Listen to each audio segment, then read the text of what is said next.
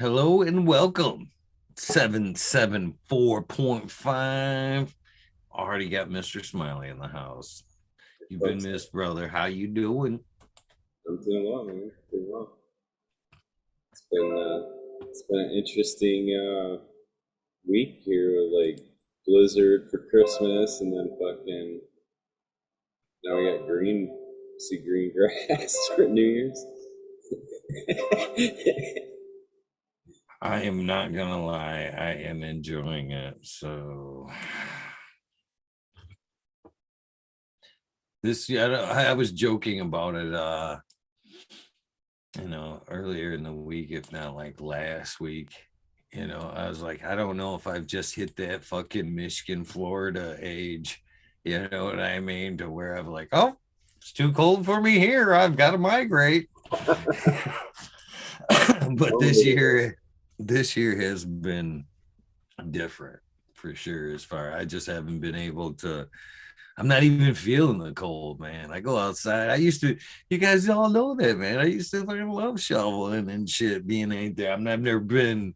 I'm not that gung ho like boom like crazy. You know what I mean? I'm out there shoveling in shorts and shit. But this year, man, I have definitely been fucking like, woo, ooh, it's fucking cold out there. I ain't feeling it this year, man. No, that's funny. That's funny. I was thinking about you because I don't know, I was lazy and I didn't get my snowblower going or whatever. So fucking, I was out there shoveling, and then the neighbor comes out, fires up his snowblower, and I'm like, oh, game on. This for you, Eagle. Fucking start shoveling away. I still do enjoy the shoveling part of it. I guess I got to get well, and again, I enjoy it. I just got to get out there, get moving, and get that heat going myself. But man, I don't know, man. It seems to be going right to the core, like instantly. Yeah, you're like working out 2 a days and shit. You're supposed to be all ready for it. I know. Well, I'm Shoveling in with good one. shape. You're out there with like one shovel in your hand and shit. It's not like I'm out there getting winded or anything, but it's just, yeah, it's the heat factor. Plain and simple, just the heat factor. I did beat the snowblower too, by the way. Yeah. Oh, I think he had to stop and fill up with gas, but never mind that fact.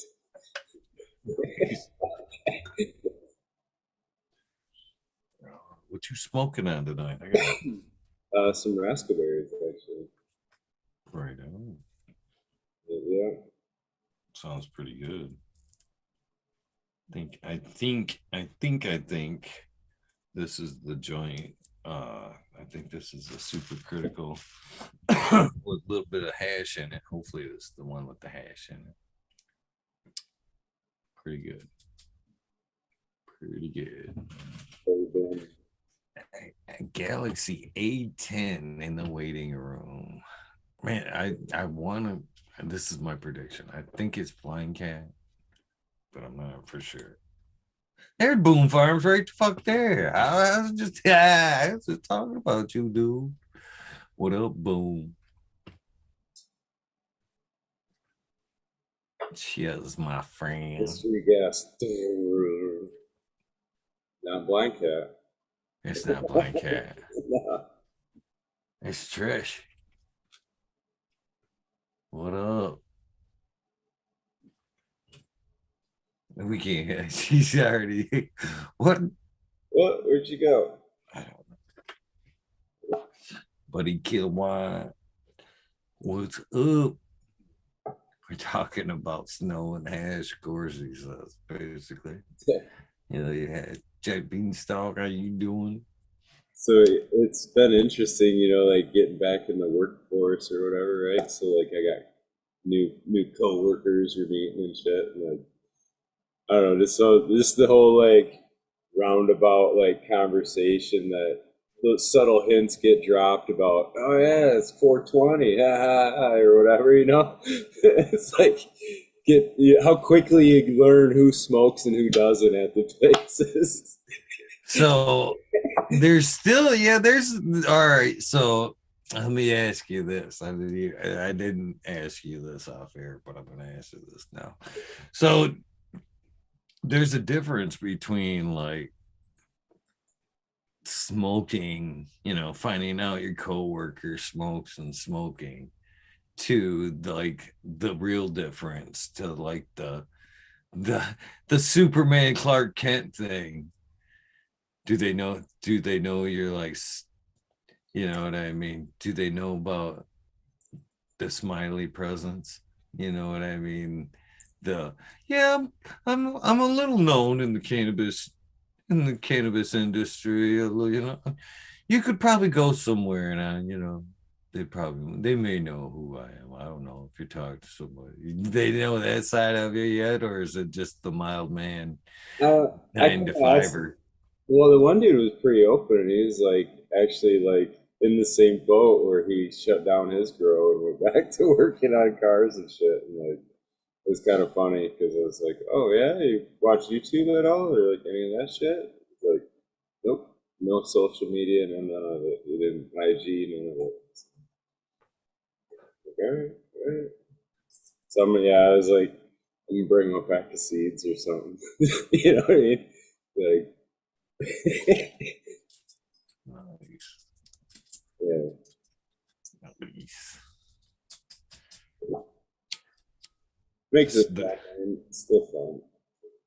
the angels are getting around. I see them a little bit more and more every day.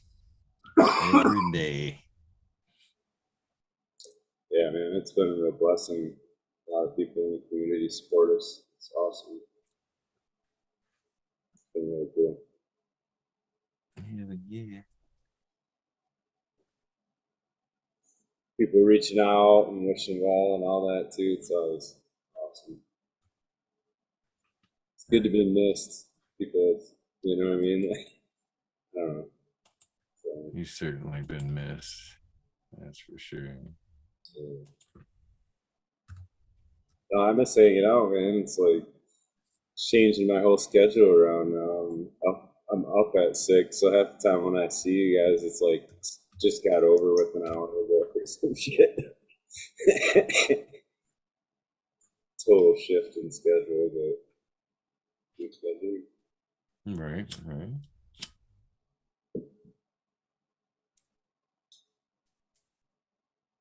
And now I gotta figure out time to fucking get the basement room straight. Get that one worked on. It's funny, man. Like you get stuff going for so long, like with the timers and shit like that, and like I don't know, they can be off and you don't even really realize, right? Like you almost gotta double check that shit sometimes, you know? Because I was in there the other day and it was like lights were off, and I was kind of expected that they were on already, you know what I mean? And I'm like, huh, they're off, you know? And then like kind of looking around and all the fucking fans are on. You know what I mean? Like, so I'm like, probably should get all that shit synced up again. I don't know what happened, but yeah, like it was all not in sync. At least for a few minutes, like it didn't all fire up at the same time. You know what I mean? So everything was just a few minutes off. I can see that a little bit. Yeah. Timers get a little bit weird. Power outages, everything doesn't necessarily pop on at the very same time. Yeah. Well, I had switched to the 12-1 schedule too, so I kind of fucked up some of the, like one of the timers maybe I missed or something too. You know? How'd you like the 12-1? I like it. The plants really like seem to like it. They look really healthy, especially like in veg and shit. They seem to like. Oh, Flower haven't dared to go down to like under 10 hours, so it's oddly enough, he called me today. Was it? I think it was today, and I forgot to get back with him. If you're listening, Joe, I'm sorry. Sorry.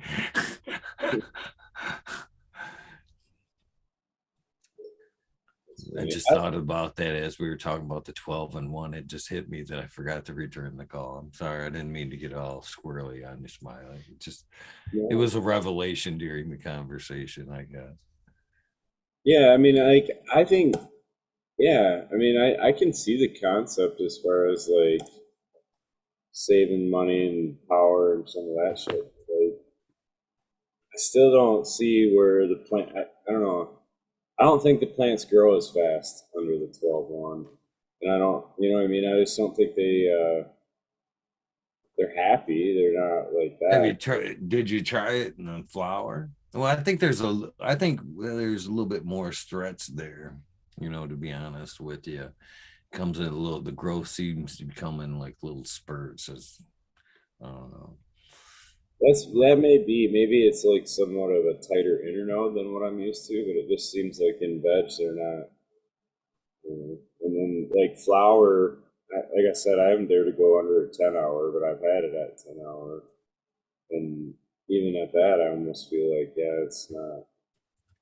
So how? I mean, you kind of mentioned that. What do you think it would like the more light? I mean, there was a period where they were there with no light on. Did you see any change in growth while the light was off? Just off? What do you mean? What, like lower in the lights on time? Is that what you're talking about? No, when at the barn there, and you said, I believe you said there was some there that had been without light for a week, and in the cold, even though there was no light, and even in the cold, did you notice some growth still, or were they just maintaining? They were alive. They, I wouldn't say they were like growing, like, I mean, not a week's worth of growth, you know what I'm saying? But they were, I was overwhelmed and surprised to see them.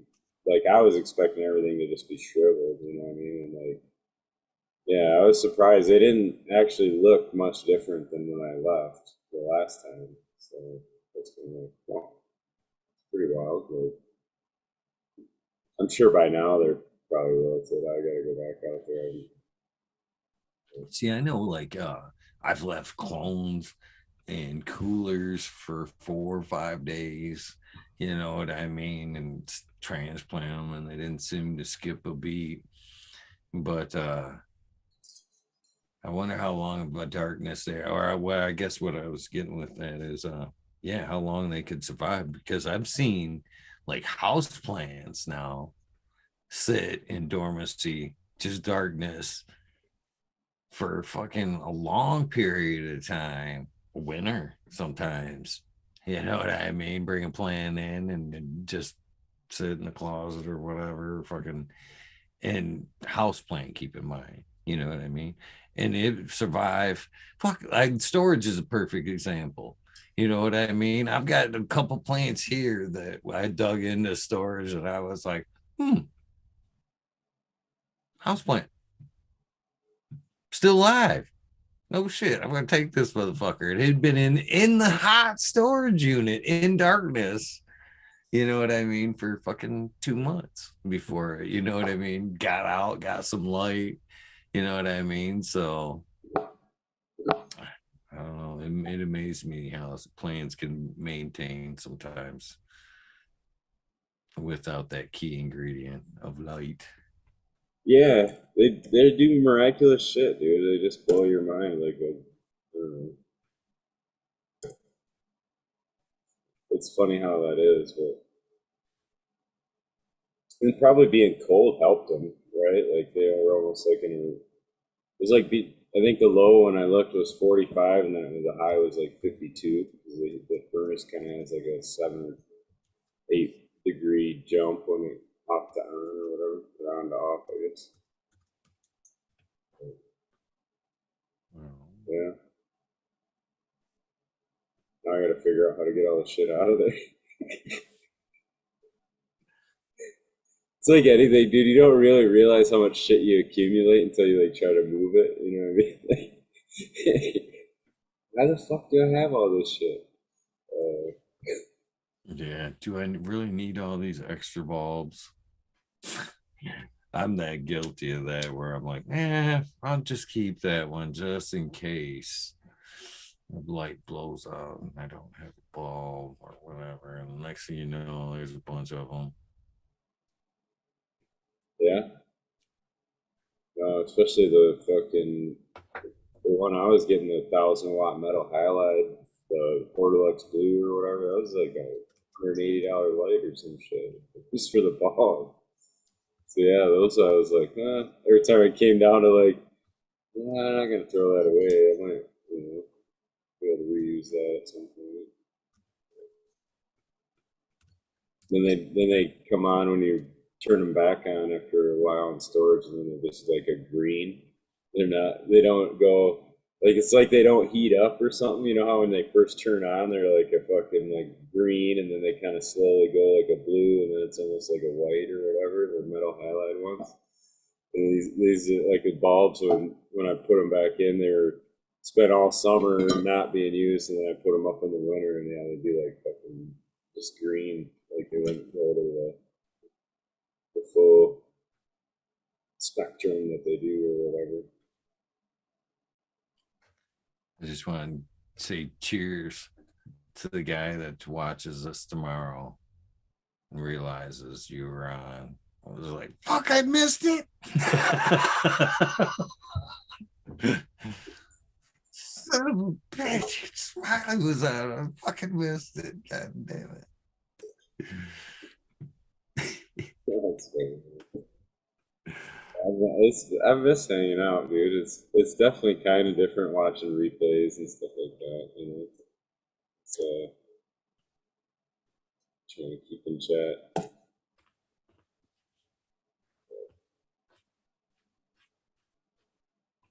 That new mouse, this thing is so temperamental. So temperamental.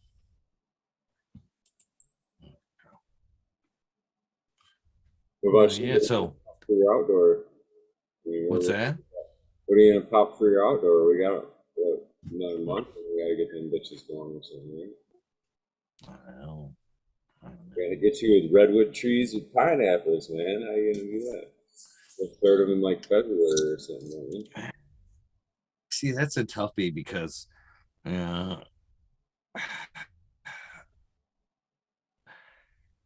it will be something that I'll have to either be able to have something accessible again, or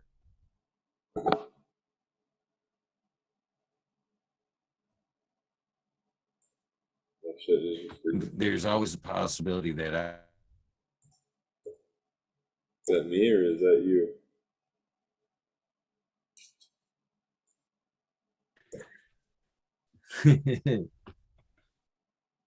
You were freezing up, I think, or it was me, maybe. Yeah, I should have plugged. I need to run the cord and plug it in, but it'll have to be something that, like I said, that I either have more seeds of, or can easily be replaced, because there's a chance that the outdoor season could be just that, a one time, or you know what I mean. So I'm either gonna want something. I doubt I'll take clones off that outdoor, but I have taken clones off outdoor plants before.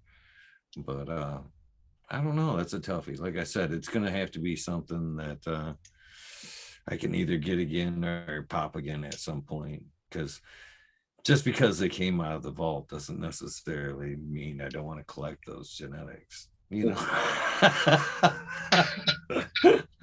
going on, buddy? How you doing, man? So, hi, Smiley. Hi, Eagle. How's everyone? Doing well. Doing good, buddy. When do you start seeds for outdoor out there? January. Yeah, January, February. You could start seeds, but you could go as late as April. It depends.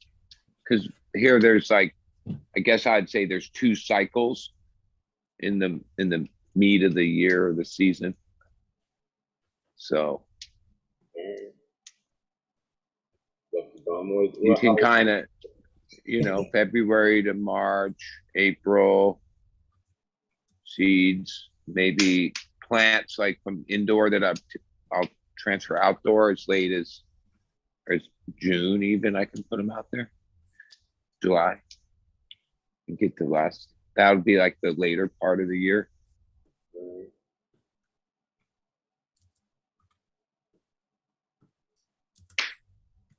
We gotta get them real big though. Yeah. I mean, well, I use supplemental lighting too. Pots and shit. Yeah. It's gotta have like a dolly to run them out there. But usually my outdoor, I just do seeds. I try to focus in on seeds. There's certain seeds I have in my collection that I think are just going to do better outdoor. So I'm like, wait to do them outdoor, not even try them out indoor. So what type of genetic would be a better outdoor? Like Acapulco Gold Wilson, Panama Wilson, Malawi Wilson, those kind of ones. The longer flowering ones. It doesn't seem to matter to me outside, but it messes things up inside. Oh, and they go cycles. Yeah. Well, yeah, ultimately, unless you have a whole tray of them that are longer, which I usually don't, then it becomes, oh, this part of the tray's done, that part's not. Yeah. So outdoor, I don't really even keep track like the same as indoor, where I go, oh, this is the day I turned them back. Because they kind of turn back differently, right? Their transition is a bigger thing. Where indoor, that transition really happens the moment you switch the lights. So like I count the days, like, oh, 60 days or 6. Outdoor, I don't even pay attention. Like they're done when they're done. You know what I mean? Sure. I never go, oh, that's day. I never keep track of what day it is outside. I never know what day. I know roughly, but I don't know the day. I don't keep track. Like, it's 63 days. No, I don't know that outside. That's one thing that I'm always quick to point out when people talk about the indoor outdoor is that right there is that people aren't necessarily worried about what day on the calendar. They're always grateful for them extra days. You know what I mean? Yeah. Ultimately, that's it. And transition is like more like 2-3 weeks. So like, I guess how do you count that? You know what I mean? Because they sort of transition slower, where indoor a week, 10 days in, you already see bud set. Outdoor, it's slow, more of a natural transition. You know what I mean? So that I think a strain that might finish, or most of the time the strain finishes sooner, quicker indoor than it will outdoor, in my experience. You can definitely tell a difference. So, like, if you're trying to pull them and they're a week early, it's, I don't know, in my opinion, it's not as good when you pull too early. And yeah, I think it's pretty noticeable for a lot of people. Anyways. Yeah, outdoor especially. Well, either way, but outdoor especially. Yeah. Sometimes it tricks you. It looks really done, or starting to be some bud rot, or weather, all those different years, different things, a heat wave, or all of a sudden it's raining, or like this last year I pulled out a whole bed because it rained, but I left another bed and I made a mistake by pulling the one bed. Even though they got wet and floppy, they would have been all right. There would have been a little more loss, but that it wasn't quite done. And the one that I left up, it survived it and came back. The weather got good for another couple weeks, and it made a big difference. Shit, dude, did you see that? I don't know, on the news, like with that last blizzard? There was like a 40-some degree temperature drop in like a half hour. Some shit. It was like 28 minutes or something like that. It fucking temperature dropped 40-some degrees. Like, it's fucking crazy. Well, from what I know, the diff, right? That has a lot of effect on plant health and metal. Like just last week on Christmas, it was 85 degrees. We had like a whatever days of 80 degrees, but it was like only like 40 at night. Cold at night. I mean, for here. Yeah, that's 45 degrees. That's a lot. That happening in a half hour? Holy shit. Yeah, it was. I did. Well, Remember, I don't remember where, but I just had it in my head that there was. I remember hearing it. There was a study they were talking about where like the temperature swing actually having a temperature swing greater than 30 degrees through like overnight actually stimulated some extra terpene expression and shit. well, for a lot of years, I just used airflow, which so basically I used excessive airflow. So my room was like pretty much whatever it was outside. I think I grew my best weed like that. In the sealed rooms, well, I haven't invested the type of thermostat where I could have it that when the lights are off, I can have my temperatures like 20 degrees lower. Because when I look back at, well, why was it so much what I thought was better with the air? Yeah, that it had a diff. When they were sleeping, they were cold. And like not just a few degrees different. And like having the ACs the way I have them set up, the split minis, yeah, I set it to whatever temperature and then kind of stays within a few degrees of that, light or dark. Yeah. Where if I had a thermostat where I could control, they sell them. I just haven't done it. Where you can set, like I'd set it to the hours that they're dark and have the temperature like in the 60s, lower 60s.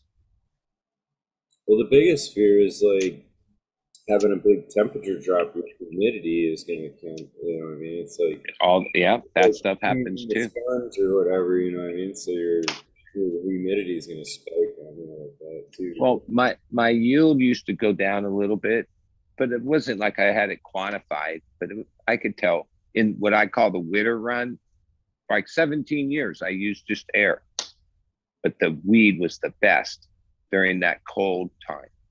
And this is with, HPS lighting and all that. So when the lights are on, there was heat. But when they slept, it was cold, like 20, 25 degree diff. And yeah, I think that is somewhat important. That's like before CO2 and shit, right, buddy? Is that? Yeah.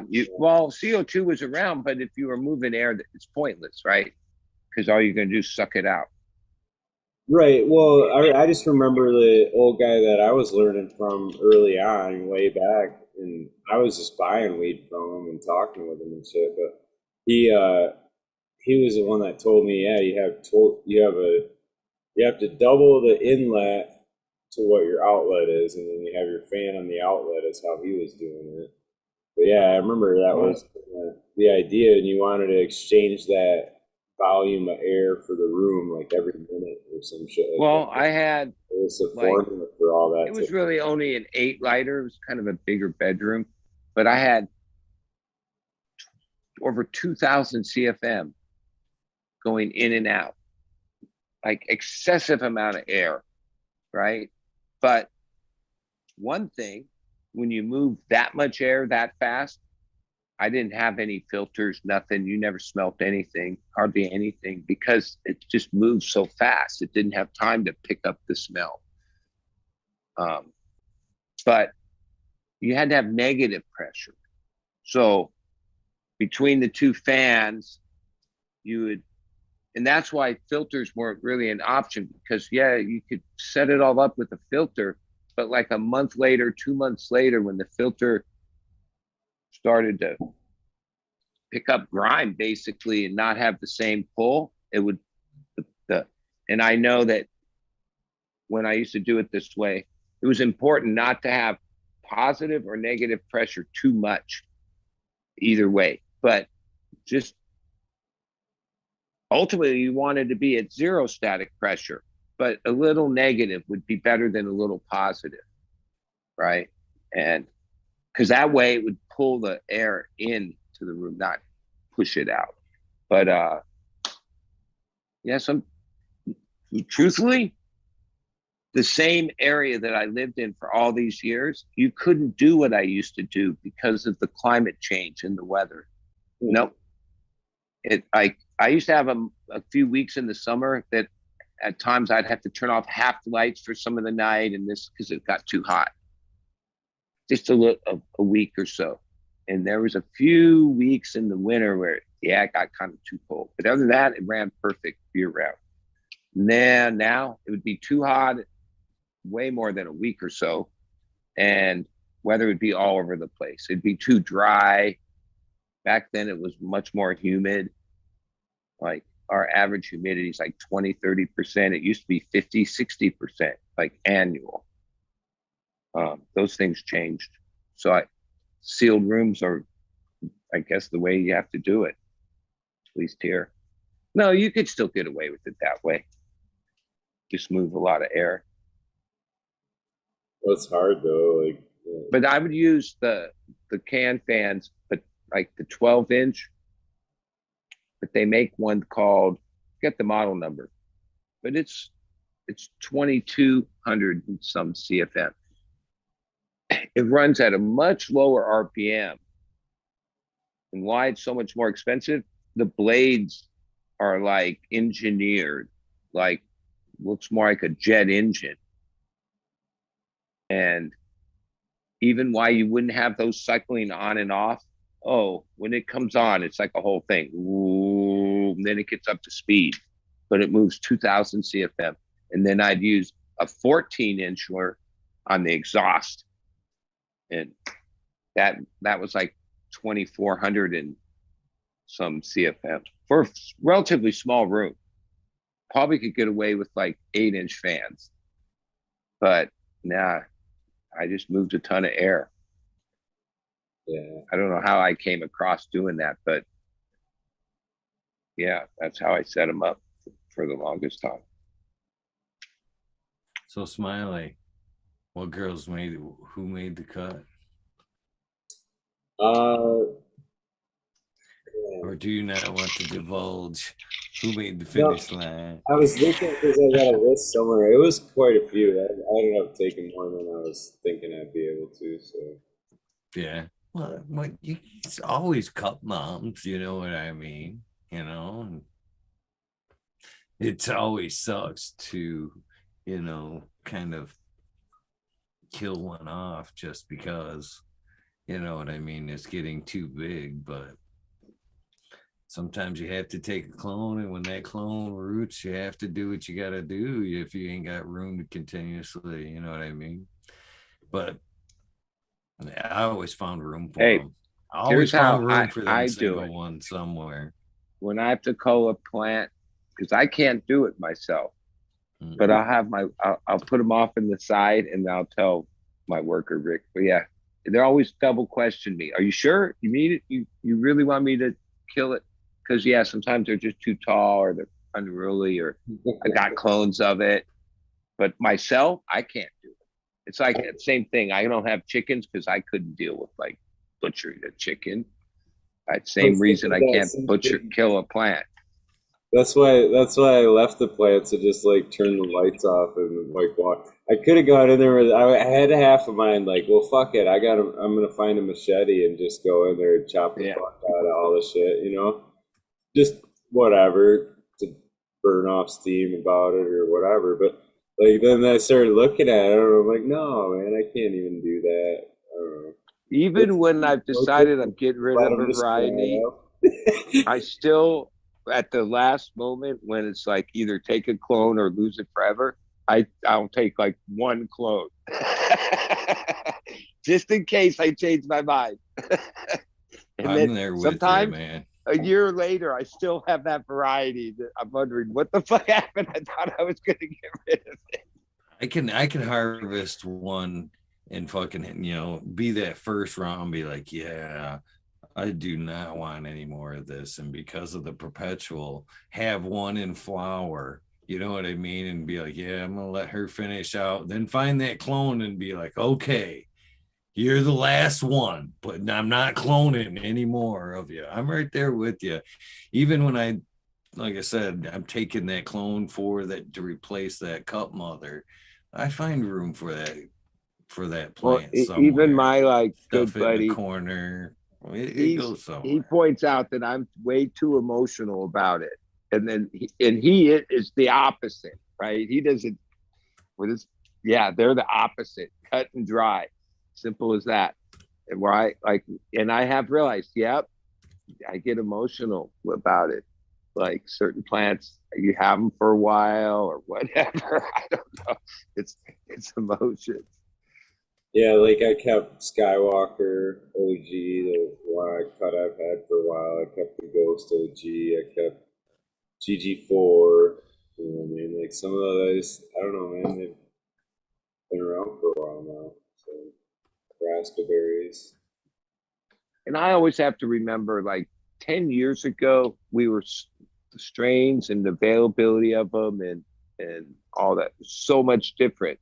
So like I always have to remind myself that yeah, there's it's you could always get almost anything back.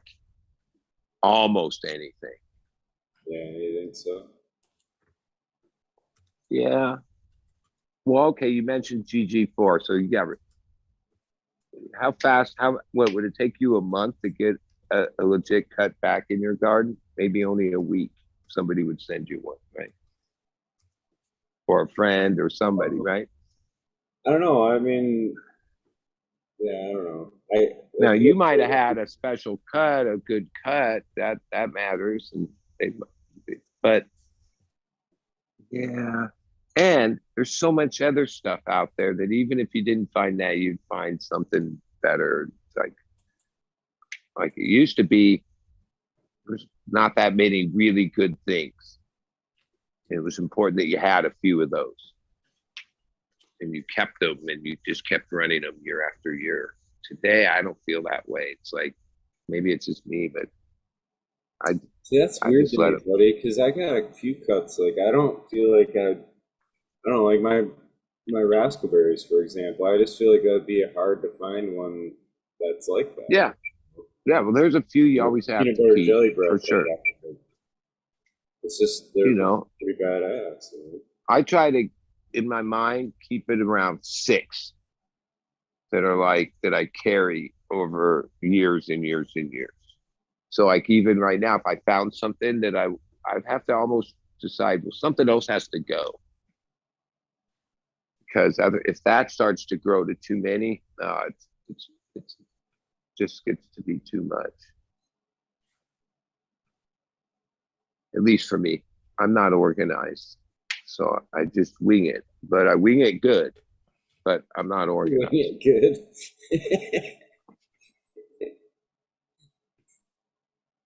It's funny. It's about Well, the even this week, last week, a worker took initiative because I was traveling or whatever and set a tray. I don't expect them to know what all these tags mean. There was only one plant of this ice cream cake that I was actually would have, if I was there to set the tray, I would have taken the clones and set, they just set it. Beyond that, they cleaned it up. So half the clones are not even there. Luckily, in the week I was here, I realized it because yeah, I got a dozen things going. So I don't know what made me think, oh, where's that ice cream cake? It wasn't in veg. I found it in flour, but it had already been turned back, maybe 5 days. So I put it back in veg. I don't even think it was long enough.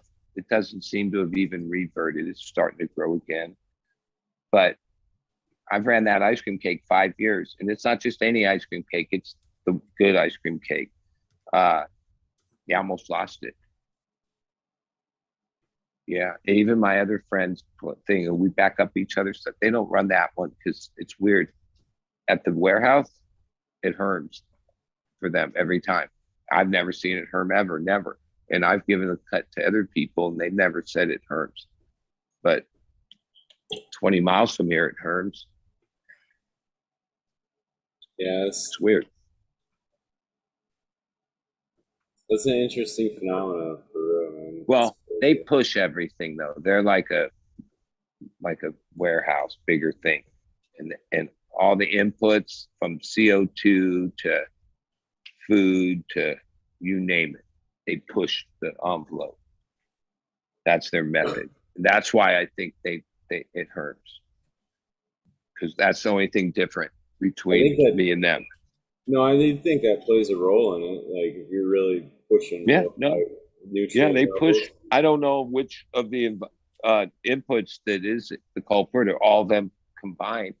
I've heard, but like they run everything as hot as they can, and hey, they get their results and they get their weight. And there's no telling, like they know what they're doing. It's their thing, you know. No, I do have a lot of respect for even, like some of the best growers I know. I've said that before, grow hydro. Well, they got it dialed, what the fuck they're doing. So.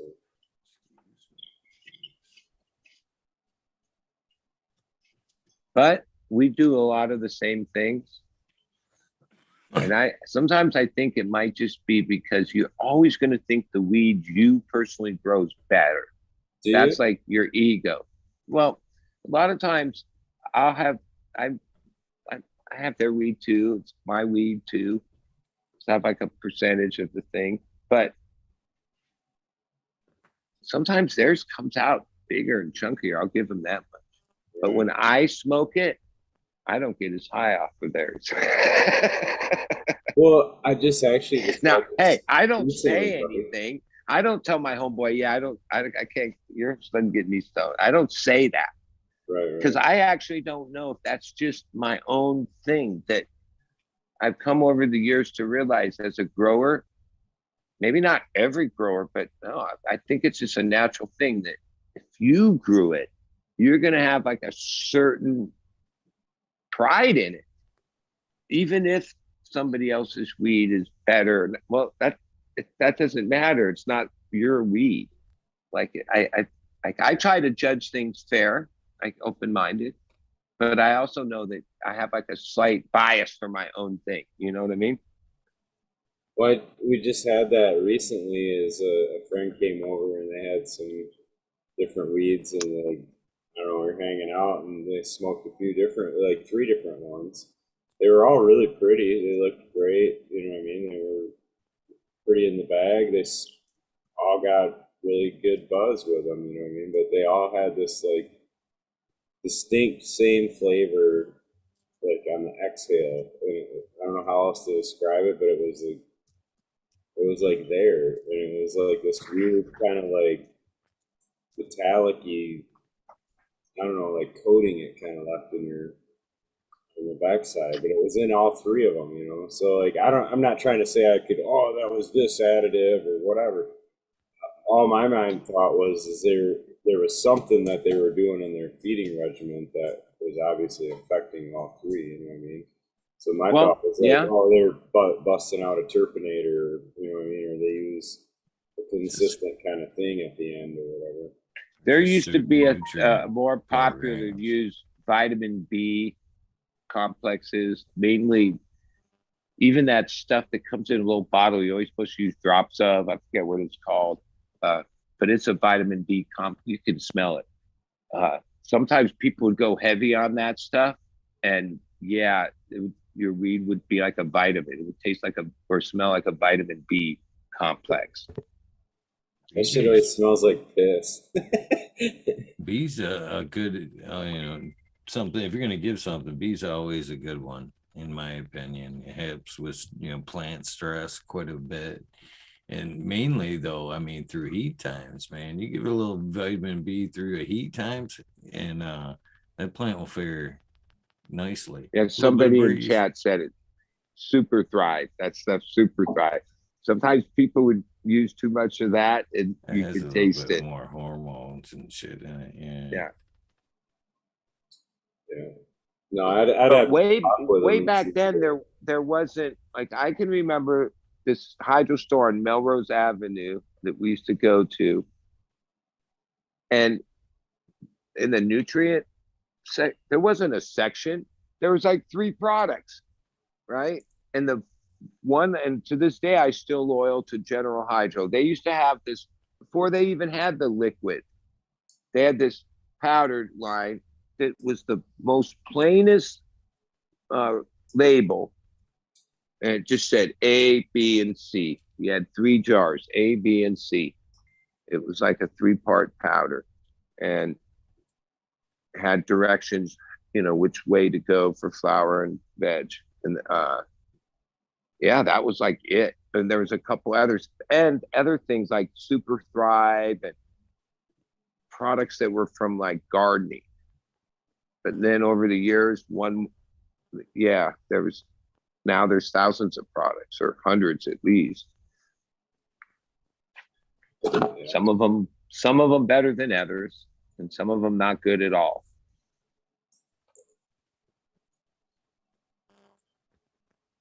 What really makes a good product? What is that? The ingredients and the mill rate, like, because in hydro you're talking about what you call salts is basically soluble minerals, and to make a mineral soluble you have to mill it. So like Botanicare, they don't mill their shit very good, because if you use their product you have sediment at the bottom of your res because it's not fully water soluble. GH, Cutting Edge, a couple other companies, Athena's, yeah, their shit's clean, no dropout, no sediment, because it's been milled very finely. When you get into the cost of milling, it gets very expensive. So that's why some of the companies, they don't mill quite as high as others and save money. So a lot of people can say what they want about GH, but even their muddiest shit, that Flora Nova, doesn't leave any sediment. 0. So I reached out to someone. I'm not naming names. I'm not not naming names. Somebody famous. So I guess, should there be an exception made for like celebrity status for a quick pop in for the Weed Nerd World? Skip the spotlight, because I'll call you out. this is what happened. This is what happened. I reached out to somebody pretty reputable. I'm pretty sure everybody listening, or everybody on the panel, has heard of.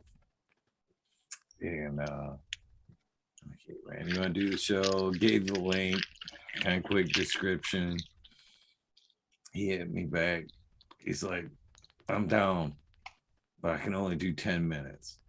I'm like, yeah, no, I don't think you can actually pack your life into about 10 minutes. The average minimum, I guess, right around time is like hour and a hour to 2 hours. And they're like, yeah, no, you know how many of these I get a day? I'm like, they're like 10 minutes. I can do 10 minutes. Let me know. And I sent back, well, I'm gonna respectfully pass. Well, thank you. Hopefully we can work something out in the future. When you were proposing the question, my answer to you would have been, whatever you decide. So if you decided to let this person pass the normal procedures, well, that's completely up to you because it is your show. That would be my answer to you. I was gonna call him out and say Cass didn't do no episode with you.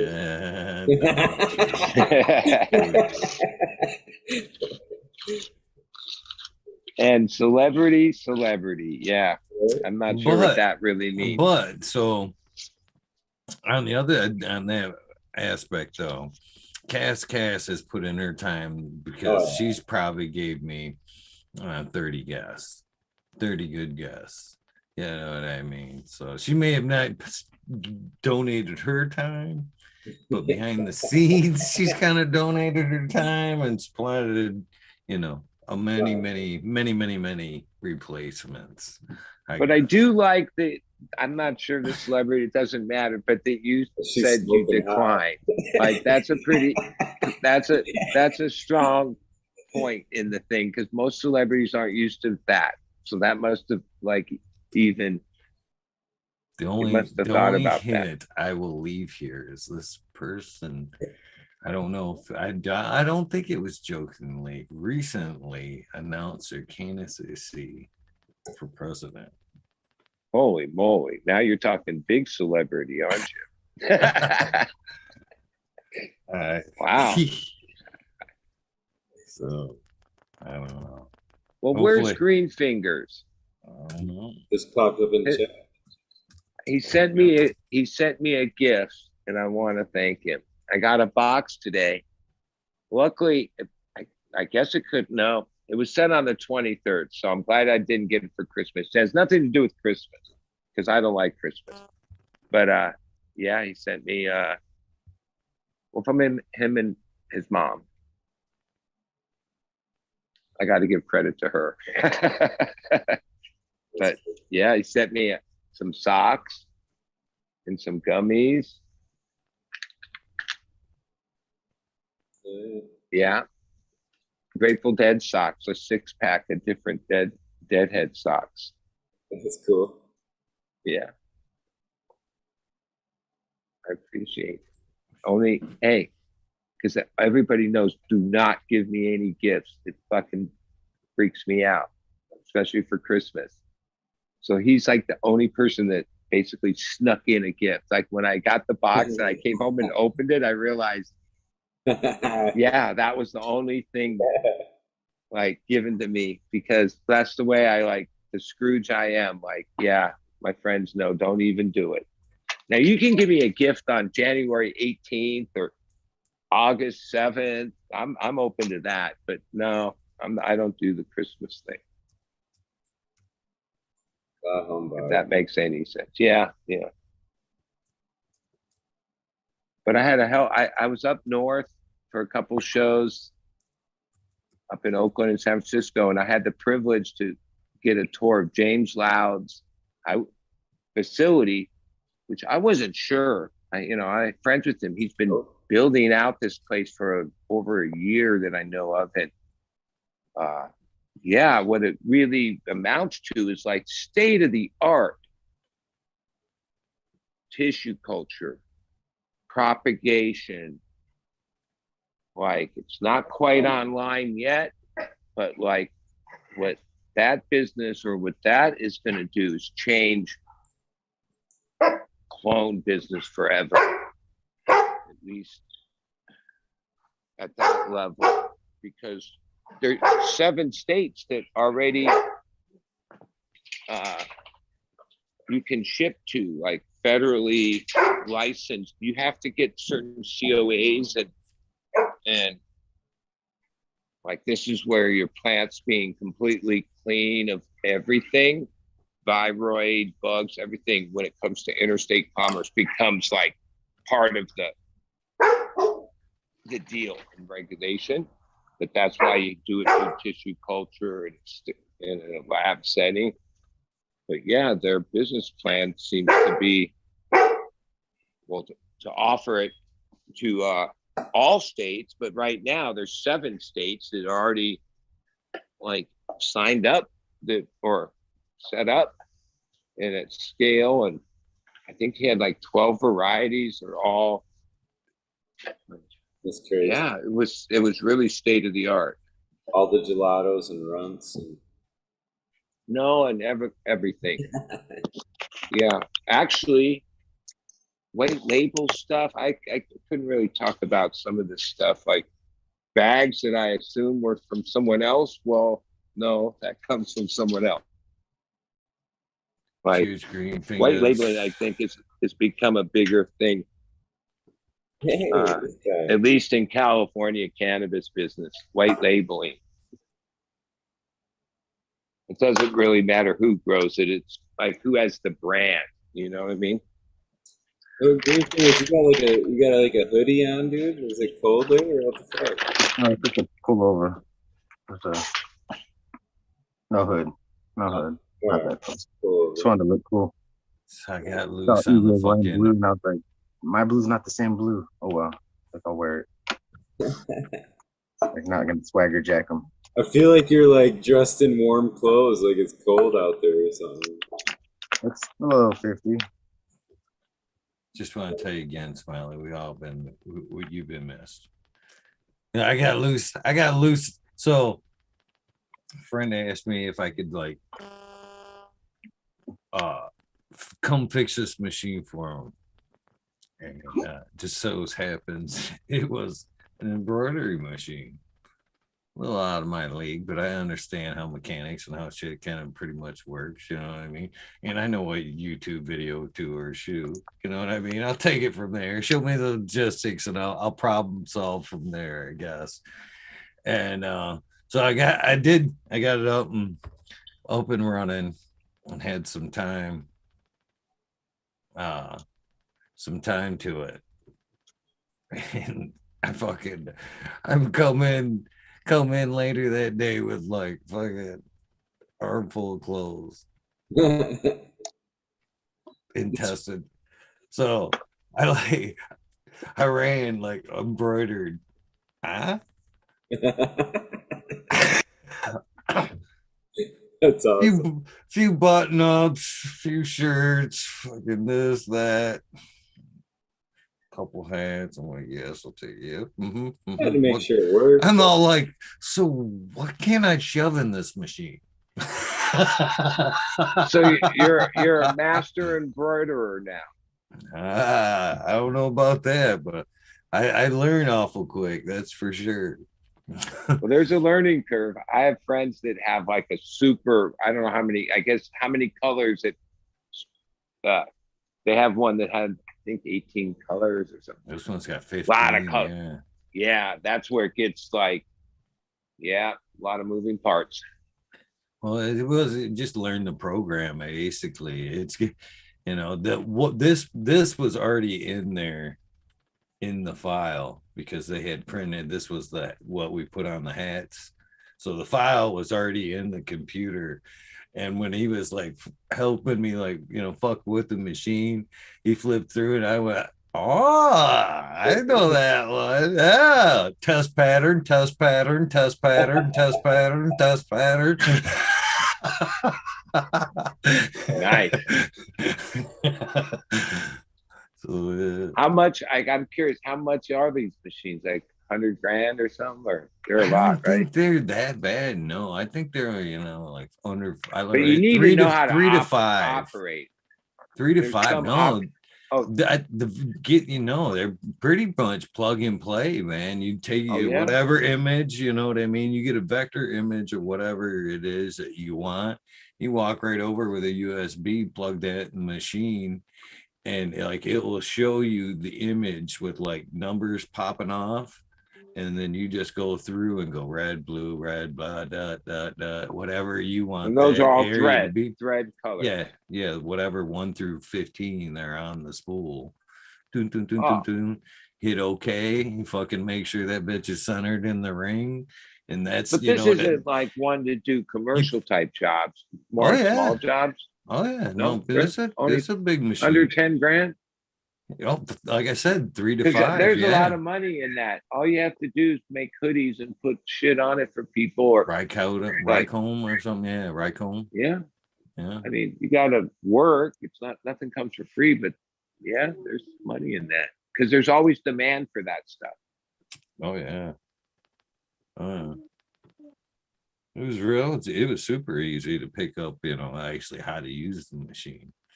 You know, it's funny. I picked up how to use the machine, but they couldn't fix it. Like one of those engineer problems and shit. You put it in mold. I don't know. Yeah, you can sit there and fucking run that thing. It was easy to learn. Like I said, it was just a matter of picking the design, centering it, and choosing your colors. Start. But you know what, Smiley? You were right, because like I got a bunch of samples, even though they were called other things. It seemed like a lot of it was gelato. I just thought about that.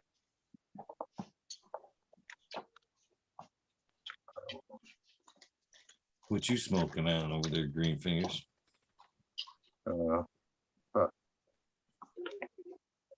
Slurdy. What? Slurdy 3. Slurty. Slurdy 3. I forgot the 3. Man. They're forgetting the 3. Slurdy 3.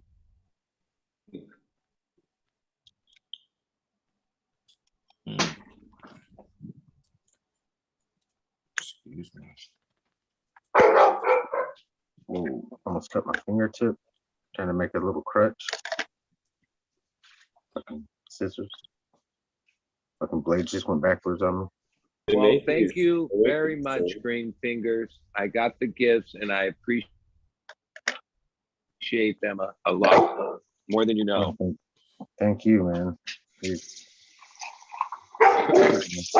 And your plants have been looking great. I've been seeing your updates. Thank you. I personally can't wait to see you smoking your own weed again. Stop.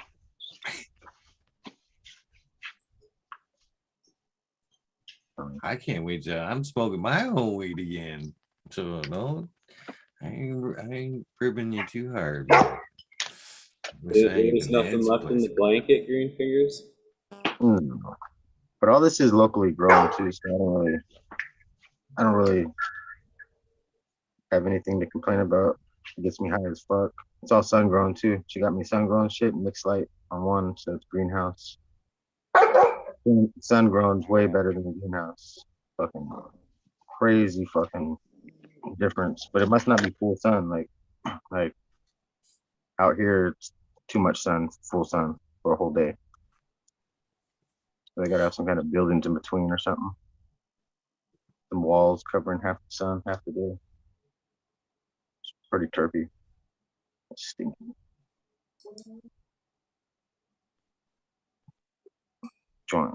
Took me fucking way too long this time. I just woke up too. My voice is probably fucked. Probably shade house grown. Sun grown shade house. Once it's mixed light, I don't know what that means, but it shows sun and then a circle light and then a greenhouse. So like, but the circle light must be fucking the LED inside the greenhouse. I don't know. It's a weird little signature. I saw a few like on that Growers Network, but they were in this area, Palomar Mountain Legacy Growers. They mixed light is like, yeah, they have a glass ceiling in the building. So then they use the sunlight, and they also use lighting when the sun isn't enough, or it's certain, yeah, very high tech. But there's a couple facilities that are built where they use the sun when they can, and then they can cover, like it's all high tech. It's not cheap, but they say they save like 80% of the cost of energy by using the sun. So makes sense. Sun, the little circle, half circle, and then the greenhouse under mixed light. Mixed light, yeah. And then the other one, the sun, but it just had a sun. That's so what those the double-ended Gavitas, that's what they were designed to do. They were never really designed to be like in a 12-foot ceiling or whatever. They were designed to be high up in a greenhouse as supplemental light and a mixed light. type of thing.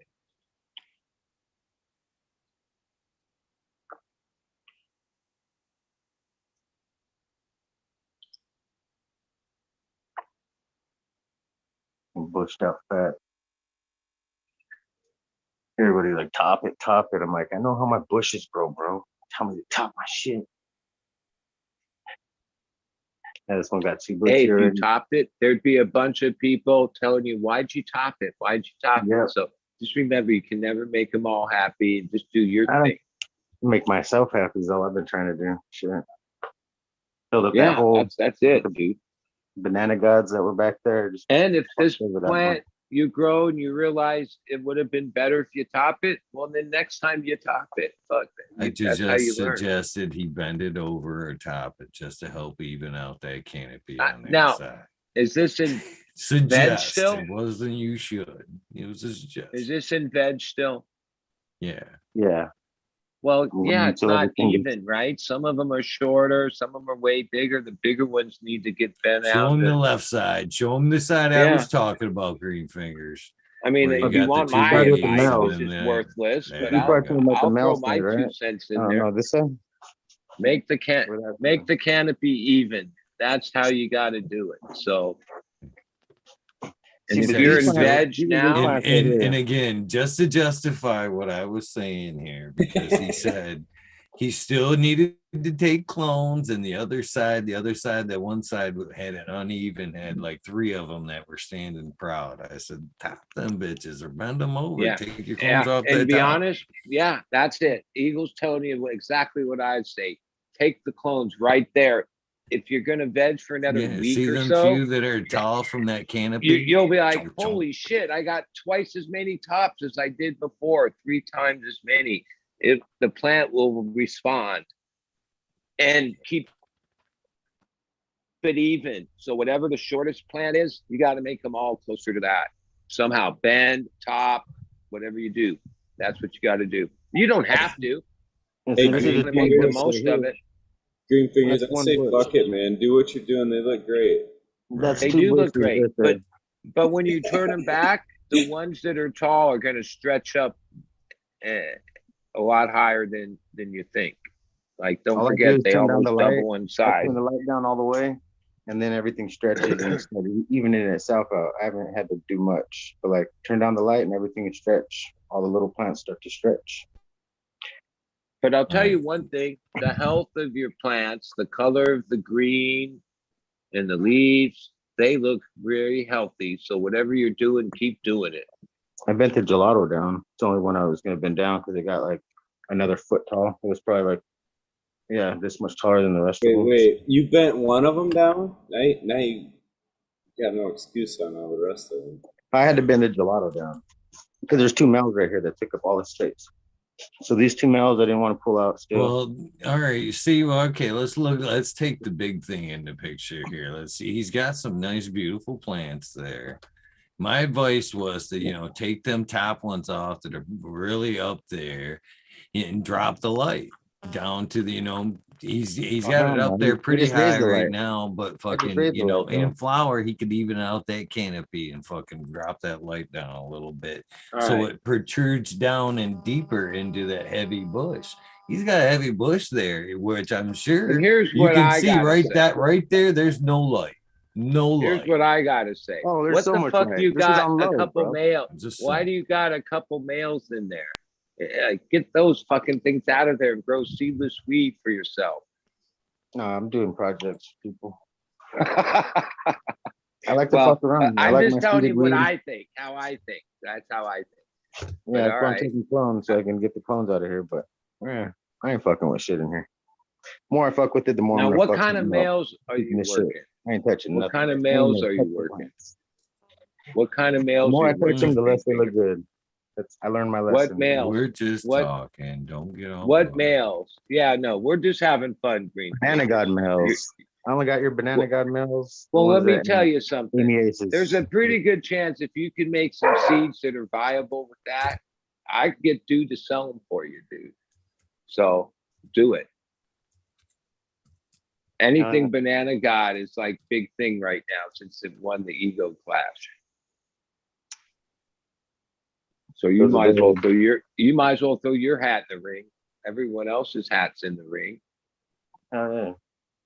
and you're documenting it. And there you go. Healthy ass seeds from healthy ass plants. I want those little caffeine and orange cookies. Those are the ones I'm really excited about. Clones. Oh, you got some clones? Yeah, I like the uppity weed sativa, or narrow weed, whatever. Everything else puts my ass to sleep.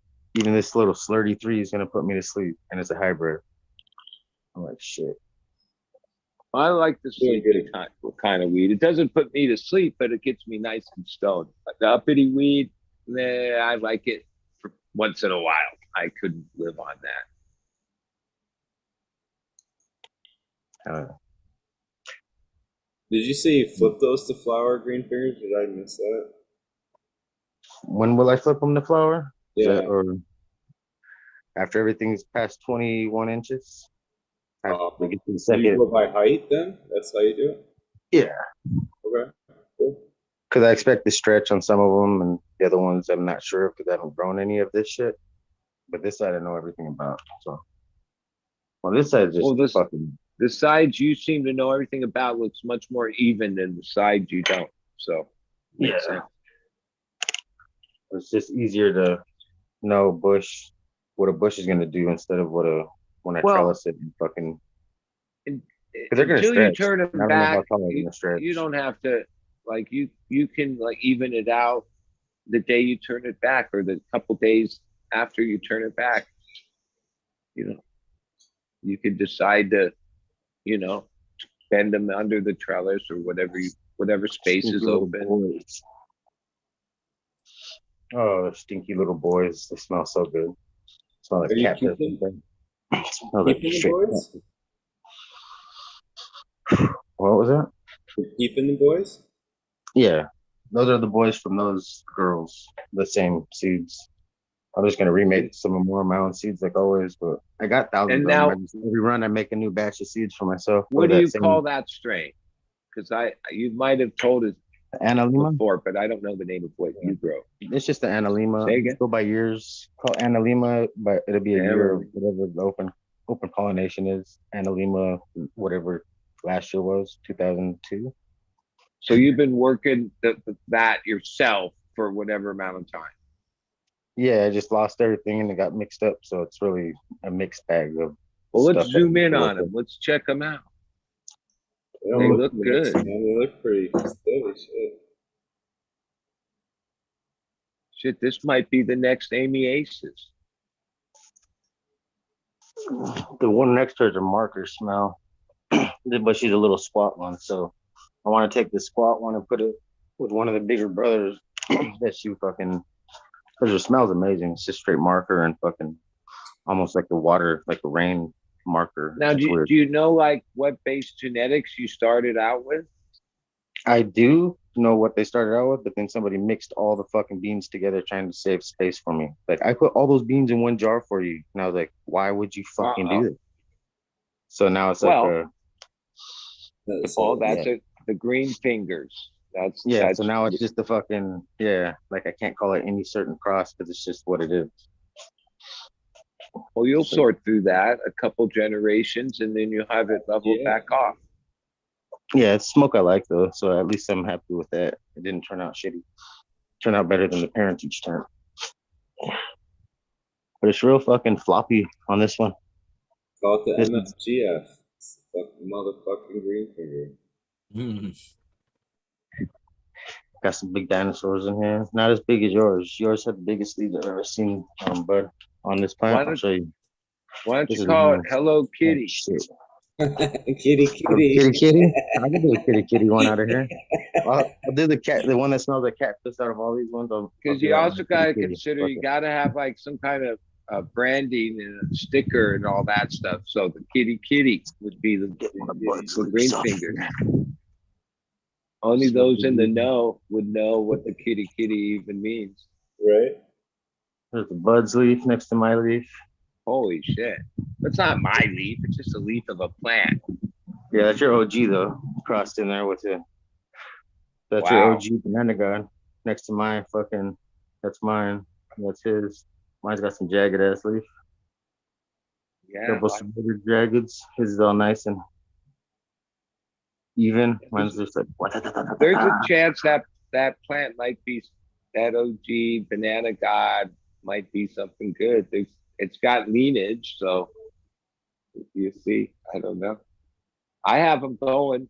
I turned one back, but it literally isn't much of a plant, but I just needed to at least get one turned back. And then I have 5 other ones that I want to get bigger and take clones off of. But Fucking yeah, whole thing bushed up by itself though.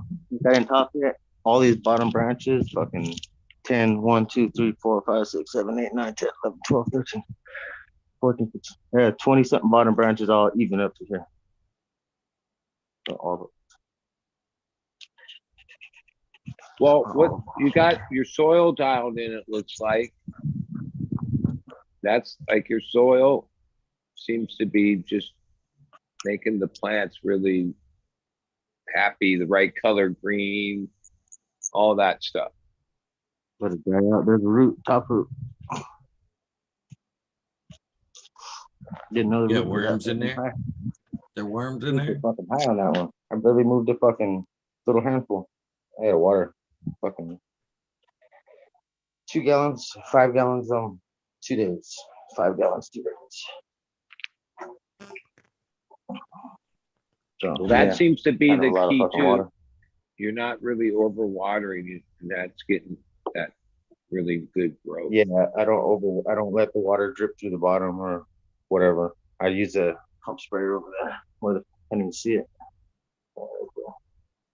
Or that in the middle if I'm in a root drench. Yeah. Now, are you Yeah, staying if on I fuck top of around anymore, I'm gonna break I? something. You got some They IPM get high going now. on? No, I just ordered it. I ordered sulfur because I ran out of all the stuff I had before. I have neem somewhere here, a neem meal and all that shit, and I can't find nothing, so I'm a fucking mess. Well, at the rate you're going, you'll be like winter's pretty much the least amount of bug pressure because a lot of the bugs don't like survive that well through the cold temperatures. I'm sweating. Is it raining? Hot as fuck. No, I'm It's taking off my raining sweater. here. It's hot.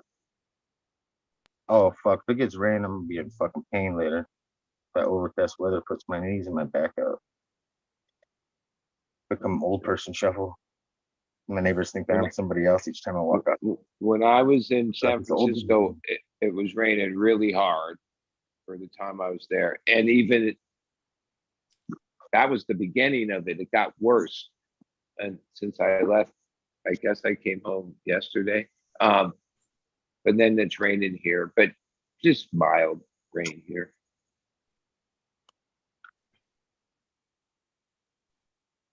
Got to get out of my home. Nice weather here has been a fucking just a tease. Hmm. It's nice. I'm telling you what, man. I love seeing the ground. I'm loving seeing the ground again right now. Midwinter. I ain't gonna lie. It's nice. Yeah, we're just gonna get hammered in January and February. Oh yeah, you're fucked. You're gonna get you're gonna get that fucking what do you call it, lake effect, because them lakes are so warm. Well, I saw that these little nudges keeping them warm. Ooh, January, February when we hit that. I saw the news, and not only that, a few friends of mine that were flying in for shows and out to the other shows. Yeah, the collapse of the airline and Southwest and this whole thing. And then they were saying it was weather. And I was like, yeah, that they made it like that was the worst weather that there's ever been, but that wasn't that bad, was it? Maybe I just missed the news. Like, I didn't think the weather, I mean, it was bad, but not so bad to blame the whole collapse of an airline on it. Yeah, I seen that. You know, and I wouldn't say that if I haven't been watching so much of the every time we get some snow there, But every time we get that lake effect, it seems it starts in your area smiling. Like it's just like right outside the bay or whatever. Fucking. Yeah, we're along the snow belts. It's right there. It's weird how it does come. There's like certain spots where like right along the lakeshore where it's like seems to get the majority of the snow all the time for whatever reason. There's probably a reason. If you talk to like a meteorologist or someone like that, would point out exactly why. Yeah, like is it like Buffalo, New York, or whatever, where it's like right off the end of Lake Erie, and the wind comes across there, and they just get hammered with snow. Yeah, Like, hammered, bro. That shit crazy. That's one thing I've noticed too, is anytime in the winter, if it does come from the east, because it usually always comes from the fucking west towards us. But if it comes from the east during the winter, woo, buckle down. It's gonna be a good one. Cause it usually fucking comes back at us. We get hit, and then that other way it comes and pushes it right back, and it just circles over us for a minute and gets pushed back the other way. Well, being from California, when I see the weather out there, the worst of it, and then I realized that for the most part, things just like oh, school might be canceled a day or so at the worst, but everything else just continues on. Where like, yeah, in SoCal, even if it's raining, it's just about, and we don't even have hard rain. Like it debilitates everything. Just the flash floods once in a while. You get lucky and everything's too far underwater and they close down the streets. So it's like, oh, I can't drive that way because they close the streets down, but my car will make it. So fucking goofies. Well, a lot of what causes that is our drainage system, and then that they've never spent money to clear some of the pipes or the underpat of brush, and a lot of it trash. Debris. Yeah, trash debris. and debris. Yeah, and then that a lot of garbage. And it all accumulates in these spots that unless they come and tractor it out or clean it out, ends up backing up floods and stuff. Yeah, that's where the rats go too. We don't realize like that shit. I noticed it out where I used to live. The rats coming out of the sewers. I'd be like, "What the fuck was that, dude? A little fucking rat just came out of the fucking drain on the side of the street." And you just notice 10 or 20 of them jump down there. It's like, wow, fucking gross. Gross. Well, in Oakland and Bay Area, their whole city and all the suburbs have like real good drainage. So, under the sidewalks or wherever all the water goes. But SoCal, there's cities that don't have any of that. So whatever rain is just, it runs on top, which usually is not a problem because there's not that much of it. But when there is, flash floods because there's no drainage. Just once in a while, you get lucky too. First 5 minutes of a rain. If you're not out there, you're lucky. After that, you're fucking. Because that's when the flash floods start. Just the first 5 minutes. And then even like in San Diego, OB, Pacific Beach, it's where the Tijuana River comes out into the ocean. And like everybody knows, like in the week after it rains, they close it. They say it's toxic. Like because they don't even have there's sewage in the river because their water treatment plant broke like 10 years ago. They've never fixed it, so raw sewage is just in the river. Pretty foul. So, Mr. Smiley, you asked me what I was going to put outdoors this year. Is that going to be a thing for you? What are you going to put outdoors this year? You got any intent on some outdoors? No, I don't know. I haven't settled on anything though. But I do have some ideas. Possibly. I might have to shift the breeding all out there, so. But I wouldn't do like big redwood trees or anything like that. So. I'll usually plant them later and keep them smaller. And I hope to. Do you use shade cloth or is it direct sun? direct sun. In ground. Yeah. Pots. I've been direct sun the last 3 years, but I have most of the materials to put up what I would need to shade cloth it. And this year I'm set on shade clothing it. Smaller plants, but I think they'd be better quality with like 30% shade cloth. Yeah, I've Oh. heard that. Yeah, what the fuck I was gonna say. Never mind. Pass. I think Never like, mind, especially the later part of summer when the buds are really big and it's like 100-degree days, that means that direct sun beating on that bud. It's like, I don't know what the temperature is, but way more than 100 direct sun. And yeah, not that they don't grow big and the plant doesn't fucking beast out with all that full sun, but I think if you want a crustier, better quality, it'd be better under the shade cloth. Well, I've seen examples of that. So yeah, I got to put that up. You ever think of running your stuff longer, bud? Like after, like just leaving the lights on another month in November till it cools off, then harvesting? That's when we got my stinkiest buds. Well, that's when you were talking about it. I was like, most years I jump the gun. Buddy, like you I got plant, dog. Hey, I start too early. Yeah, I start too early. Sometimes, then I just keep them for the first run for hoop house. Run them early, finish them early. That's what I'll do this year. Probably twice. Try to get to the light depth done outdoor before summer completely. You go in ground or are you in pots out there, Smiling? In ground. So in a bed, I guess. You know, I had a revelation as I was talking to somebody today. And I've talked a lot about how, you know, through my organics journey, again, thank you, Smiley, for making me dig a little deeper than the pump and dump with the fucking with the soil there. You know what I mean?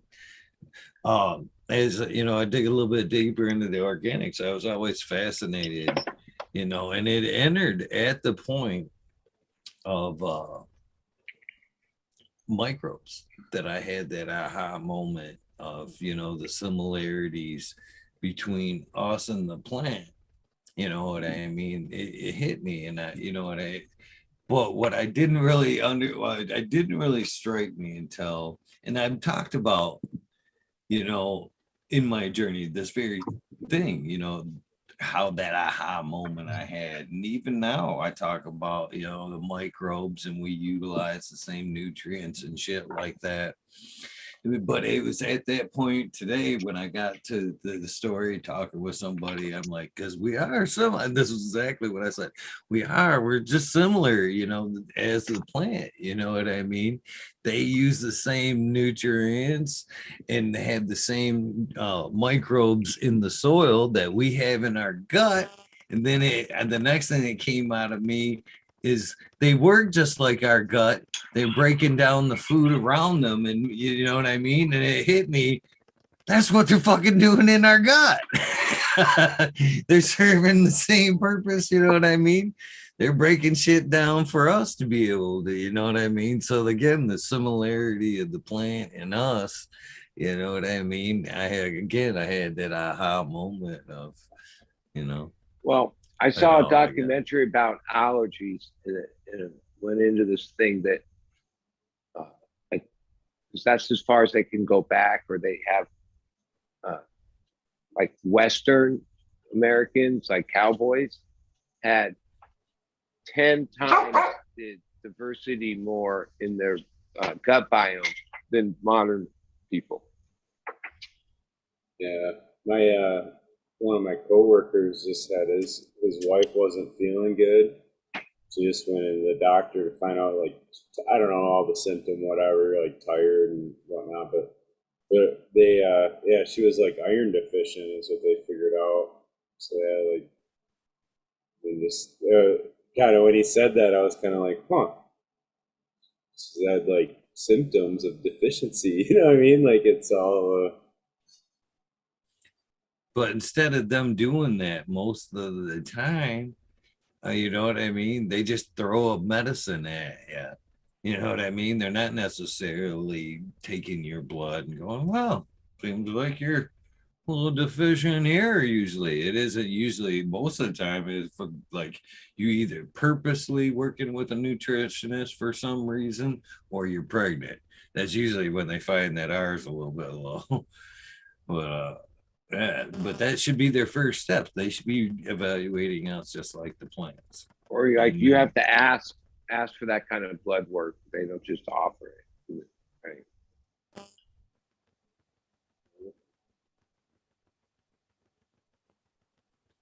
It is interesting though, like to think that even like every cell, what is that? Every cell in your body or something's new every 7 years or something. So like you just keep changing with it. You know what I mean? It's like pretty interesting that it goes through.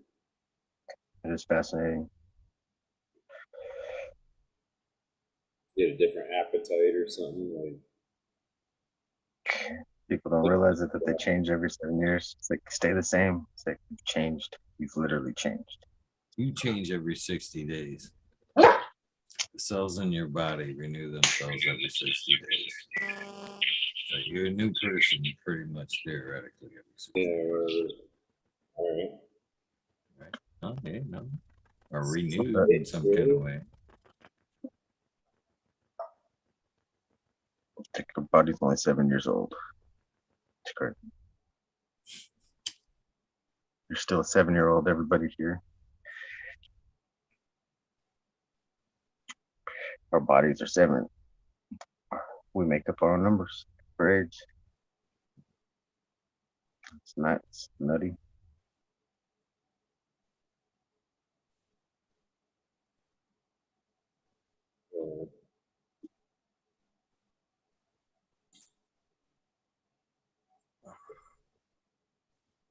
Oh, shit, it's going down pretty good.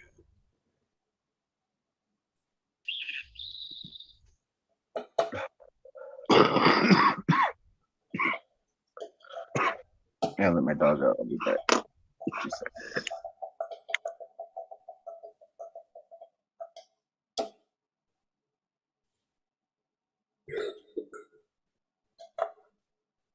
It's almost 20. It is close.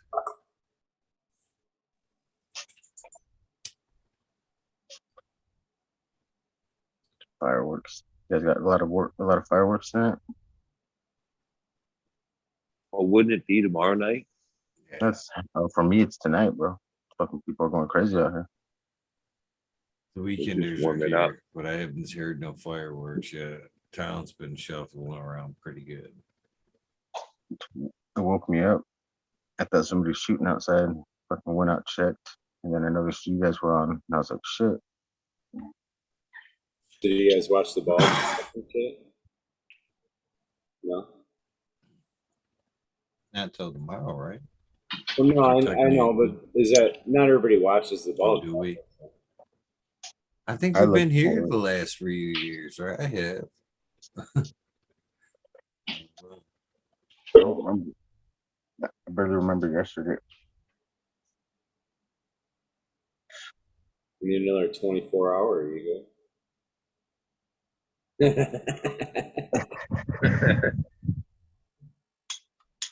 Them things, man. I can't tell you how fucking them fuckers kick your ass, man. You feel that shit for a few days consecutive, don't sleep, just continue to smoke weed for 24 hours, man. You wake up the next day, what you think is the next day, which is really 48 hours from when you woke up. You're like, man, wow, the growth, man. How did I grow that much fucking facial hair overnight? You go, oh yeah. It's a blur. It's days later since you shaved. That was kind of weird when you said the growth. I thought you were looking at a different part of your body when you said that. I'm like, whoa, the growth. Everything got big overnight. What the fuck happened? Holy shit. That was weird. Still gonna do the 420 though. I'm still committing to the 420/24 at this point. All right.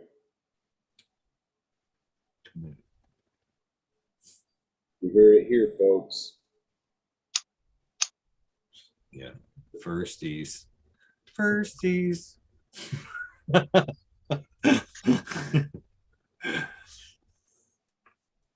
It's definitely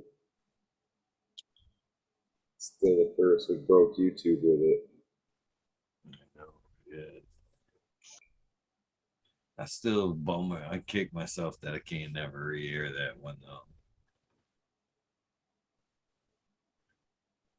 In pieces. YouTube still says it's processing in my shit. Processing 4 years later. It would be nice if at one point it just like randomly posts 10 years like later. You're like, wow, there it is. Final. That'd be kick ass, actually. It'd be like a cool like look back on it that nobody's, you know what I mean? When nobody had seen it for a while or whatever. Oh, I would totally view that as a present. I'd be like, yeah. I was gonna say though, nobody really when you did that, nobody really knew that it was like gonna be like that they would cut you short on 12 hours. I'm sure somebody out there knew that, but like I don't know, wasn't anything I knew. I don't think any of us knew that it was gonna be a multi-year thing. You muted, buddy. I mean, ultimately, I think it's pretty cool. They even give 12 hours. I mean, that is a lot of data, which then they process, house. I don't know how it all works, but like, ultimately, YouTube's pretty cool. I mean, they have their restrictions, all that. I don't know about that, but the actual concept of what they provide. That is crazy. I didn't even necessarily consider that fact until I've actually got Tigs, buddy. I think all in all, I think there's like 6 Tigs right now, and I don't even think I've collected them all. You know what I mean? Tig is that's higher than what's a gig, a lot. Yeah, I think it's like gig. It's a lot. A Tig is a lot. A terabyte, that's a lot, right? The new iPhone has, if you upgrade to the biggest one, has a terabyte. That's a lot. Yeah. So that's that's a lot. And you're saying yours is above that, above terabytes, right? Yeah. And that means it's like thousands of terabytes, right? Yeah. It's a lot. I look back at that and I'm like, holy shit, and I'm just one person. You know what I mean? Like you're saying, YouTube's outlying people, YouTube upload shit to YouTube. That's a lot of data. Ultimately, like I remember when computer first started, it was like DOS. It like had so much RAM, but I'm not even good. I don't even know computers. But disk space was valuable. Like back then, it's laughable how like the amount you would buy for how much money. But like now today, disk space is like, holy moly, that's not, they have endless amounts of between the cloud and everything else. And it all is there forever too. Oh, there's gonna come a time, mark my words, where if you want, they're gonna backdoor you. They're gonna fucking at one point when you're like super relying on it, they're gonna be like, yeah, if you want everything, you're gonna have to now pay us a monthly fee, or we're gonna can your whole life. Eventually I think they're gonna monetize. Well, because I remember when I had Direct Wave, which was like satellite computer, right? Which I guess they still exist, but they had this thing called a FAP, Fair Access Policy. So if you used more, and it was ridiculously low, like megabytes per day, your account got FAP, which puts you like at beyond modem speed for like 48-hour punishment until they reinstated your thing. And that was the only internet where I lived for like 10 years. I hated them. I hated them because just as time went on, everything on the internet became more, more, but their fat never grew. And yeah, now I have unlimited for less money. It works 1,000% better for a lot of years. But yeah, I remember that making me realize, yeah, eventually they're going to charge you for like every megabyte. See, I had that too.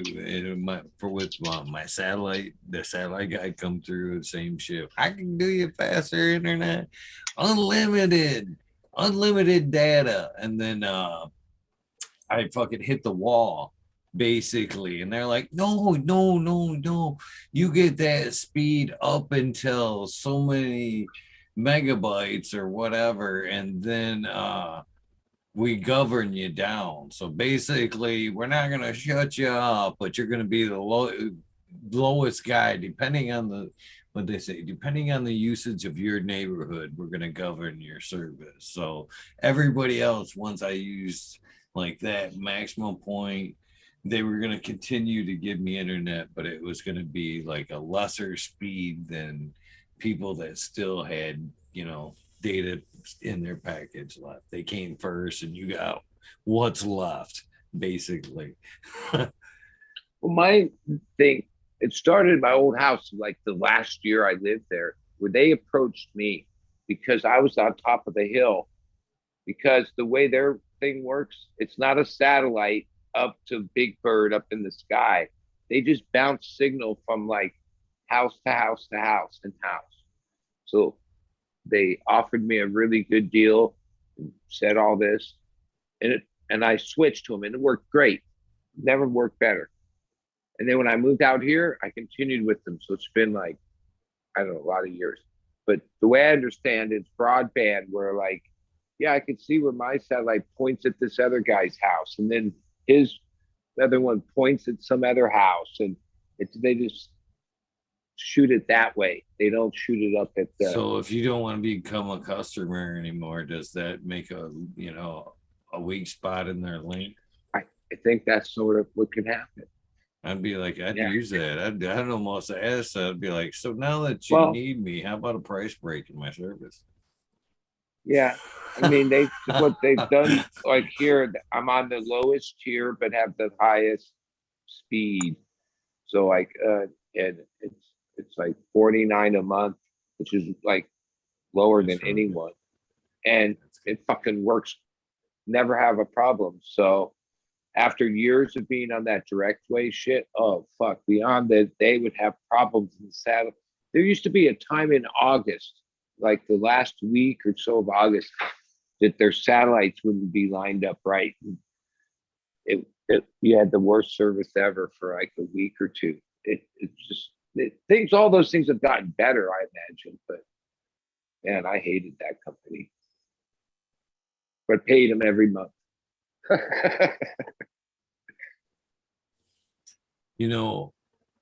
I heard of something, and hopefully that was the conversation, I guess, was hoping that it was as described, and again, to leave all parties nameless until things become brick and mortar, I guess, or turnkey, whatever.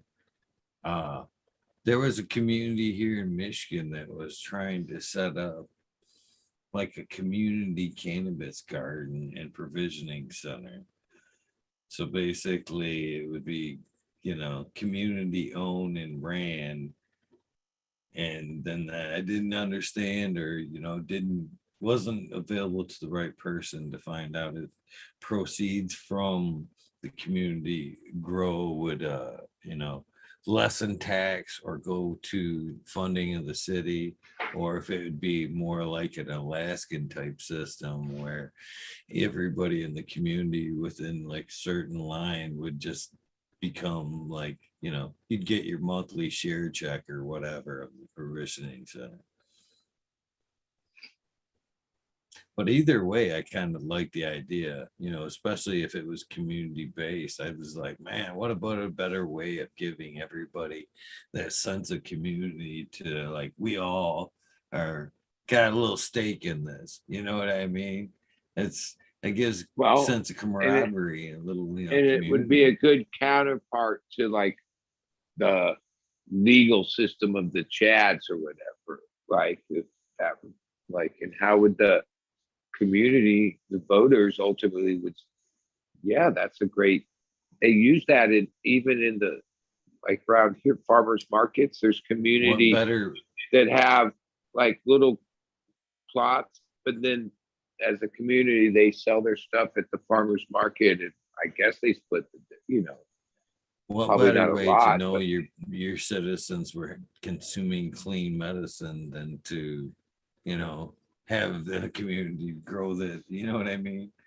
Checks and balances. well, It and seems like, also yeah. in especially in medicine in any size community of that size, whatever blocks or people, there would probably always be someone in the last, in medical need and later stages of life, right? That would that the garden should be able to take care of. You know what I mean? Another realization I had in the last couple of days. One, because I don't go into the dispos. Two, I've been kind of lax a little bit on like actually keeping up in like newsy like type shit. Life can be trying enough without necessarily sitting down to a fucking news feed and listening to bullshit.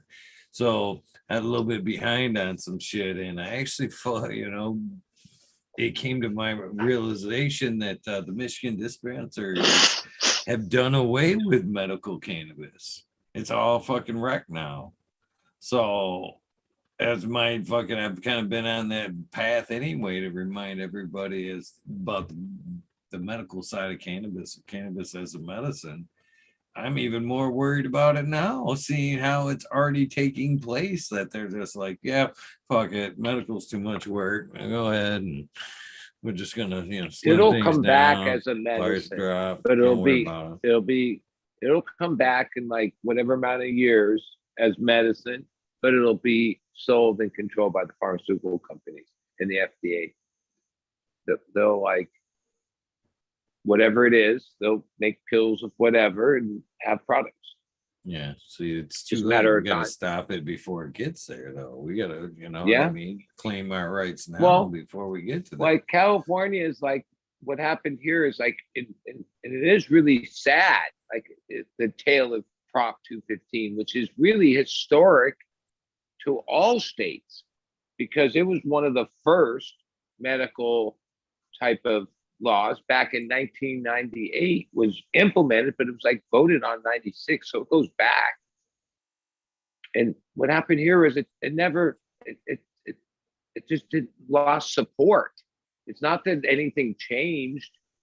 Like, I don't even think like still kind of exists, but it just died because there was like the rec thing just superseded it without law changing, just lack of support, which, yeah, it's kind of a travesty because as much as we have to all admit that most people during that era of 215 got their cards.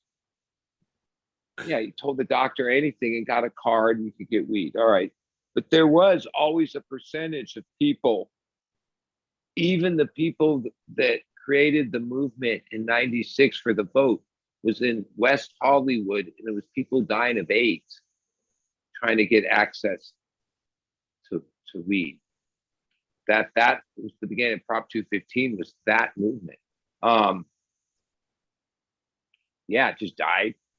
We like, and each state kind of dies at different deaths. It's a weird thing because most states start off like recently a few states passed medical only, but we all know the pattern. Oh, medical comes in and stays around a couple years, and they change to rec, then they destroy the medical, and on it goes.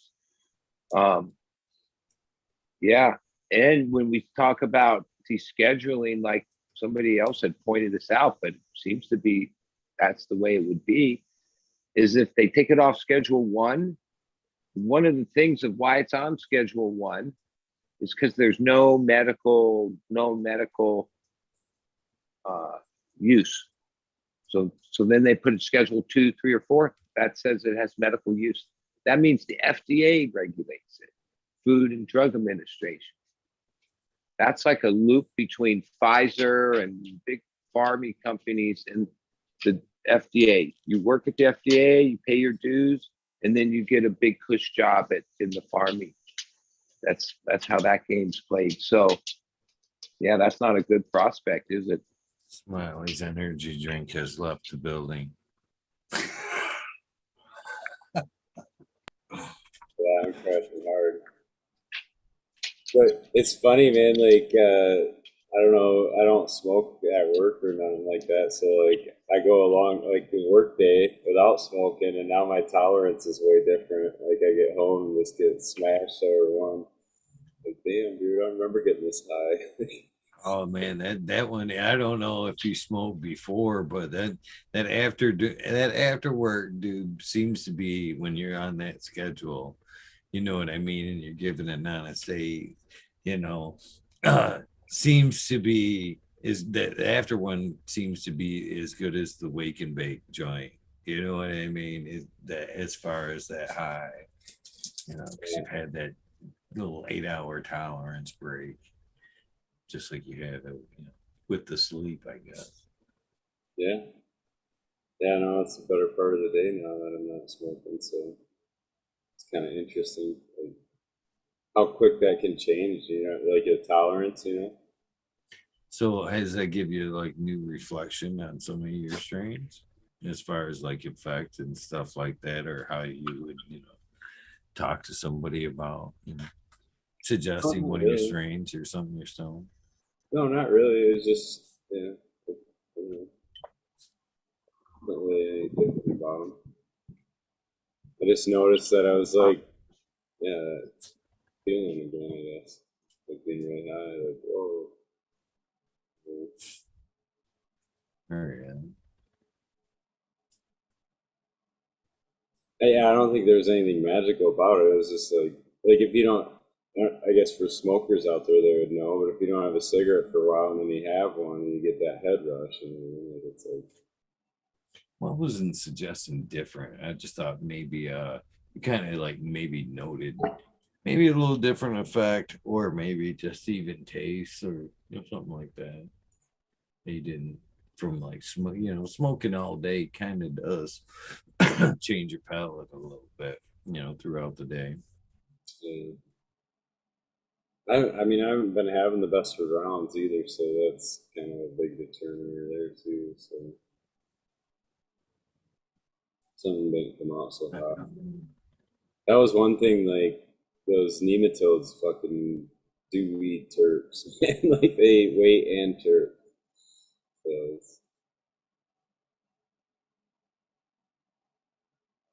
it's different in that respect.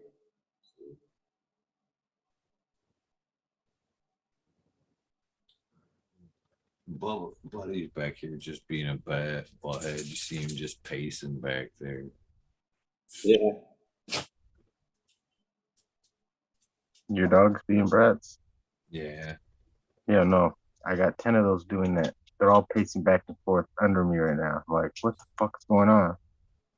Now he just jumped on my leg. I'm like, what the fuck, dude? What's up, that boy? Something in the air. Could be. Could be. Have any of you ever heard of Cambo? One more time. Cambo. Cambo. It's like Amazonian frog venom detox. Mm-hmm. Cambo. Okay, so my friend has been certified, went through all the levels of training, so now he can administer Cambo, which, don't get it confused with like frog venom DMT. It's not a drug like a high at all. It is like a detox. So there's a frog in Amazon, Brazil, that somehow, okay, don't laugh, all right? I'm just repeating what I was told, that it sweats and they like have a way to gather the sweat. And that's the plant medicine, the frog sweat, not the venom or anything, the sweat. Right. Then they burn like 3 little holes, like the size of a pencil, anywhere you want, but it's a burn. And it's this special stick made out of special wood that has like the same diameter. They put a dot of this frog sweat venom on it.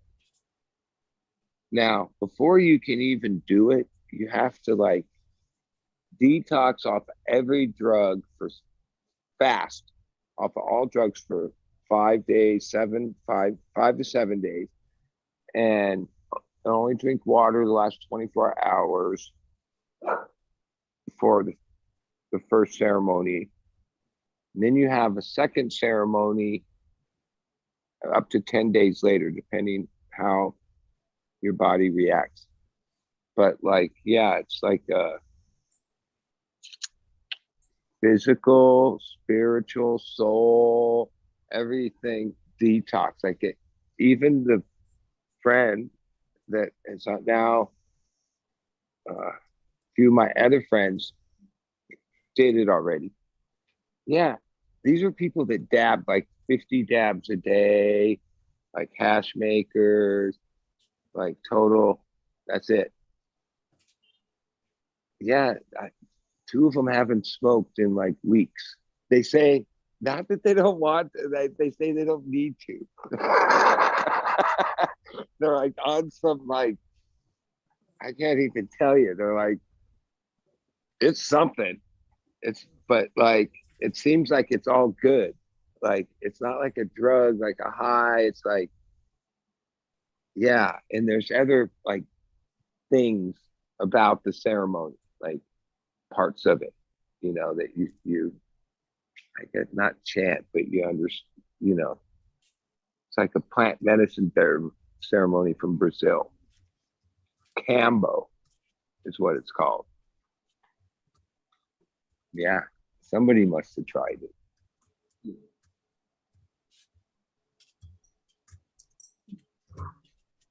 No? No, not me.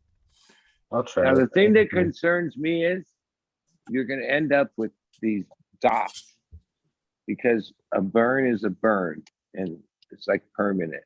So it's like, I guess it could be a badge of honor. Oh, I have been camboed. Cambo, Like, motherfucker, throwing burns. and oh no, each person's different. Like, but that's why they say to detox and only drink water, because like, yeah, your system's gonna like reset itself. Yeah. So it's like has a like an effect. Very, if you're really a toxic waste dump, well, you'll know it. You'll know it. That's good. Yeah. I want to try it now. Yeah, it's with the K. It's A, where they practice it a lot, where you go to the teachings, is in Joshua Tree. That's close to your place. Oh, that was like right down the street from where I used to fucking hail. Or used to hail. So, yeah, that was right in the way. It's funny that I haven't heard of it. My other friend that I spent some time with is a real medicine person. And when she was here, she called all those people in Joshua Tree fakes and told me that they just do this shit for money because in the US it's a fad.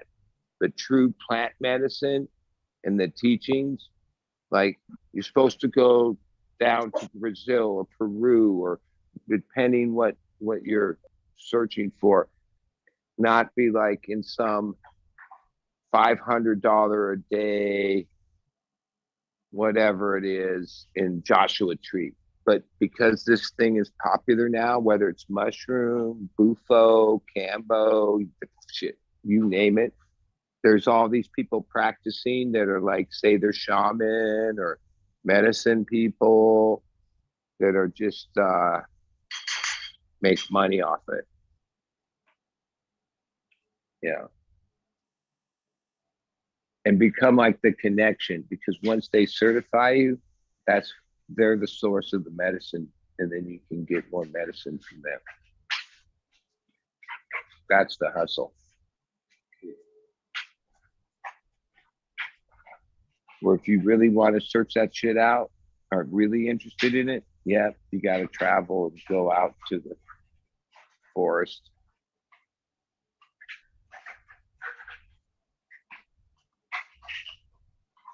But man, I do think I'm gonna jump out of the I'm not gonna too far, man. But it's been awesome hanging out with you guys, and yeah, maybe try to do it for something. Most certainly glad to see you, my friend. You've been missed, but I get it. I've actually watched you kind of yawn and nod out, and I giggle. I've been giggling watching you tough it out, to be honest with you. I'm like, man, he's just bored. He's almost out. Shit. Yeah, these last joints are like smacking me now, so it's awesome. I appreciate having you guys. It was good to see you, Smiley. Yeah, good to see you too, buddy. Yeah. Really great. Good one, brother.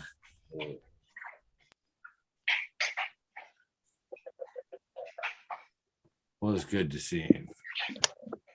Yeah, I was dreaming when I woke up and I heard you guys talking and I heard his voice and I was like, I'm dreaming, dude. And I was literally just out of a dream and I was like, no, he's on there. It's real. So, it's been a long time, dude. Seems like that, for sure.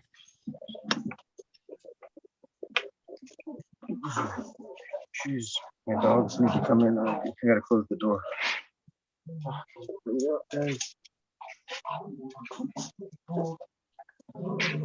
Justin Bean, hopefully you had a happy birthday, my friend. I see you in chat. Nice to see you.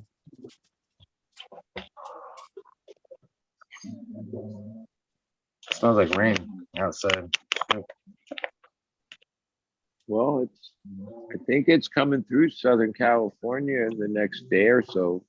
It rained this morning already. When I woke up, it was all wet out there. And yesterday it was raining. Well, It's freezing. it's maybe a little inconvenient, but like this area needs rain. Lots of it. Needs to fucking decide if it's gonna rain or not. Well, rain or not, you decide, rain. Just tease me with some water. I could take the rain before I'll take some more snow any day. Yeah, hell yeah. I like all weather, but no, like when we go to the snow here, it's still like it's outside. It's like, what the fuck? Not all freezing. Like, what the fuck?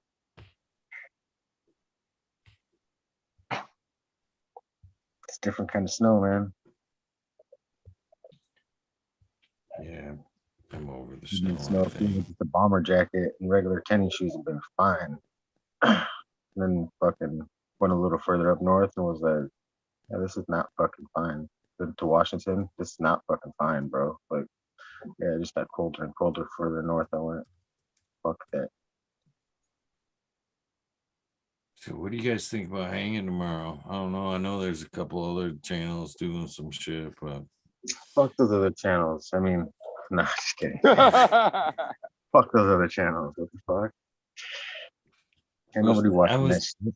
Kicking it around because I hadn't necessarily officially, announced anything. But more I've kind of looked around and shit. I don't think, I'm not a drinker. I think a lot of these holidays like New Year's and shit kind of lose some of them anyway, kind of lose their if you're not gonna go and fucking party down like that. So I think I'm staying home versus going out and fucking driving around dealing with all the drunken fuckery. So I think I'm gonna be around here, around instead of out and about. So I'm thinking about going live, debating that whether I hang out in somebody's chat or go live type thing. So Yeah, there's a couple good shows that are happening. I just don't know who. I know one show and this show if this show's happening, but if this show's not happening, still a place. I don't know. I'd kick it here. Right now. So Well, that's for all the everybody else, incentive I need.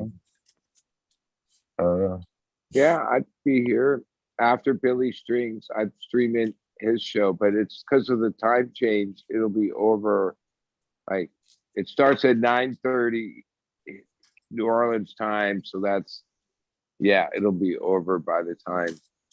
I'm with Marshall. I think that might be a fucking mushy holiday for me.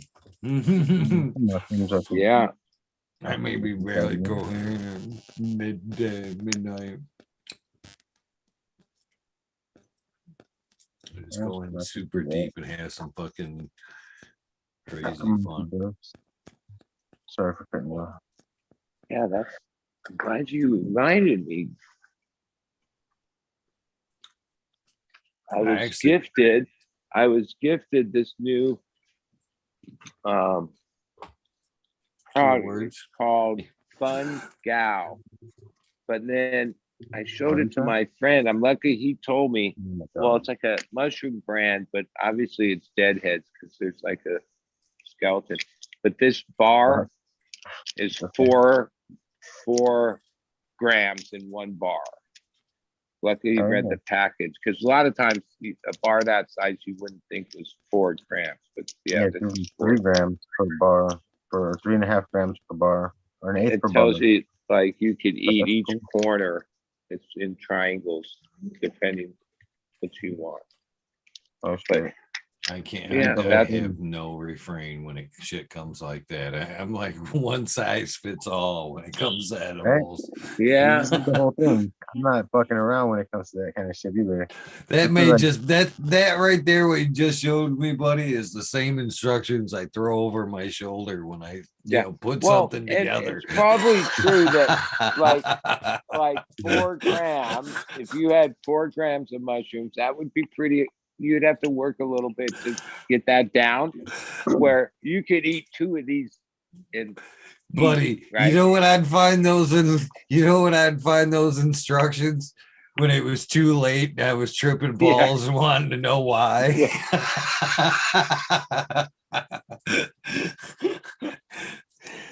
I'd be like, oh, that totally makes sense now. If I could even put that much together.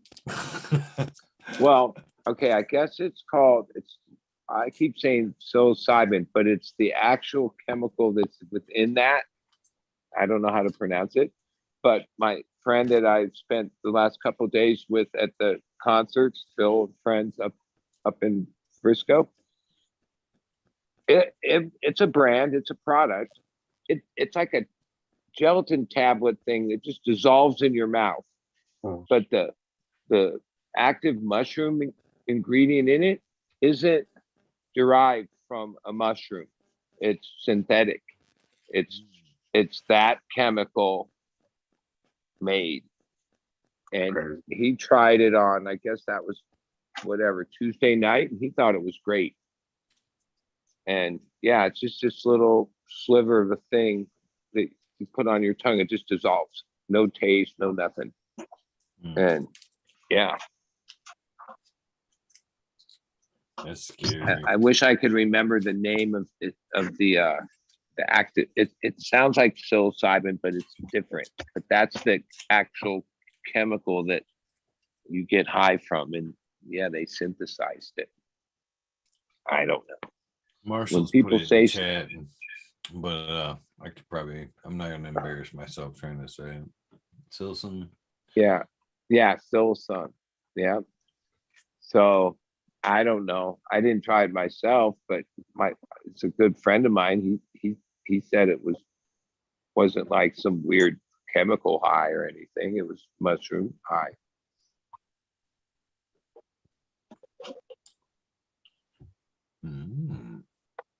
Interesting. Fun. Sounds fun, but it's scary because ultimately right here, this stuff's pretty. This is from a philosopher's stone. And this is Oh, a double brewed like alcohol tincture from of a philosopher's stone. And you can even see if I get this shit open. You can see like the crystals and shit already built up like on the dropper there. you gonna drop some? Yeah, there's a one. There, Right bro. under the tongue. Just a little bit. Give me just a little bit. That right there is about all you need too. A little bit under that tongue on the left side, so your tongue just absorbs that shit. Give you about 20. Ooh. Oh, tomorrow It's gonna will be a be good day. tomorrow will be cool. 'Cause I got some paper left. I'll do some hippie flipping over here. Do everything. Nice. I think that's what my plan involves something similar like that. I've got to plan it out until at least somewhere along the line, so I'm coherent enough to kick off the show. I forgot about that kind of stuff too, like being able to function. Because I've had that happen a few nights to where I'm like, yeah, it's a good night to, partake a little bit. And so, you take some, then it comes like that time and you're just like, whoo, ain't no way. That's the one thing about those type of experiences. You have no control over how it's going to be. Like maybe you could be in the best mood to do it, and maybe not. Yeah, you never know. It's unpredictable. Yeah. The best part of it. I found, in my experience with that is, real life's different than, like trying to consume that type of stuff in this type of setting. Yes, You know what I mean? So if you start too early and you've got 1 foot in walking around in your surroundings, it's harder, so much harder to kick this off, to where if you kind of like start out like even Steven or like offset it to like once you get going a little bit, it starts to take effect. It's a lot better, you know what I mean? Now, this is your environment, your little bubble, you know what I mean? To where you're kind of used to it in your head and you're having fun, but this is your bubble. To where, like I said, if you're not have already got this going and you're in too deep, man, it's hard, man. You see like you're looking right down, you see yourself. It's like getting lost in the mirror. You ever fucking, just step into the restroom and like fucking, woo, I'm fucked up.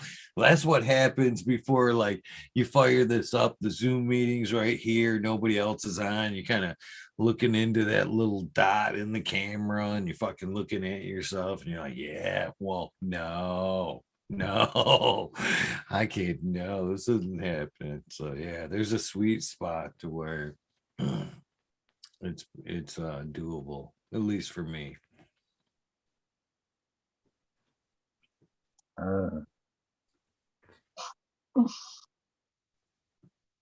Good shit.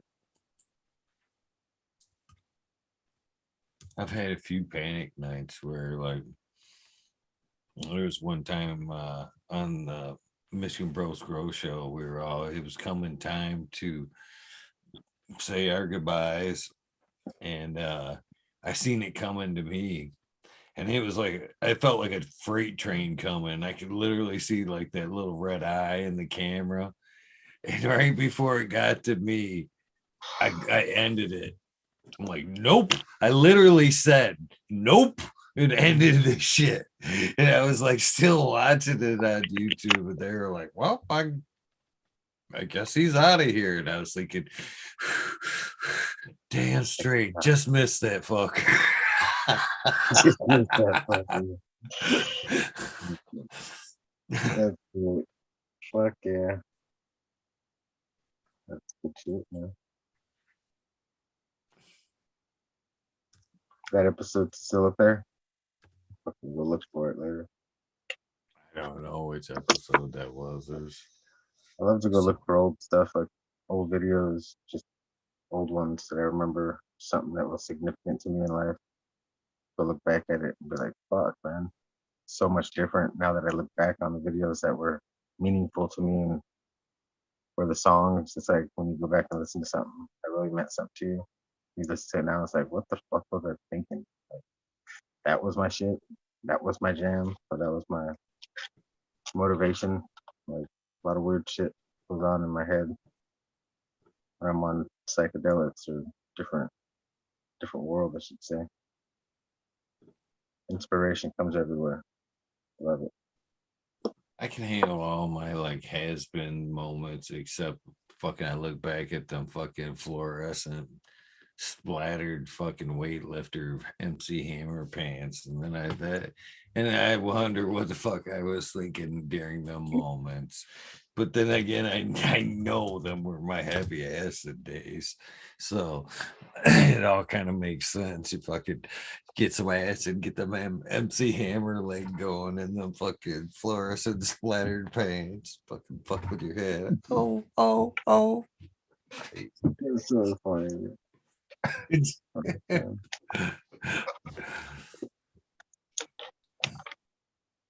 And the rave scene was huge for me.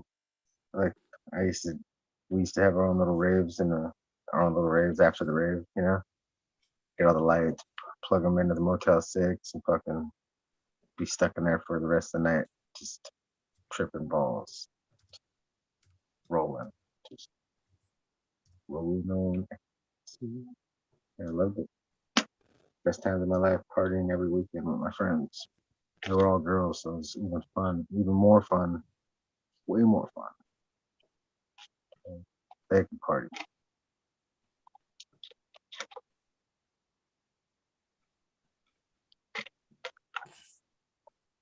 Yeah, I just came home from epically partying for a few days up with my friends in the Bay Area. Yeah, I won't even get into all the shit we did, but it's as far as then I came in, partied for 2 days, and got the fuck home.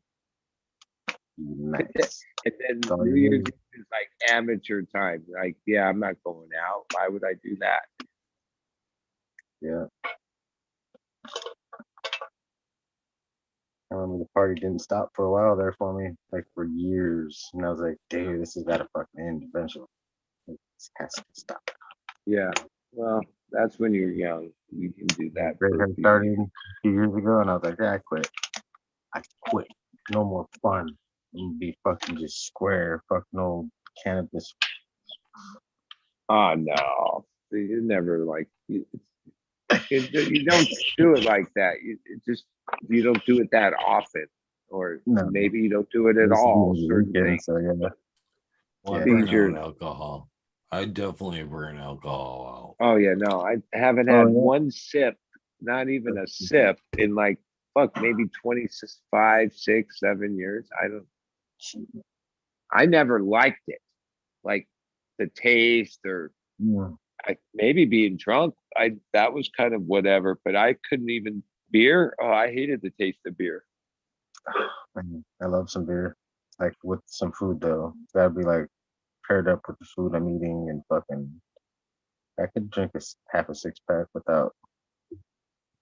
Yeah, I get people like it, but anything more. I could not. Stuff. The years I drank, I never acquired the taste. Like I would force it down. I hated it. See, I found the love of a few different lagers and a couple ales, and then everything else became the same. A lot of them taste the same, so you can't find. When you find something different, though, you're just used to that. At 3-4 beers is my limit, though. I'm not drinking more than that. I'm not trying to get rowdy or fucking get in a fight with nobody. Just to consume a meal, maybe finish a pizza off, some spicy ass food. Beer was always good to chase that spice away. I love me some alcohol. Keg stands, beer bongs. Oh hell no! I didn't party. I partied, but I was like the Irish car bomb once in a while. What was the Jaeger bombs? Everything bomb. except Jaeger. Fuck that Jaeger. Jaeger ain't Jaeger my was my friend. shit though, dude. My best friend, she was a girl. She married my best friend as a guy. So yeah, they're both Jaeger like equals jail. every weekend. Jaeger, Jaeger bombs, Jaeger bombs, Jaeger bombs. I was like, fuck, is that what you guys are gonna do? They wore my ass out, dude. Yeah, my best friends wore me out back then. Jaeger. For years, 3 or 4 years, just nothing but Jaeger bombs. Fucking. You know that Now, shit's for fucked all- up when they have to change the recipe. I'm sorry, buddy. Oh no, go on. You're right.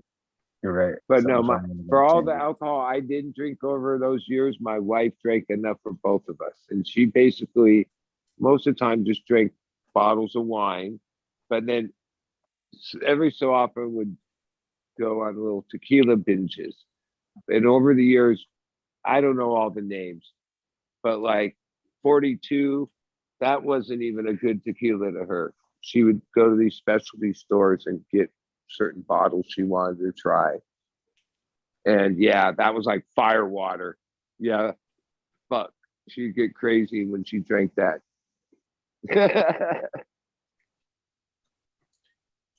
Buddy. This is my butthead right here. This is the one at one point throughout this this adventure that I do. He fucking his eye popped out. If you guys remember the one there where his eye popped out, I was like in the beginning, like first 50, I think. I still don't know what the fuck happened to him. We were sitting around and Lexi was sitting on a love seat and we're sitting there watching TV and Buddy jumps on the couch, not crying, not making a peep, jumps on the couch like nothing. And one of his eyes has popped out. Yeah. I ended up having that. This was on like late Saturday night up here in northern Michigan on an after hours event for nowhere. So he had to sit through Saturday night and Sunday before I could get him into a vet and pop that fucker back in and like sewed his eyelid shut for a little bit for it to kind of get back in there and heal and shit. And I'm almost 100% positive he's still got vision in that eye. It's what the vet said at the time. He's like, I don't know how, but he's got vision in that eye, and he seems to have good vision in that eye still. But yeah, he's a little butthead, man. You were talking the other night, Green Fingers, about how the butthead out of every one of them, there's that butthead.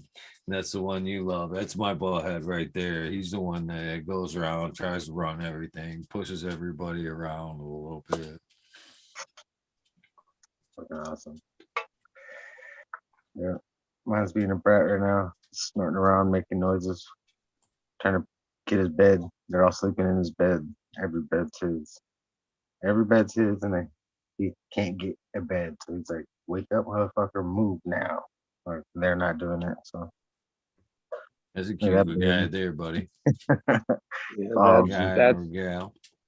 that's Turp. He's the king of the pack. A good looking dog. Yeah. I like the white around the mouth there. Hey, big one. That's great. He's getting old. He came with the property like 9.5 years ago. The owner was like, yeah, I'll have the animal control pick up the dog. It was like living on the wild, like off rabbits or whatever. He had hundreds of ticks on him. And I was like, oh, no. Because when I had checked out the place, I had seen him and kind of checked him out. And then, yeah, it took me a month to clean him up. Like he was rough. And yeah, I've had a few dogs. I couldn't say he's my best dog. That goes to Jerry, my golden retriever, years and years and years ago. But he's like maybe my second best dog. And yeah. And then I have Maggie over there. She's not related other than she's the same brindle. And she was just like found on the road, like as a puppy. And somewhere there's a Chihuahua. He's hiding out somewhere. Somewhere there's a Chihuahua. Is that what I heard? Yeah, there's Herbie. Oh, My here's dogs Herbie. don't Hide. together. Wait, My dogs don't He's hiding. hang out different spots much. They're all like little pack animals. he's Herbie. Herbie. Used to have 5 Chihuahuas for over 20 years at all times. So even if one passed, we'd get another one. Always long hairs. And then Herbie's the sole survivor. I've already told myself no more dogs. Once these boys are done, no more dogs. No more dogs. I am done. I love them, but I wouldn't do it again. Yeah, I've been through a lot of stuff. Vets and oh god. Well, this is Dogs. my problem, buddy. Is I guess maybe it's depending on who you're talking to. I try to be a finisher. You know what I mean? When I start something, I tend to want to see it through. I view these animals right here behind me very much like my children. You know what I mean? When at birth, when I took them in, I made a commitment to fucking take care of these dogs for their life.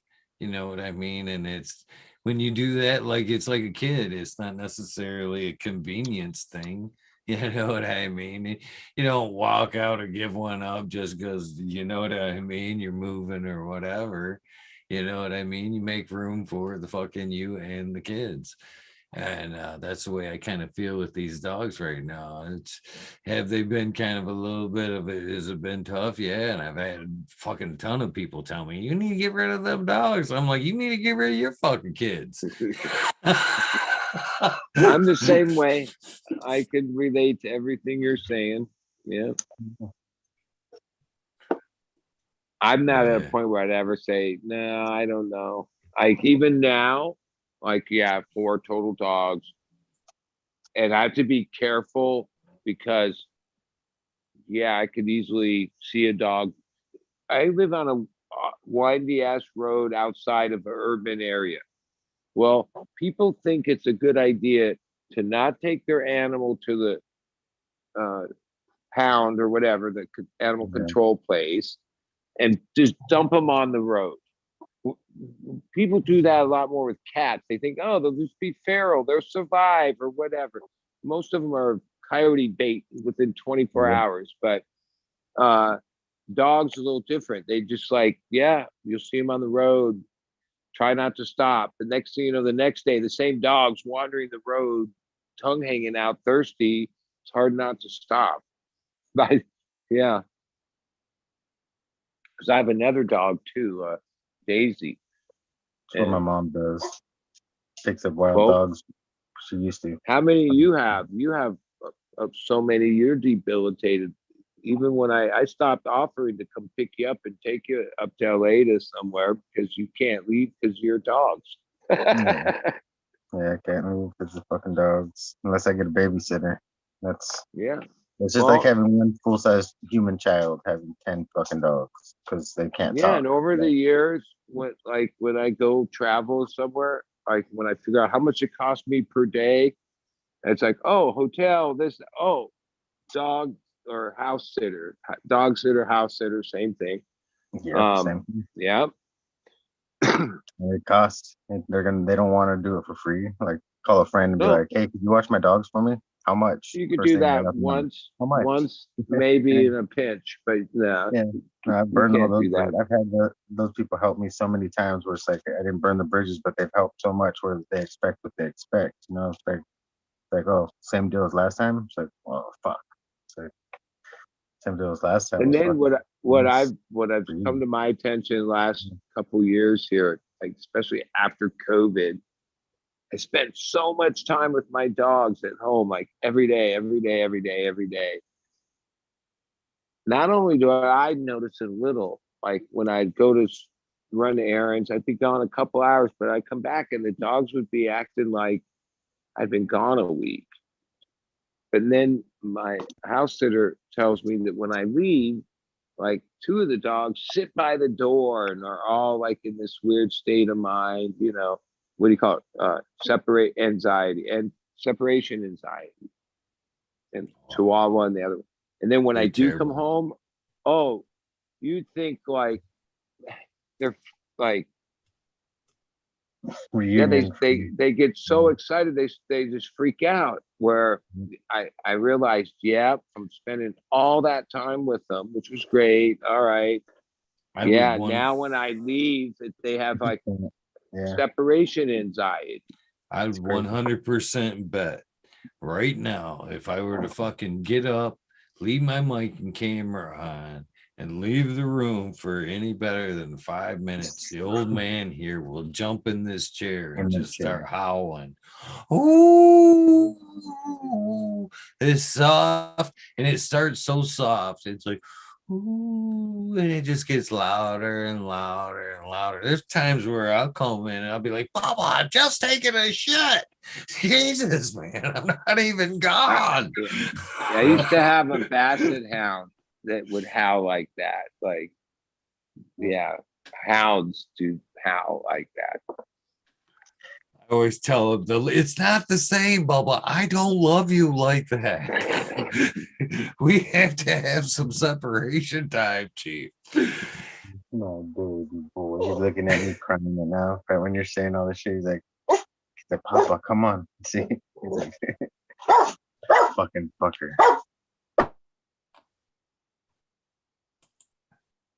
You gotta love them. You gotta love them. Cheers, Chad Westport in the chat. Thank you for telling me I was muted. Cannon Trooper popping in.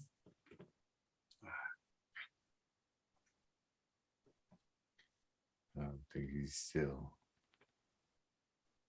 I don't know if he's here or not. What's up, Cannon Trooper? I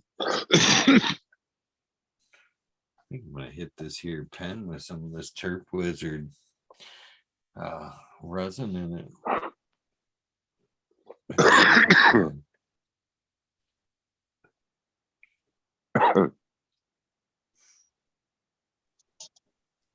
I had this pen too that I was hitting over my trip.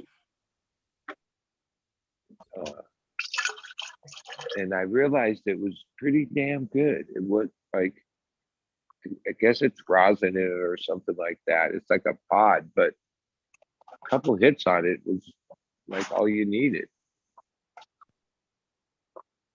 Hope I didn't lose it. Cheers, Cannon Trooper. Now that you can hear us, how are you doing? Doing good. How you guys doing?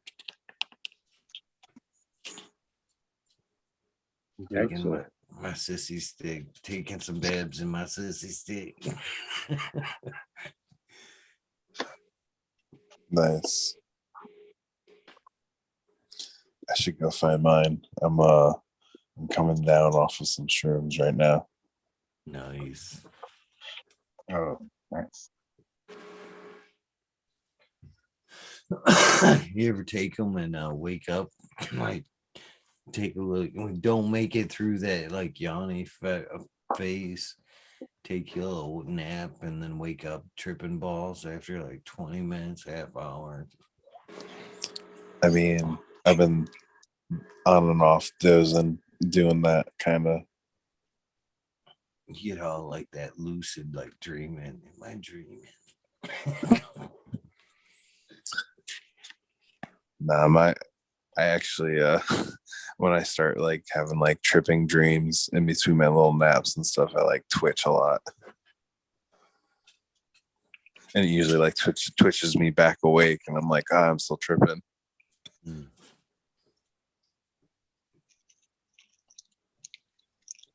Okay, I'm gonna indulge today. You've inspired me. I'm gonna indulge today. Oh yeah. Well, it is New Year's Eve now, so it's the day for all that. Might as well start it with a clear mind, right? There you go.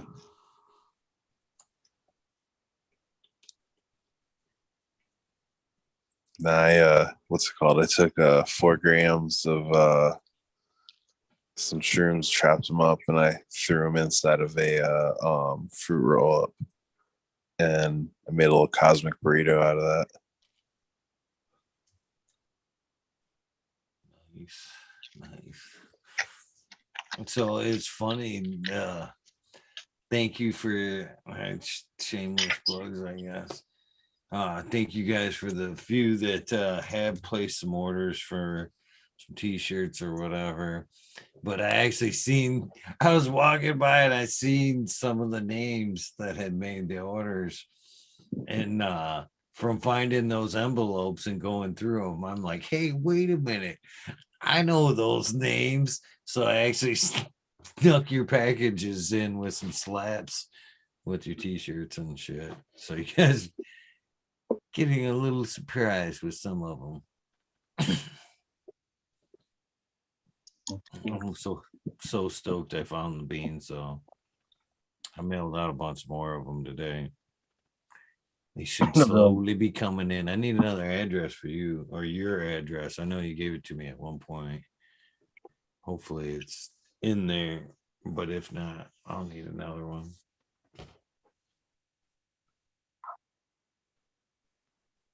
Did you get on the DOA list there, Green Fingers? No. Damn Trooper? Well, then you don't have a package coming. No, I didn't. Fucking A. That's my fault. Yeah, I need to get those beans popping, man. Fuck. You had all those testers. All those flavors. What were they? They were exciting. Oh, they were the DOAs. There was the ones that's being sent out right now are the DOAs. And some of them have Gelumbium F2s in there. Oh, yeah. Depending. No, I have not figured out the international shipping yet. I will try to bring that up tomorrow, see what we can do. I don't see how that would be a big fucking deal. I'll fill out the paperwork for whatever. Fucking t-shirt.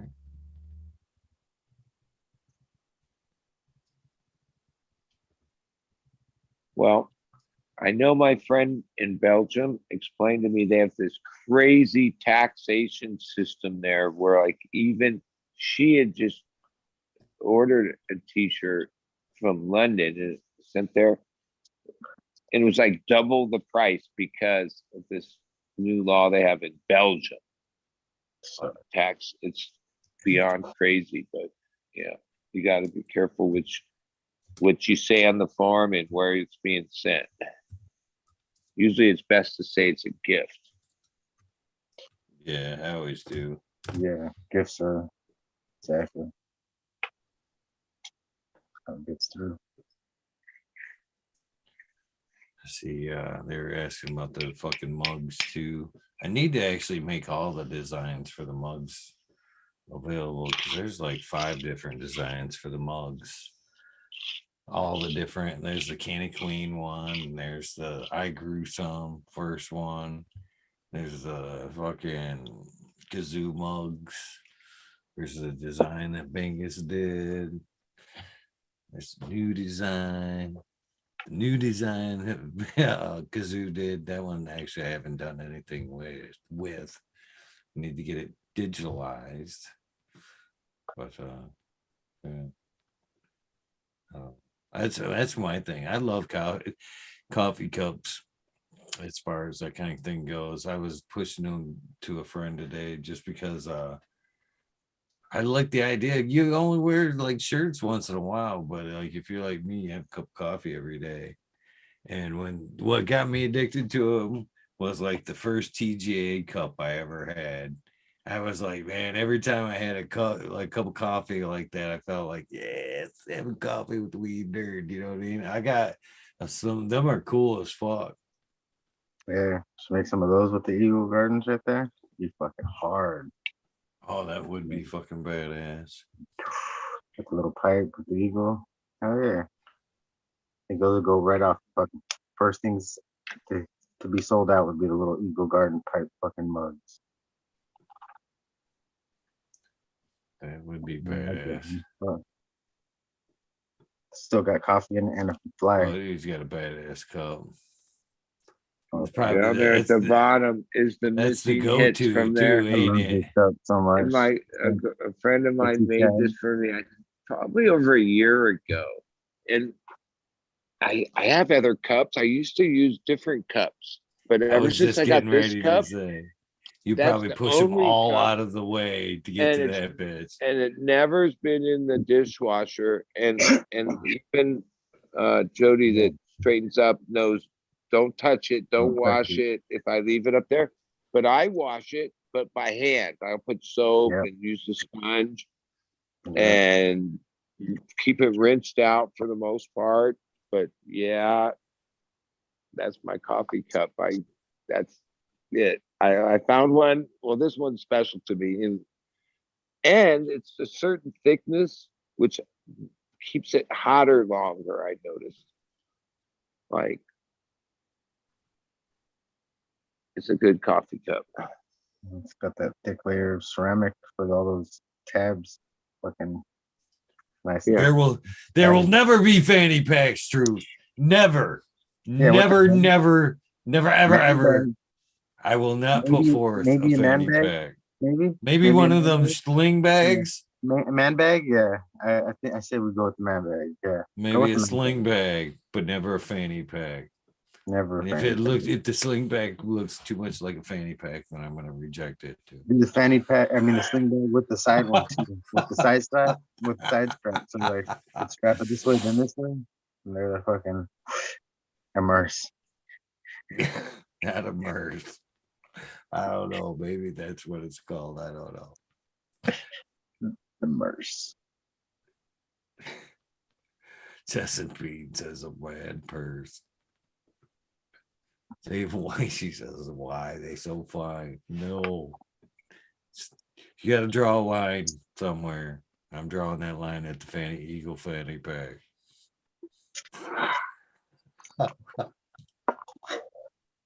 Hell yeah. I stick at that notion. No fanny packs.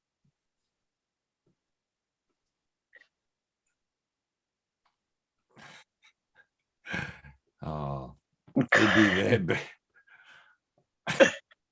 Hell yeah, call it a ball bag and get down with it. It's funny that you're talking through us on chat. It's fucking it's like you're right here on the panel with us, basically. Love it. Bro, I'm still tripping a little bit. I know, Shit. I love it. I love it so much, dude. It's so great. I can't wait for tomorrow. For me. Man, I'm all giddy like a little kid. I'm all antsy. Ants in my pants.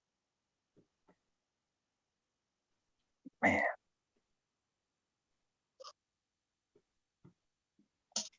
Oh my god, my dog almost crashed. Come on.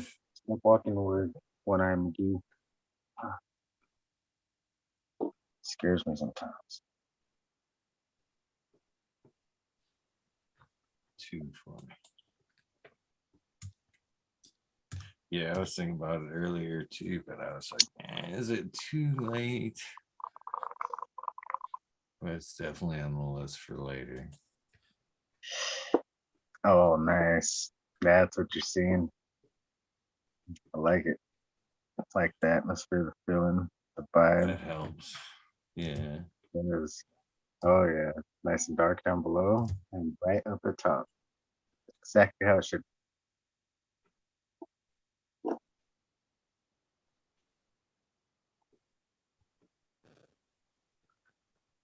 Man, I gotta build a room to trip in again. It's so much fun having just that one room with everything soft, nothing that could hurt you.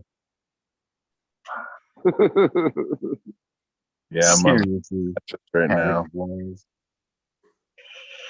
You looking in your safe space. I like it. I'm on an air mattress laying right next to a space heater. Damn, I need to get a space heater. Damn. It's cold out here. Yeah, the dog's over here sleeping on the fucking couch. Fucking dingo. I love it. It's so cool. That's an Australian cattle dog thing, so it's like part dingo. I That's call so it fucking cool. dingo dongo. I was gonna just be weird if you named your pit bull Dingo.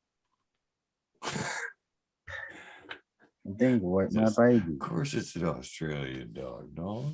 Just messing with you. A dingo, what my baby. What was Even your that? phone's got tracers. Look at them lights. I love the lights. Yeah, Reminds me of the kaleidoscope light.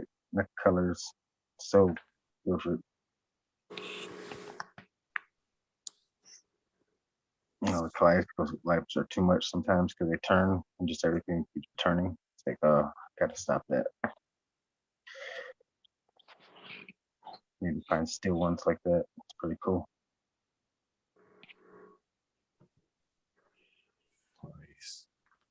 There you go. I would almost fuck with your eyes if you were too high. Like the Oh TV's yeah, no, I love it. bleeding. Yeah, I can feel it right now. Like just by fucking looking at it, might make me want to bro. dose. I was stuck on that wall right there for like an hour. Well, whatever music was on had me stuck on that wall. I was like stood up against it, my back was against it, and I was like had half my face leaning against it, facing the other way, like fuck this. I don't know what the hell's going on, but I can't move. Hell yeah. Man. Phone's about to die. Holy shit. Fuck this, son. There you go. 5%. Shit.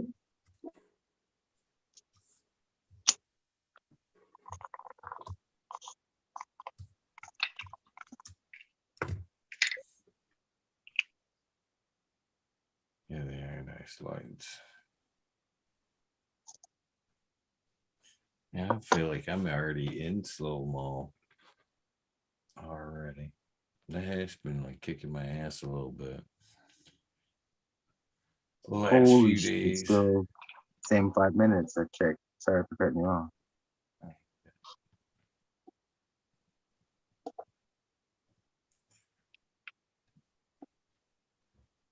I threw down on some pizza today, man. Some Hungry Howie's. It was good.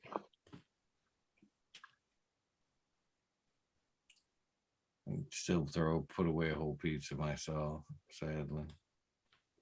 Shame Oh. at that. I know, right? I'm down from a large to a medium, though. I feel good about that. What do you get on it? What do you get on it? It was a Hungry Howie's pepperoni onion with Italian herb crust, but I prefer the Cajun crust. Do you always get the same thing or do you get something different every time? I mix it up a little bit here and there. Yeah, I'm mushroom only. Mushroom and mushroom, extra mushroom and cheese or extra cheese. Sometimes pepperoni if I want some greasy. Cheese is greasy enough.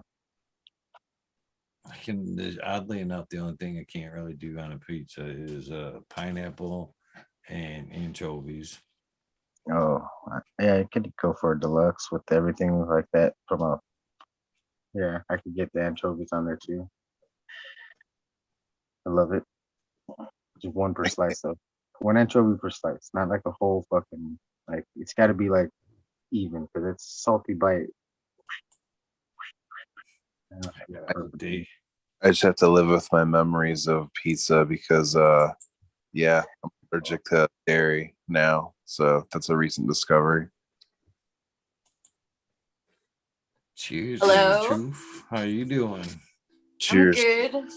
The rambling, crazy, under-medicated cat lady from up north. I'm doing good. Good to be here. I'm nicely medicated this time, though. I'm gonna try and keep it chill and breathe. I'm good. I'm good. Thought I'd join in for a minute. You guys have been on for a while tonight, huh? A few hours. Yeah, I think Yeah. we kicked out. I said 12:30, but it was a little bit later than that. Heard you talking about the stickers. I'm glad they're still making their way around. That's cool.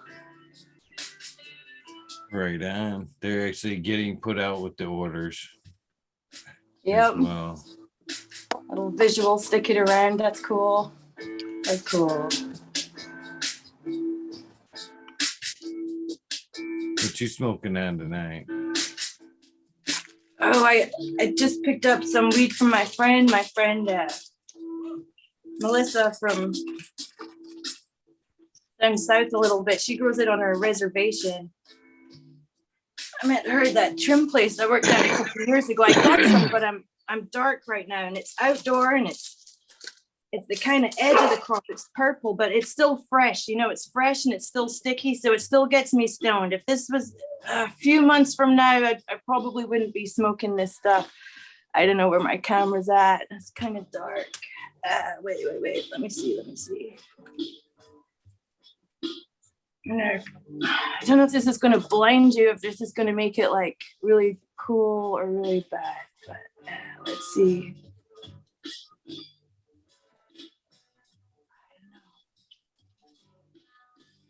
Can't really see the color on it. It's like a kind of silvery gray with some purple to it. Nice and sticky in the middle. Still got some pine to it, you know, still got that pine freshness to it. So it's good. I'm happy with the outdoor for now. I actually smoked some indoor yesterday on my lunch break. I got some when I ran out real quick, and it stoned me real hard. So like the outdoor gets me stoned, but like it's kind of like having a tolerance break when I'm used to smoking the indoor every day. It's been good. It's gone a lot further. Like I got like just an 8 yesterday, and I still got a couple nugs of that. It's good. Mixing it up. That was Blue Skunk by Emerald. I think it was Emerald Mountain Farms, and I think it was 32% THC, and it was when it said Blue Skunk, I thought it was going to be like a Blue Dream skunk because it said hybrid on it, I think, but it was blueberry and skunk. And it did have a sweet, like light baked blueberry to it. It didn't hit you in the face, you know. That was good though. Very stony, super stony after I've been smoking the outdoor for a minute. What are you smoking on? I am smoking on this Terp Wizard live resin, the Bicket OG. Pretty tasty. Terp Wizard? Yeah, he's a Michigan-based, there it is, Michigan-based hash artist. That's Nice.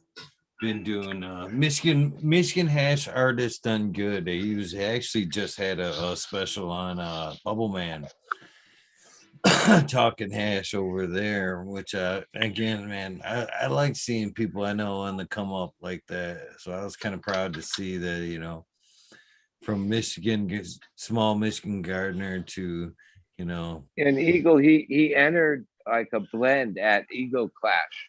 Like I met him at Eagle Clash, and I don't know where he placed, but he was one of the hash entries.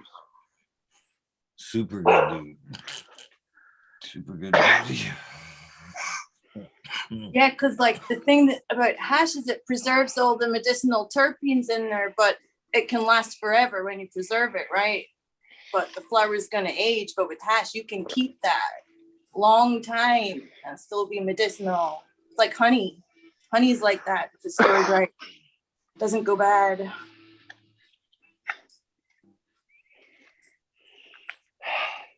True that.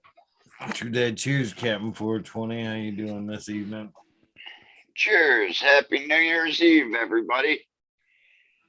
Hi, We have Captain. just a few more short hours until we turn another year here. Right on. Looking forward So I've to got it. my 5 strips set out. Nice. Gonna go have a good steak dinner first. About 8 So o'clock, start easing into it. How's Thailand treating you? Thailand's Thailand. There's no snow, so that's good.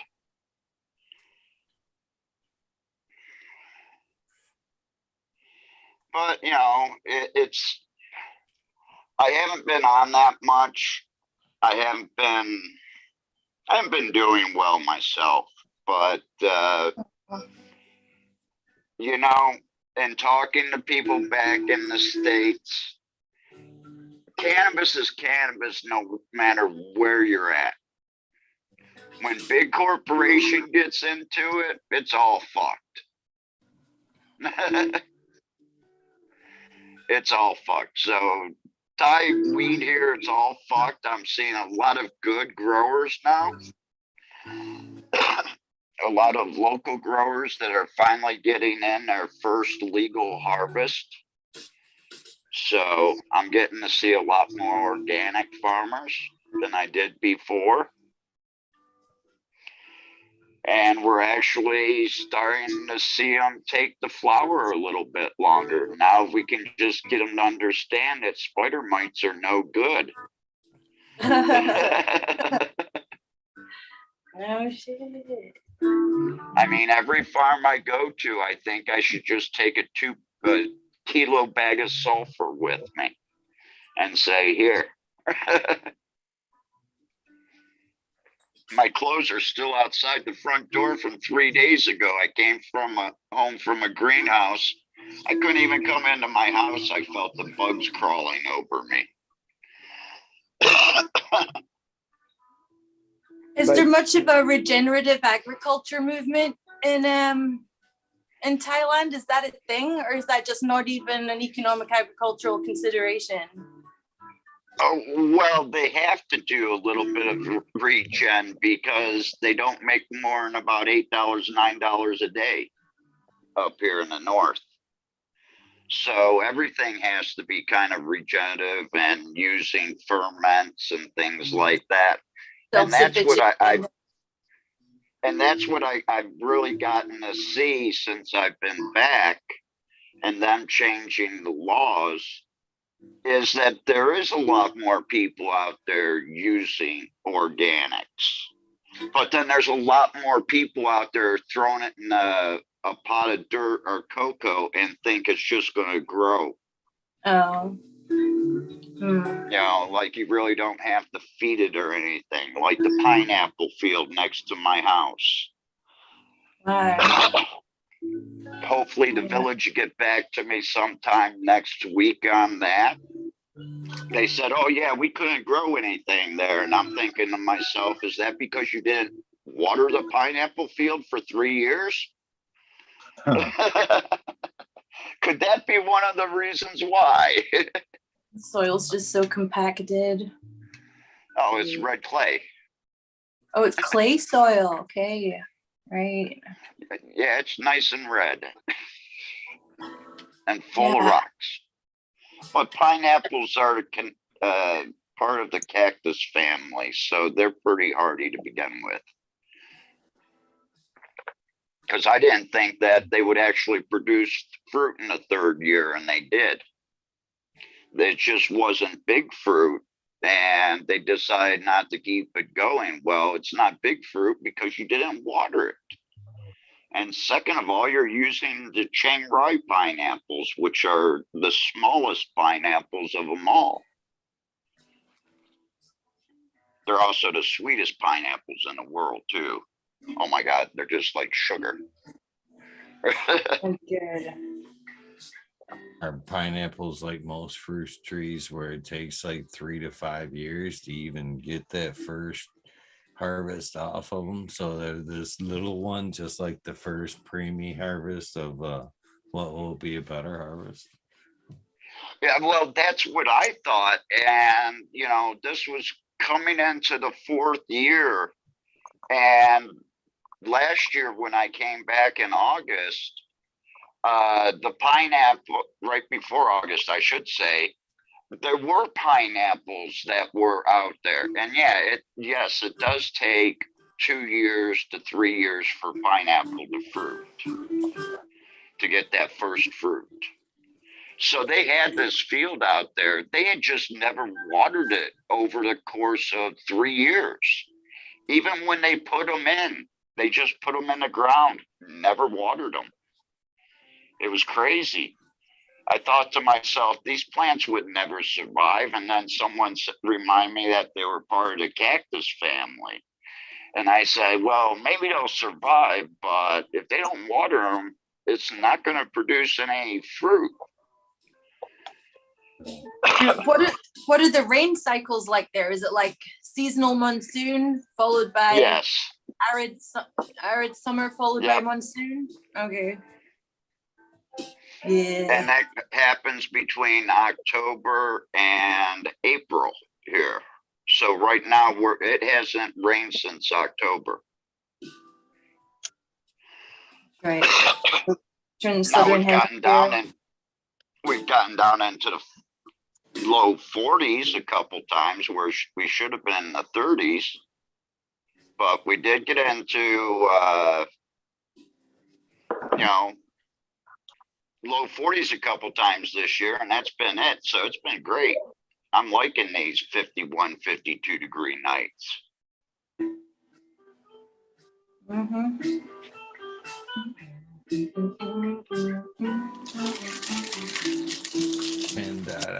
Pin died on me. That's the only bad thing about electronic smoking devices is they fucking drop out on you without notice and shit. At least that time. I didn't mean to cut you off, Truth. What were you saying? Oh, well, I don't remember.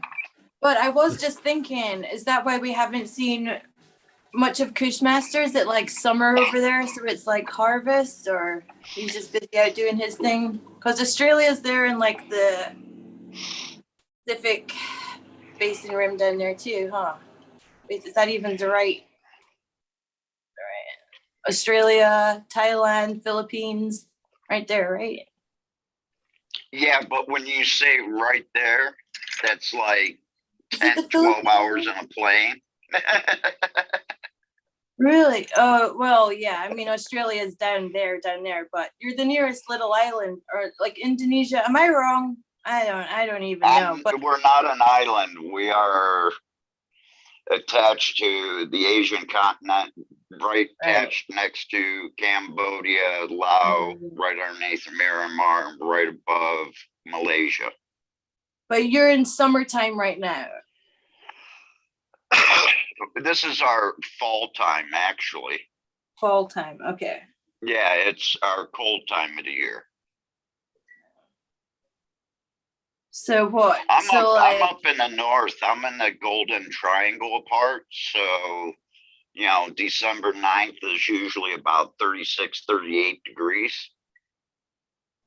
So you don't have the opposite seasons. You're not like having Christmas on the beach. You're not opposite like okay, got it. Like South Africa. But during the day I could, because it's 80, 85 degrees outside.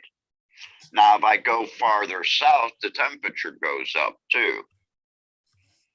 So if I wanted to, I could probably do that.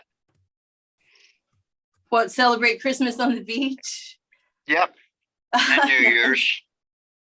I took a friend to Phuket, which is someplace I wouldn't go unless someone wanted to go there. But I took this person to Phuket, and New Year's, it was 78 degrees and beautiful on the beach. Yeah. What you're talking about? How cold is it where you are, Eagle? What temperature is it where you are right now? Yeah. Right now we You go got, smoke a blunt on the beach. yeah, for sure. Yeah. 36. It's a warm 34. A warm 34 right now. A warm 34. Nice. What does that mean? You've got thermals on whilst you're telling the temperature, or No, I'm what's a considering warm that 34? that's warm. I mean, usually like last week. It's colder. Oh yeah, we had Yeah. 18s later. I mean, tomorrow I think the bottom's actually supposed to fall out where we're back to. Oh shit! I say that and I look ahead and it says Tuesday 47. Oh man, I'm loving it. All above freezing. I have no complaints. Yeah, usually this time of year it is freezing cold. But Yep. oh yeah. I'd rather be smoking on a beach than there's a beach, like I could see a beach right here, but it's frozen. It's frozen.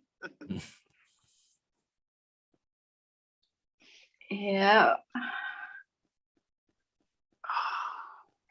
More beaches are nice.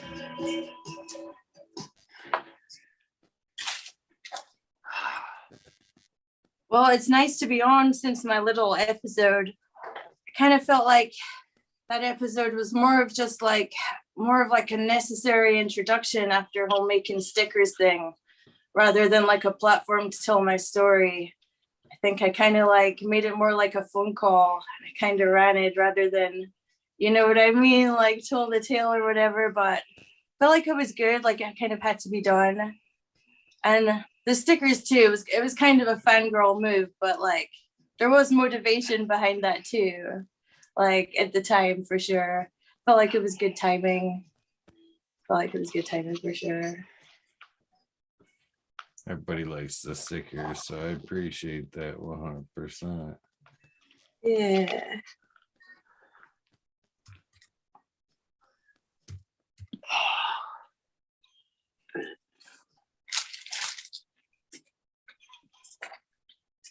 I'm still thinking about those fucking pieces of pizza you guys were talking about earlier. I'm allergic to dairy. I can't have that shit anymore. It's been like a year since I had pizza. Wait, what kind of pizza? Any type of pizza. I'm allergic to dairy. Any. Wait, you said you don't do dairy? Allergic to dairy? Allergic. Yeah, I'm allergic to it. I just found out last few months. I thought I was lactose intolerant. Yeah, like this last year, I thought I was lactose intolerant, and then I just kept getting fucking sick, and then found out I'm allergic. Is there a mod pizza near you? MOD pizza? Do you have those where you're at? Yeah, they're here. I don't know. I've had their vegan pizza and it's really good. Like straight, I'm not Nice. vegan. Straight can't tell. I can't have their dough. Ah, bummer. Yeah. Damn it. They put butter in the dough, and they put milk Just in get the some dough. toppings in a box, take it home. I mean, it's not a cool look for date night, but you know, pizza for one.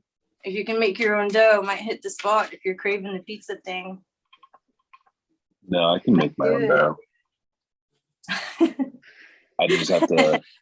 I'd have to make my own dough. It's like flour and water, pretty much, and then put tomato sauce on top of it, and that's it. Tomato Just sauce flour and water. and slices of meat. Yeah, I can't have butter. I can't have milk. That sounds like just like a tortilla. I mean, does it come out just like crispy? Like a, what do you call those? What are those Mexican circle tortillas? The crunchy ones, the circles. Yeah, wait, green fingers. Tostadas. Yes, Tostadas. thank you. Nice. Gracias. Gracias.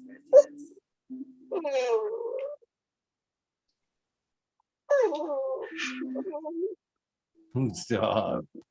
Who's that YouTuber? No, Yeah. that's not much. No? No. Oh, I hear green dog. fingers. Yeah. Here, I'll show you the dingo. TheAmericanOne in chat. Cheers. Not gonna say that anyway.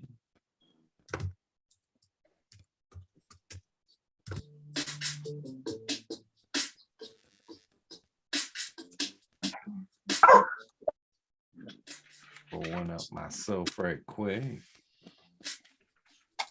Switching hash. Oh, damn. Yeah, I'm going to switch hash this time.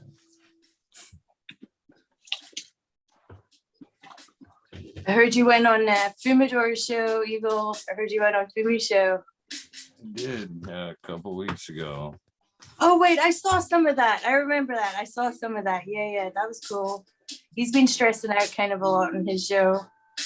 It's good, like, that you did that. That was cool to see. And has he been on your show before? Has he come on recently on your show, or that's not happened yet? It's not happened yet, but I think now it's probably closer now than it has been. That's cool, man. The crossover thing's kind of cool. Showing some support, but still maintaining your individual thing. Well, this is the way I put it to him. You know, he obviously have been asked to be on his show many a times, and I've put out the olive branch to him many times too. And when I was on the other day, I was like, well, I guess the ball's kind of in your court because you've already had your chance to interview me. Because I at one point I did an episode on embracing organics once upon a time ago, and Fumi led the regime of questioning that night. I said, so you've already had a pretty good chance of interviewing me. I said, now it's my turn. You got to come to my channel. Can you let me get the shoe on the other foot there?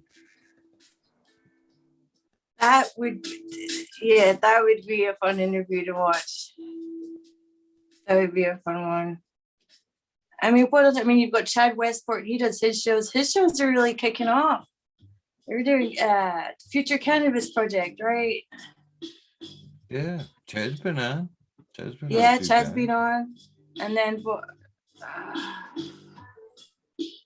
who else has got the shows going on that's like crossing over a little bit? DP, the Saturday's Mental Breakdown. Yeah, DP's been on. Yeah. And then there's that. Of course, Let's Be Buds. Let's Be Buds, yes. Oh, and then you've got there's the Michigan. I don't really watch those guys. The Michigan Bros show. They've got their thing going on too. There's a lot of them. When I watch the shows, they've got a cool network of their own going on for sure. Yeah. And then there's that show. There's that show Kushmaster's on that no one ever talks about. That what is it? That stank show. Pardon the Stank, something like that. I don't know. Something like that. You know the one I'm talking about? I do not. No? No. It's that guy that's on the Fumidor show, that Flora Nugs guy. That's right. No. No one ever talks about that show, which is a trip. But she's on Fumidor like every night. But Oh, well, Yeah, I saw apparently some Flora of- Nugs doesn't talk about it either. I didn't know he had a show.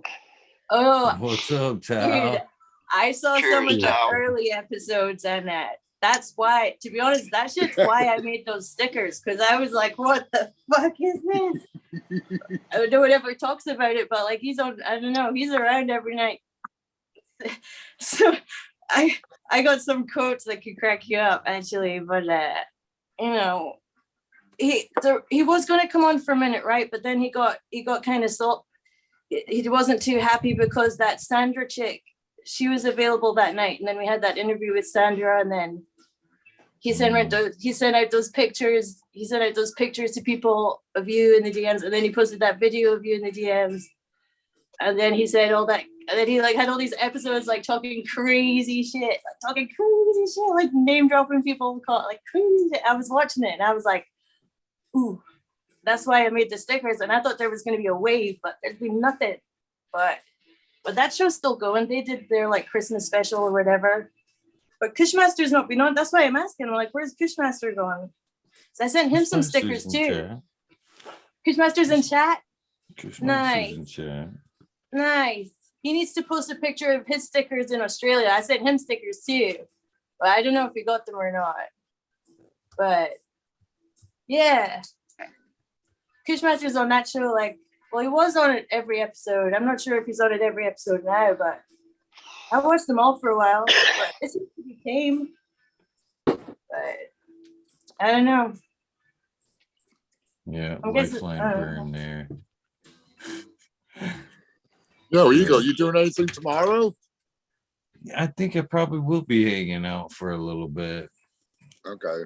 Well, I can't. I just wanted to come up and say Happy New Year to everyone in case we don't see anybody, and do a bong rip with you boys and girls. It's great to see you, Truth.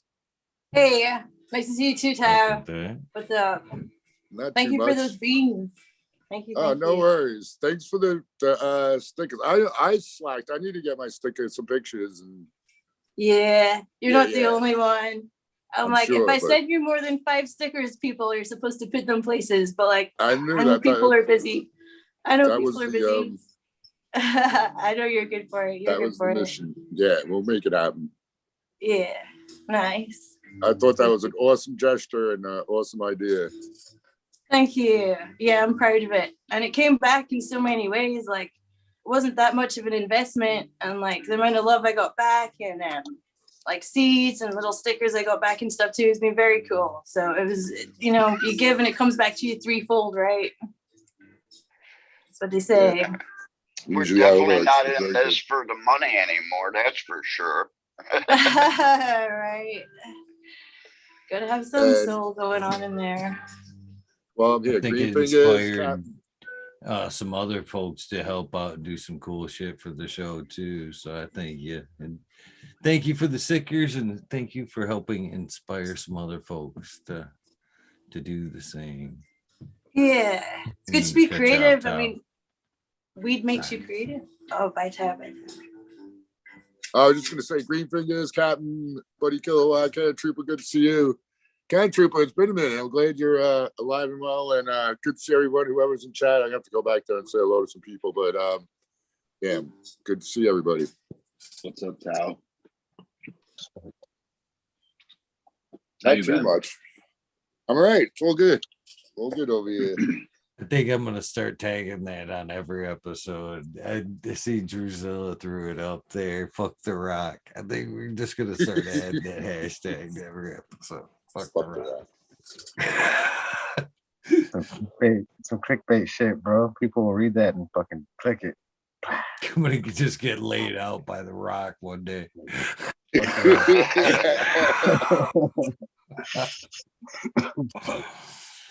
He's gonna come up all nice guy too.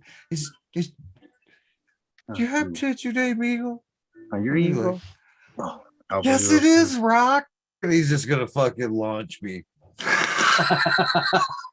right out. I'll get in between you two. You should arm wrestle him twice. Once before you smoke a bowl, once after you both smoke a bowl. And I got a feeling it might be 1-1. Does the Rock smoke weed? I don't think so. I don't know if he's pro cannabis. I don't know. He doesn't say his regimen that he stacks or anything. Really. If he does, anytime he walks into a grow room, guess what he says? I don't know. Can you smell something? Yeah. Tal took it. Let's smell what the rock is cooking. Can you smell what the rock is growing? Can you imagine all up in those Pixar movies. Any situation in life for the rest of your life, that's what you do. Any type of like situation you could walk in on, that's like what you go in for. You go into a kitchen, you go into a grow room, you go into like the Senate House. Come in. You smell. He would light it up everywhere he went with just that line alone. How tall is the Good question. That's a Googleable question. He looks big, but Tom Cruise looks big when he's standing next to a small chick. So it's hard to tell, but The Rock, it's 6 something, 6'4". He's a Yeah, lot he- taller than Yeah. that.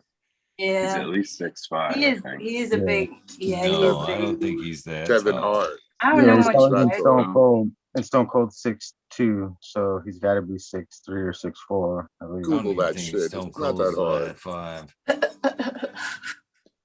Google that shit. I don't know. My dad's 6'7", so Damn. yeah, I'm 6 foot, dude. So Yeah, I'm 6 foot something, but 6'7" is tall, man. oh My man, niece is 6'1". massive. He was just this massive asshole my whole life. He's 6'5", it says on Wikipedia. But what? 6'5". Sounds It about says right. right here. I It guess I says need to he's go play really the lotto. 6'2". What? You saying it's 6'2" somewhere, Eagle? Yeah, I'm looking at it right here on a Google. See that? Depends Look if at he's that, wearing man. his heels or not. If he's got his heels on, it's 6'4". If he's not got his heels on, it's a 6'2". With the lifts. Yeah, you guys with hair or without hair? He's got his pumps on. Wow, Saturday that's night. that just Oh, shows with you the how beehive? Rock with the beehive, that's like 6'7". That's like 6'7" green fingers. Yeah. For real. Yeah, you know, his weight could change, but his height would have to be consistent. Like, how can the internet have two different numbers? It always tells the truth all the time. God, Internet never lies. how can the internet be The wrong? internet never lies. The internet's never wrong. It says he's It 6'5" depends right on here. what continent he's on. I'm looking at 3 articles that say, while talking about his height on Instagram in 2020, he stated that he is 6'4" in real life, despite reports that he's 6'5". And then there's Reports. another one right here. It says he's 6'2". I reported The Rock is 6'5" today. End of report. Nice. You know what it Right. probably is. He probably tries to claim 6'4", but it's really 6'5" because of that forehead. Puffs his chest like we did. Depends Yeah. on what he's been Yeah. eating. If the Rock's been eating some beans, he may be gassed up for that All the extra. beans, There you go. all the sweetest pineapples on the earth. And he's bloated. He's a 5'8". Shit, he's an 8-head. Buddy, you're talking way too much. The cat got your tongue? Yeah. Yeah, But he's Yeah, a little quiet. bit. You all right, Quiet. kid? Yeah, I'm good. I Okay. was talking earlier. We've been on since Yeah, what I time, know. Eagle? I came in late. I didn't. 12:30. Hey, Tao, you know, Bud was just in your area. No, I He was did No, not out know I there was in that. New York. I was in Oakland and San You- Francisco yesterday and before. That's still walking distance. It might take you a couple weeks. Yeah, if you've got The Rock's high heels on, just a hop, skip, and a jump, and you're there, right? Yeah, Those that's long right legs. right around the corner in Old Western. You're right. I Yeah. come out to Port Chester, New York, up to Port Chester. Yeah. Okay, that's not that far. Yeah, the Yeah. Capitol Okay, Theater. so I'm not just an idiot. You were in Yeah. New York. Yeah, at the Capitol. For the cool. 100th anniversary show. 100 years. No, My that was buddy's- the Warfield this weekend. I Or think my wasn't buddy's the at weekend, Fish. on Tuesday and Wednesday. My buddy's at Fish tonight, I in New think, York. and tomorrow. Yeah, Fish. Is that where is that? 4 Is that- nights. Is Madison that Square Madison Square Garden, Garden? Okay, yeah. 4 nights. Billy Strings is in New Orleans 2 nights. Widespreads in Florida or no, Nashville. Yeah, all the bands are doing New Year's. Goose, they're in Cincinnati. Where are you gonna be, buddy? I'm home. I was already up at the shows this There you week. go. Phil played on Tuesday, Wednesday, and we partied a lot. Very good. Collie Buds is playing here at Fair River Casino on New Year's Eve. It's only like $40 for a stand-in ticket, but I'm probably just chilling. Collie buds would be fun though. What are you doing for New Year's, Eagle? Are you going to do a show? Is there going to be like a New Year's Weed Nerd show? That's what I just did. She said he's gonna come on for a Oh little shit! bit. Oh my bad, I didn't. No. Yeah, I kind of weighed out my options of like doing something, and I don't know. I think I'm just gonna hang out and do a Weed Nerd World. A little safer. A little driving around, being out in the bullshit. Yeah, surrounded with I might the just watch the alcohol. show. I might just chill and watch that show.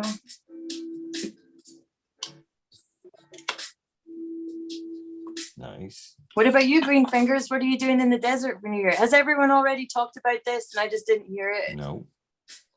Okay, You cool. said What are you yeah. doing for New Year's, Green Fingers? No, nothing. I don't do shit. Are you going to watch the Weed Nerd show too? I'm only gonna watch. Yeah, That's pretty cool. not gonna Right on. participate. I'm gonna watch, and I'm not gonna jump on the show. Just gonna watch, fanboy out. All my Fanboy, I know. I was Fanboy, fangirl out. That's right. I'll probably be right here on the panel with everybody. You're going to dress up? Hell yeah. Birthday suit, bro. With these, with the flex. The good night picture to all my fans. I just got crammed. Good night, ladies, fellas, whoever's liking me. Shit, I don't discriminate. Green Fingers only fans coming at you. It's a self-serve. Joint flex every night. That's right. Equal opportunity employer. Hey, Green Fingers, is your He's not OnlyFans making Green Finger? Green fingers, yeah. Sticky green fingers. Sticky finger. There's a lot of pictures I'm taking a hit off that pipe of his. It's pretty dusty. It hasn't been used for a while. Dirty brass pipe. My pipe's pretty She never dusty. saw it. It's a little pink one, right? It's got to be pink. Oh, your pipe. Oh no. Oh wow, that's intimidating. The Darth Maul of pipes. Wait, come on. It's like Pickle Rick. What size is that? How big is that? Really What is it? small. Glow pink in the dark or something? It's got way too big of a hole for its exit hole for its Kind of masculine. Nah, let's put some glitter nail polish on that. Shine it up. You paint the rainbow around it. Paint the rainbow around it. Shit. I just missed that, man. That craze in high schools. What? Painting rainbows on stuff? That was a craze? Oh. Rainbow penises? Yeah, should I go into it or no? We're all left at a blank here. You gotta fill You it guys in. don't know about that, man? You get Rainbow I what? thought it was a gay pride reference. I thought you No, were you calling get him like- like I thought it was omnisexual. Yeah, that's what I Oh, thought. It was testing the chicks to see which one could get further down on the Oh yeah. Oh, the lipstick on the ball. Yeah, lipstick Oh, rainbow Can you around. go next one? Okay, Now got you it. all Yeah. got it. Now I got it. Yeah. All right. Okay. Hey, I was leaving that one alone, man. Rainbow on it. I never let anything lie. The last one to go. Taste the rainbow. Taste the rainbow. Taste the rainbow. Taste the rainbow. Get that pot of gold. And with your rainbow. She knows what the game is. Did you guys ever see that Red Rocket on South Park? No. Oh, South Park's so intense. Intense cartoon. they're like, yeah, we play Red Rocket with the dog Oh, that's wrong. until it squirts. No. I'm sorry, people. I really messed this whole episode up in like 2 minutes. We made this a classy one. Hell yeah. Man, I apologize. High That's right class up there with shit the right here, episode where I brought all my guns out. bro. Oh yeah, we get fucked up and we do good shit like that. Good shit. Can't even show a ruck around here without getting fucked over. I thought, what? Can I get a fly? No. Good. You've got a whole fleet of rockets at your place, Green Fingers. Sword right here. They're Going to 10 of them. space. Maybe 9 of them. Yeah. You got the 10 dogs, right? It's the 10. Yeah, but only half of them are boys, I think. I have 5 two men, rockets. plus myself. Plus yourself. Plus the Megan fucking, plus the atom bomb fucking destroyer over here. Just kidding. 6 rockets see if you the- include yourself in the rocket game, which I guess you do. I'm the So biggest watch dog out here. if you're trying to shit. play I'm the the rocket biggest and dog Green here. Fingers I has because rule. he's gonna jump in. I reign supreme over these chihuahuas. At least he doesn't have the 3 musketeer sword fighting behind him. Oh, that's right. Yeah, you That's do what have you got going on, huh? You got the sword fight going on right now. That sucks. No, That's a they're match all to clean up. they're all snuckered out. Look at them all. They're like, That's good. Well, yeah, they're howdy. last time you weren't so lucky. Look, they look so having calm fun. and tame back looks there. like- Just like, yeah. Wow. Looks like Fluffy. Your Fluffy dog looks like my dog named Fluffy. Little Puffy. Exactly the same. Do you know which one's Chevy Chase? Which one's Steve Martin? Which one's Ned? Or they're just the Musketeers. It's just a group name. That's a group name. Yeah, that's the 3 Amigos, isn't it? Oh, I guess fuck. Same. Yeah. You're right. I was thinking of the 3 Amigos. Yeah, I my would bad. gear Amigos go them hard. more towards the 3 Amigos than the 3 Yeah. Musketeers any day. Yeah. They're the more comical version there of 100%. Go smoke a joint at the singing bush. Take a drink. I would expect them to protect me like the 3 Amigos. I think it'd be kind of comical. I think they would like run around barking in a circle trying to make that showing, but I don't think shit would happen. No. It'd be funny to watch though. The blooper reel would be pretty entertaining, even if he only did get 3 minutes of a pilot, but we probably have to name it something else. I don't know.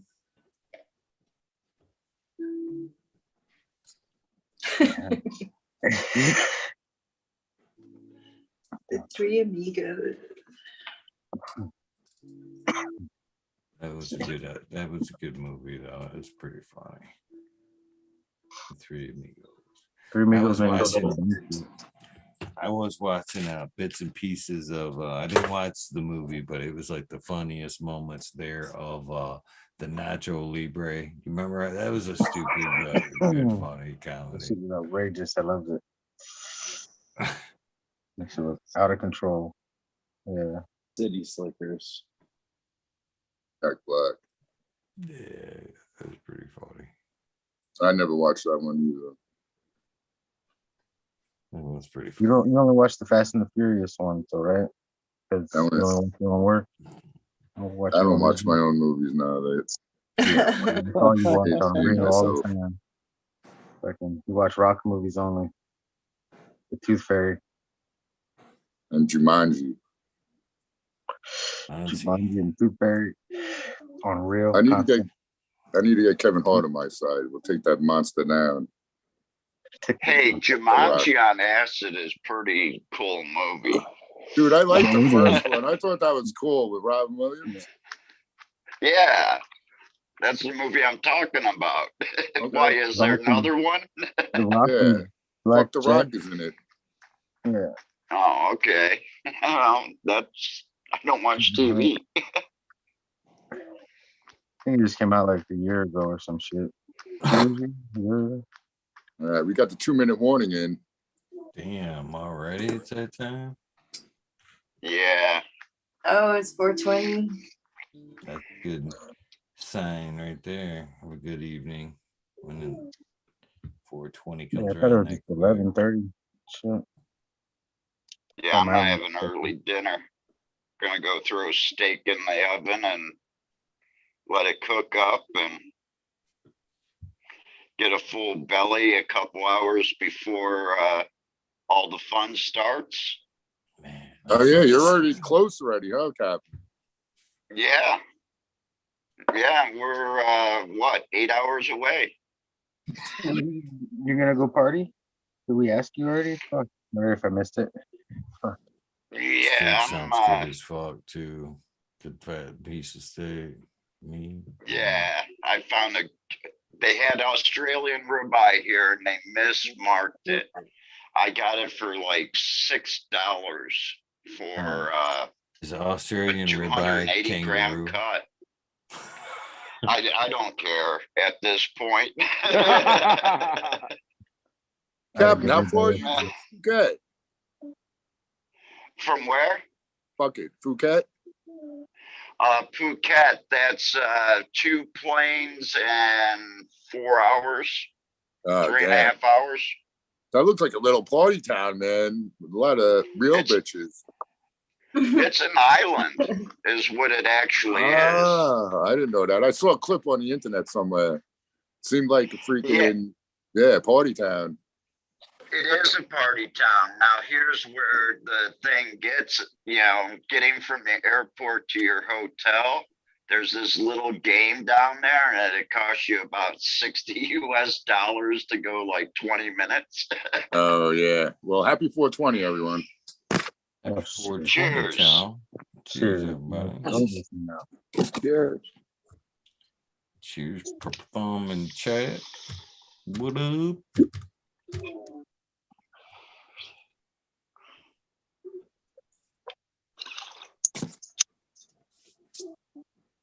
God, I'm just glad I have some Death Star to bring in the new year with.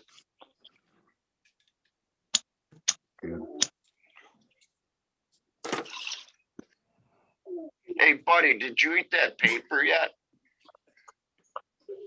No, I still have that paper.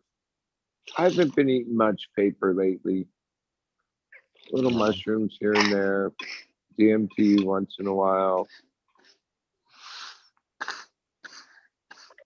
Been sucking on a few tanks here and there. The Wawas.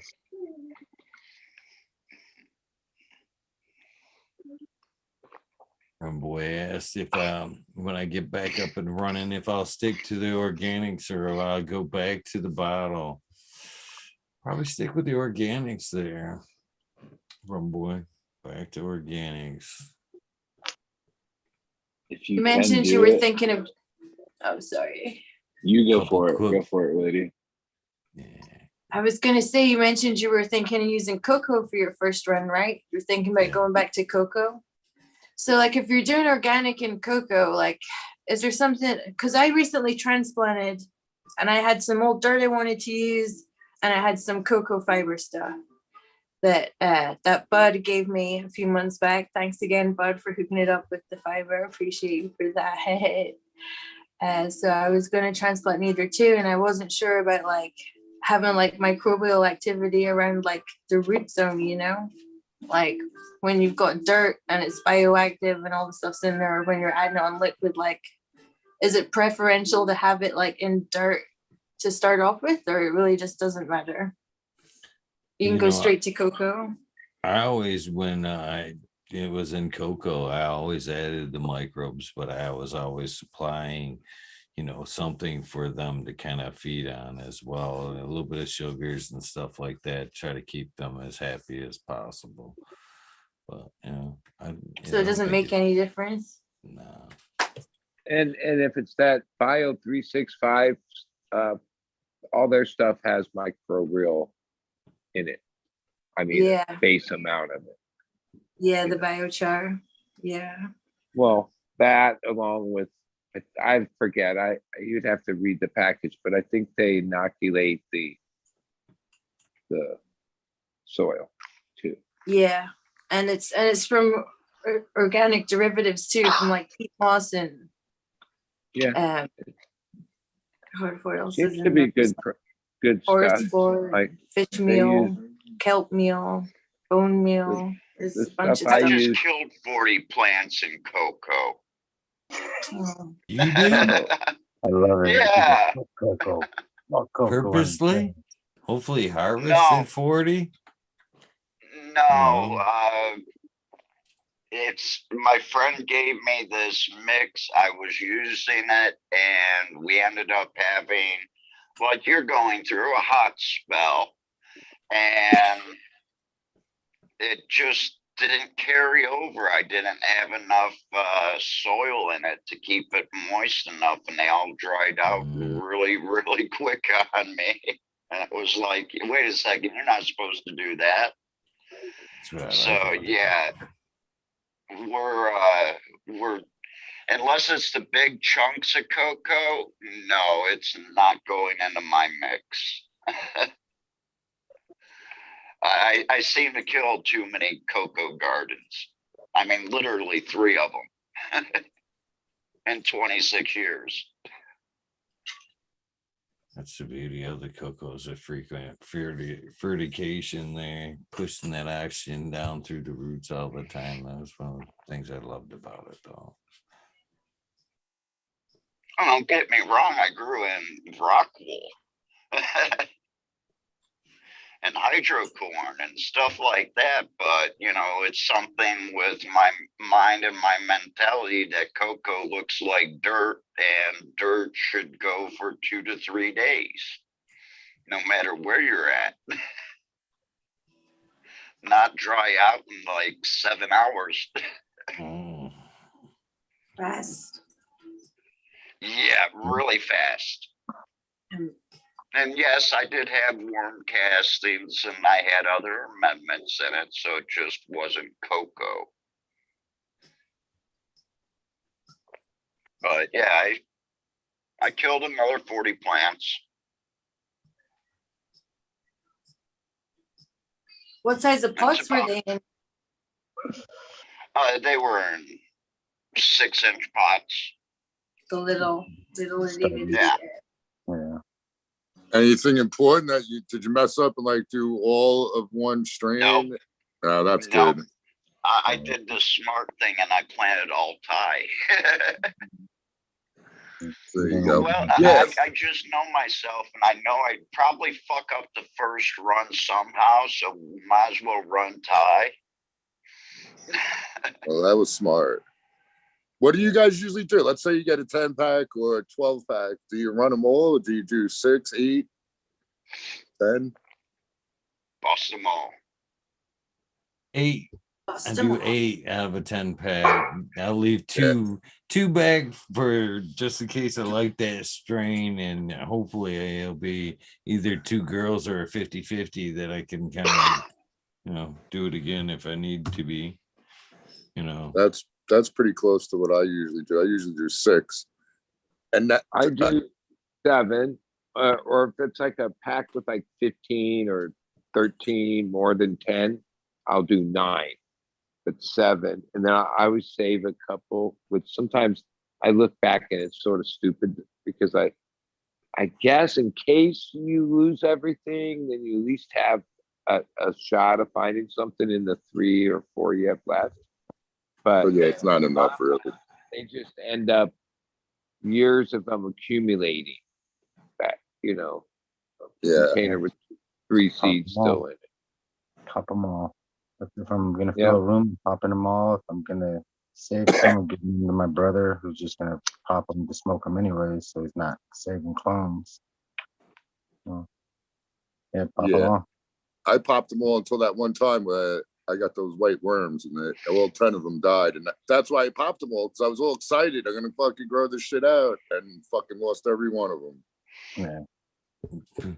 That's the same reason I don't pop them all. I've had bad luck like that, and every time I put my faith, 5 bitches, they don't pop, or they're all 5 dudes, or so it is kind of a bad omen to pop them all. Like, you know who? It was a Toy Soldier. You guys know who Toy Soldier is?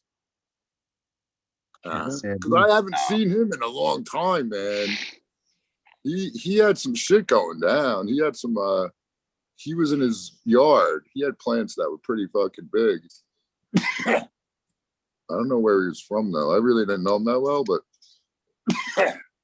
Purple Voodoo was the strain. I remember it like yesterday. I fucking put them all in, and they all died.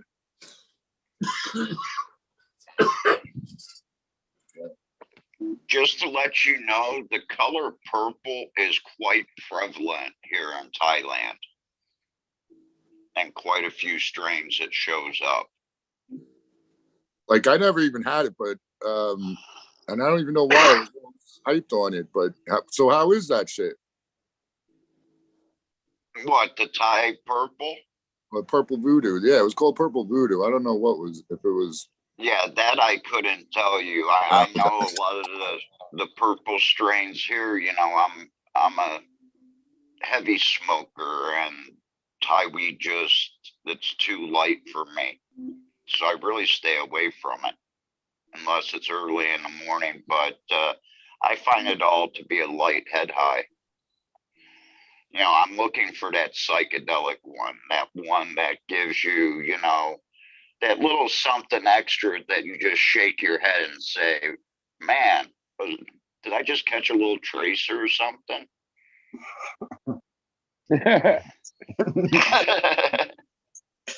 You know, I'm looking for that weed because I know, you know, the type of weed that I really like is just not here in Thailand.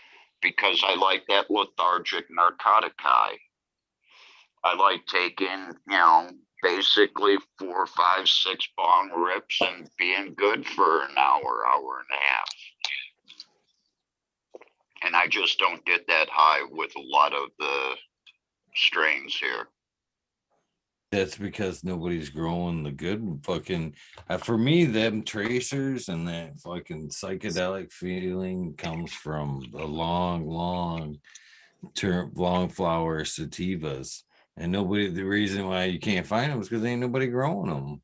You know, unfortunately, we talked about that. You know, it's just you don't get the market value out of a long-term sativa like that. You know what I mean? Nobody wants to pay for that feeling. And I think even in Thailand, the people that grow them don't grow them and leave them up long enough, right, Cap? They cut them down early. They cut them way down early because usually they're harvesting them in like the middle to end of February, because like I say, you know, up until about April 1st, we really don't have rain. But, you know, they just hedge their bets and they cut it down at the end of February. So you're looking at a plant and you're going, man, you know, it's the beginning of February. If you would have left this up for another 60 days, it would have been really nice. And then it's just like, yeah, you got a few triclones starting to grow there. And it does start to look like a flower now instead of just a bunch of leaves.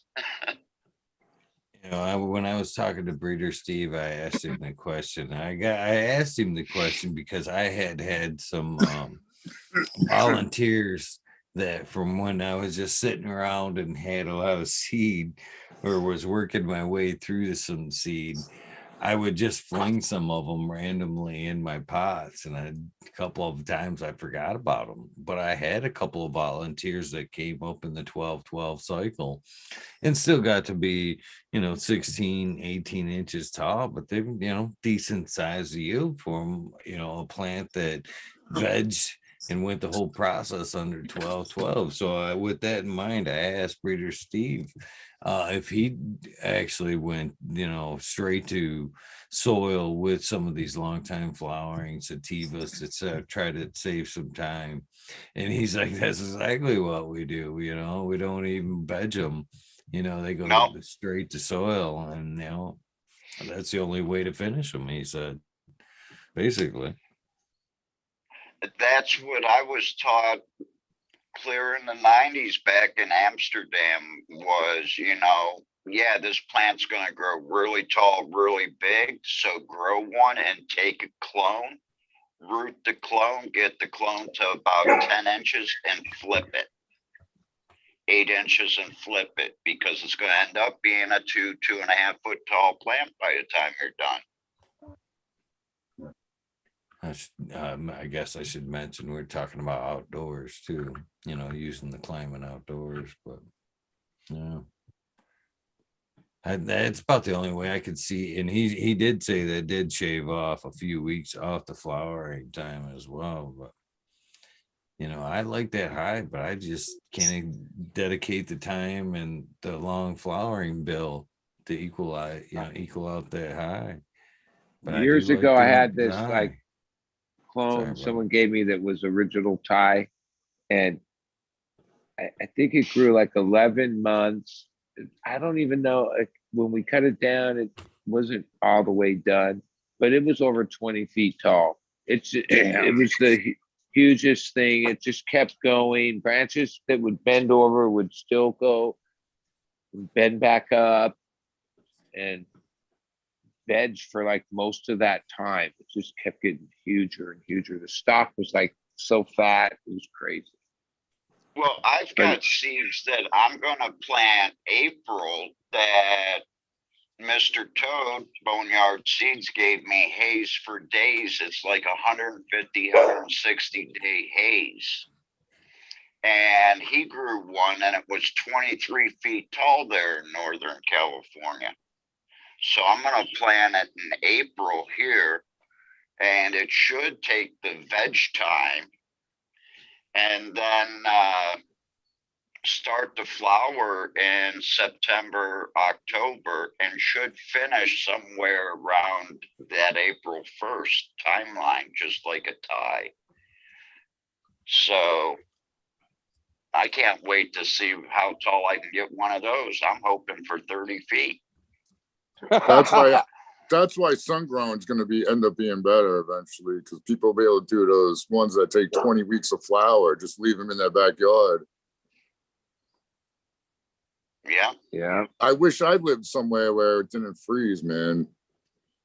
And yeah, I don't know.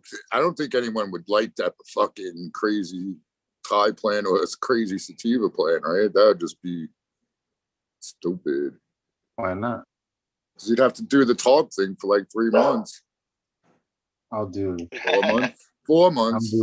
I'm doing it. Do it. Green fingers. You probably get some fucking sativa plants that end up with chunks that are solid. We'll breed some kind of plant that can be like a shrubbery, right? And it will go year round, and you'll just be able to pick buds off it when you need it. That's what they say. It'll never die. It will just keep growing and put out bud when it puts out buds, but it won't die. It'll be like a shrub or like a landscape bush. Well, this haze that I have, that's possibly what could happen, is I could harvest it at the end of March, and if it's a true 150, 160 day flowering plant, it's going to go right back in the veg at the beginning of April here in Thailand. So it will be kind of like a perpetual plant if I leave bottom buds on it. It just re-veg. So that is one thing that, you could possibly do in this type of climate. Could you imagine having a pot plant alive for like 15 years? Oh yeah, we just harvest it once a year. There is a strain they say is perennial, pretty much. It's called it's from Reunion Island. I forget what the name of it is. It's with a Z though. But yeah, the replacement in chat saying, you could just charge more for the extra long flowering plants. You know what the problem I think is? Finding the ones you got to still pheno on for ones that'll be worth the extra money, and figuring that out could be you have to get honestly. Yeah. I mean, with twice, I mean you can flower most indicas twice in that room. That amount of space. So you'd almost have to have twice for that fucking long term sativa. And then Nobody's gonna like, pay twice for the same yeah, amount. and actually in the retail market, there's not that much demand for it. Right. Really, like ultimately, the demands for this other indica, chunkier. That's just what the average weed consumer wants. I'm with Today I they think do. at some point, Yeah, just to stand out, the sativas will come back. Will come back just because everybody will get so tired and fucking everything will become so bland. The only thing left will be that long-term yeah, sativa for you to stand out with. yeah. I think in the long haul there'll be like ebb and flows back and definitely. forth. I think. I'm with Captain. I want the ones that give you the trails, that freaking give you the light trails. I've had that shit in weed. Yeah, well, the person that smokes joints with me that seems to have those varieties and Right. consistently is Trevor, sun-grown mids. I don't know how you get seeds from him, but he grows like Malawis and Mm-hmm. he grows, I don't Trevor even know. is $2 Chuck on Dog of Love. Yeah, okay, $2 Chuck, So you but can get his seeds for $2 a piece. 25 seeds will cost you $50. and the variety of joints, I always hang out with him a few times. Are those ones you guys are talking about? He'll tell me the name. I'll be like, oh, Malawi, what? And you'll hit it. You'll be like, holy moly, zing. I almost kind of think that, when we think back, to some of that cannabis we had when we were kids that, were really laughy shit like that. You know what I mean? Why we don't see them today. I think that's just because of availability. I think availability may have killed that cat. You know what I mean? I think back in the day when those cultivars were around, people didn't really give a shit about that, 8 to 9 week versus, short flower versus long flower. They didn't know no better. That's what they had. That's what you know what I mean? That's the shit that I got, man. You know what I The only mean? So seeds you that can was, find. yeah, that was the cycle. They didn't know no better. You know what I mean? That's just what it was. I think as variability came into play, you know what I mean? Some of these shorter flower times, people are like, yeah, you know what? I don't really like, having to go this long. Let me try some of that shorter flower shit. And maybe it was just lost, or Well, nobody like just some of looked the back on that first flower time. like available seeds that I remember in catalogs and stuff were like called Early Girl and get Early some of the other Pearl. names. A lot of this, even in the little description, was like describing a plant that was going to finish whatever month earlier, mainly to avoid detection from the helicopters that search for weed in these months. This thing finished before that. You know what I mean? That was part of why some of that way back. That was like in the fucking early 80s. The first strains that were like out there were like ones that, and they had ones that finished later too. That was like the first strains I remember.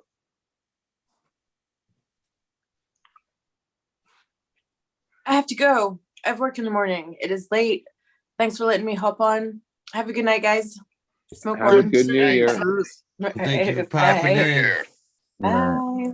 Bye.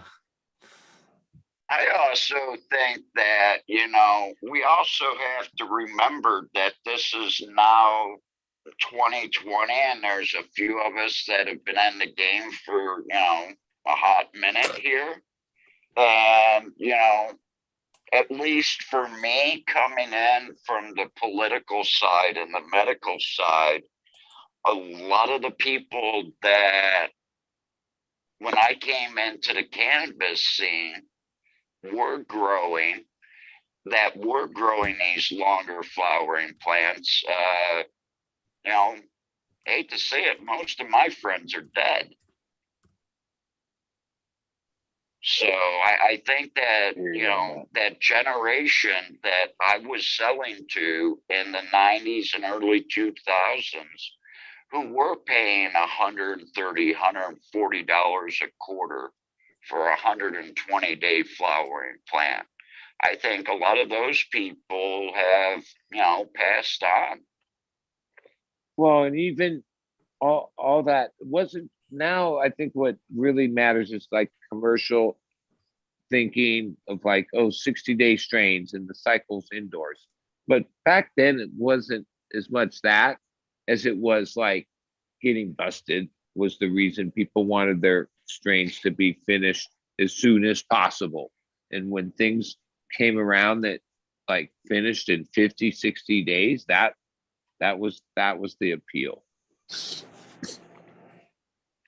Yeah, because we were getting $400 an ounce back then. Yeah. And it Yeah. was like, why should I grow something that's 90 or 100 days when I've got this plant here? They're telling me 56 days, 58 days.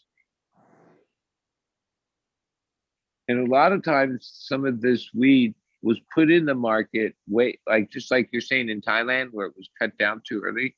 Back in that day, 400 ounce stuff, there was times there was no weed, good weed. And then people like Yeah, some of the people that made the most money were the ones that were able to pounce on the market in that in between time when people would literally buy anything. Because like when you say Yeah. a certain era and you say what kind of weed did you smoke, whatever there was, There like used to be that a was the drought in the truth. summer. There used to be hard trying to get weed in the summers. Yeah, there was all these different little periods. Spoiled little right? potheads today don't even know what the fuck we went through at certain times. Yeah, sometimes the I really remember there were super dry good weed, periods. it would be elusive for weeks and months at a time, right? Yeah. exactly. I would go around with a couple $100 in my pocket and couldn't buy anything for a month or two. That's Not a one of the quality. reasons that the value was so high. Yeah. Like, because it was like, that's what made it connoisseur. That's what made it, you could name your price and they did. You know what I mean? Yeah. 'Cause I've been doing this since '97. He's not wrong about that. I remember you could if it was on you, if you blew through, if you sold everything, like as an outdoor farmer, you have to like pace yourself. You know, if you sell everything off and stuff, yeah, it's great to have that chunk of change, but you know, some people like to go crazy, like, oh, I got all this money, and they spend it all, and they don't realize, like, hey, I need to put some of that away, or I should have just got that incrementally. That would have been a lot better. So, and it's also about saving your harvest and making sure you have supply for your customers the whole year round. So that way you have repeat clients the entire year round. People were afraid of fucking outdoor in the fucking 90s here in Yeah. Michigan. They're literally Yeah. afraid of it. You told me you grew some outdoors, it'd be like, oh, dude, you're lost. Whatever. For real. It took where I was at, it was so humid. It took like every single day I had to be out there manicuring underneath the initial canopy on the inside, like going up inside the branches, taking all the foliage out from inside there so you have air movement in there. And we'd put like fans underneath the plants. That's almost what you have to do here. Oh yeah, the humidity just sits inside the plant if you don't, and you get botrytis.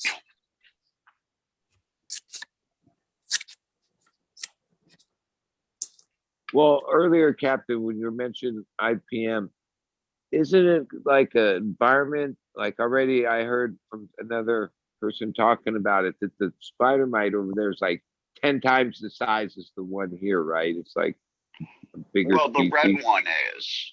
Right. I mean, But- I know what I'm looking for, and I can spot them at 3 feet All right. away on the But plant. as these growths start developing, are you going to be able to actually fight off forget the spider mites? Who knows what other bugs and stuff they got over there in that environment and all that?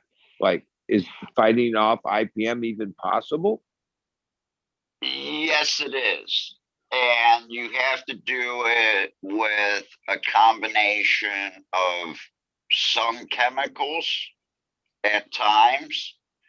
And you can basically, once you get your IPM game up strong with like IMOs and labs and things like that, you can fight it.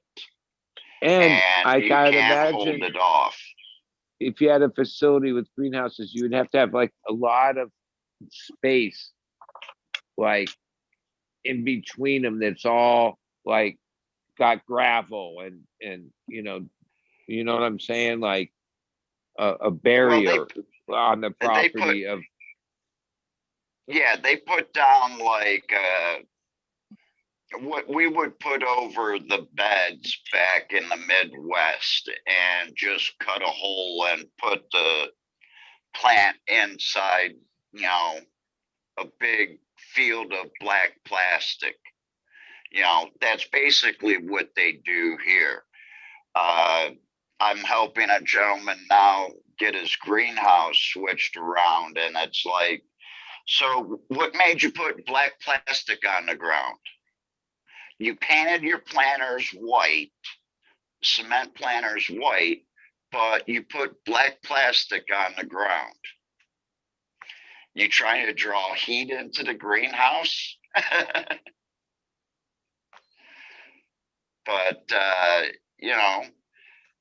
Well, but now wouldn't, like, I'd that's imagine why I the pay first $2 thing, a month for Sync Angels Discord. I imagine the most common thing in consulting on these type of greenhouses would be, or they have the amount of fans to move air through the greenhouse adequately enough. And that was one of them. I walked into a greenhouse and a guy's got about two foot fans, 24-inch fans running. And he's got his intake on the other side of the greenhouse. And they're these little, maybe 1.5, 20-inch tall by 3-foot windows. And he doesn't have anything to block that intake, like from pollen or from other bugs and things like that, because it's pretty much, you know, it's all compressurized. When you open up the doors on the greenhouse, it's all pressurized with the fans going. But he doesn't have anything to stop the pollen that could fly into there or the bugs that he's just bringing in. And then I tell him he's got to put intake fans on. And he's like, oh, more money. And then I look at the fans that he's got around the greenhouse, and he's got enough of them, but they're the smaller 18-inch fans for like in your house. And I told him, why did you buy indoor fans for a greenhouse? You know, so a lot of the money was just wasted on items that, you know, are actually going to break down a lot quicker because they weren't made for an outdoor climate. There isn't like, is there a typical like hydro store or nursery greenhouse store that stocks all this stuff, or they have to order it by like online and figure all that out that way? A lot of people have to order a lot of the stuff here online. I happen to have found a store that I literally spent over an hour with Google Translator looking at these bottles that are in Thai to figure out what they were. And I'm in the organic section for an hour. So this is stuff that I didn't even think I'd see in the United States in a store was in a store here. And it was like, cool. You know, we'll take this. This fights against bursitis. There's like no regulation on anything, right? It's not like here each state has its own whole environmental control thing. we've got an extended product over here, kind of like what we had back in the States. And they were outlawing the product in the States at 0.9 or 0.8 of 1% of this active ingredient. Well, it kills mites. Well, we've got the same thing here. It's just 9%. It's literally 10 times as strong as the shit that's illegal in the United States. Well, that I don't know. That's just like I know what product you're That talking may about. not be a good thing. Captain, you should open up a hydro store in Thailand. It's what you should do. But Actually, the to tell you the truth, if I could open a build a soil here today, we'd probably do 100,000 a week. So open a captain of soil there. Yeah, Right. Hey, just loan me a couple mil. Yeah, You okay. know? Let me talk to my people. It might be easier Yeah. for you to open up something like that than a cannabis business, I would think. Should start up by just getting To good tell you the cocoa. truth, I think the pick and shovels would sell here.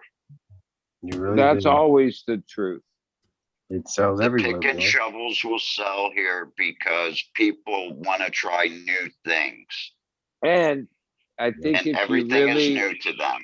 if you really dug a little bit, you'd find out that there's already millions of dollars and people get building up this pick and shovel business. Yeah, I'm sure you're right. We're not on to something that no one else That's is. yeah, a bunch. Yeah, You're yeah.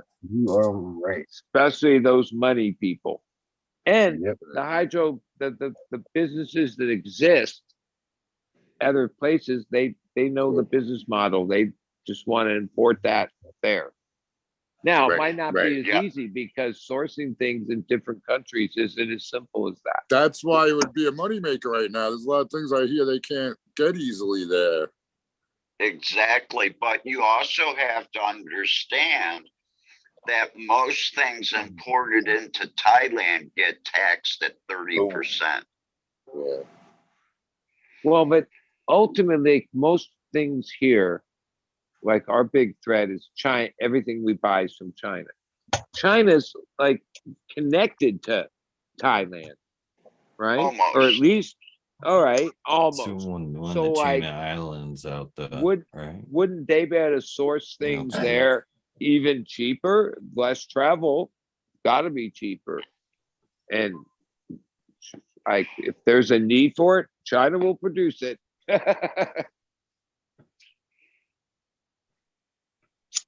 Well, yeah, they hold the most patents on cannabis to begin with. Well, even With when China? it comes to like soil Yeah. mixes or mediums or you name it. I don't know I'm if sure- China has the shit to make soil. From what I was hearing stories, they were taking soil from America and shipping it like farm Well, soil. Yeah, they might not have the richest, but you know, Right. maybe Yeah, not. right. You're They right. could get the Maybe. shit to build it though, right?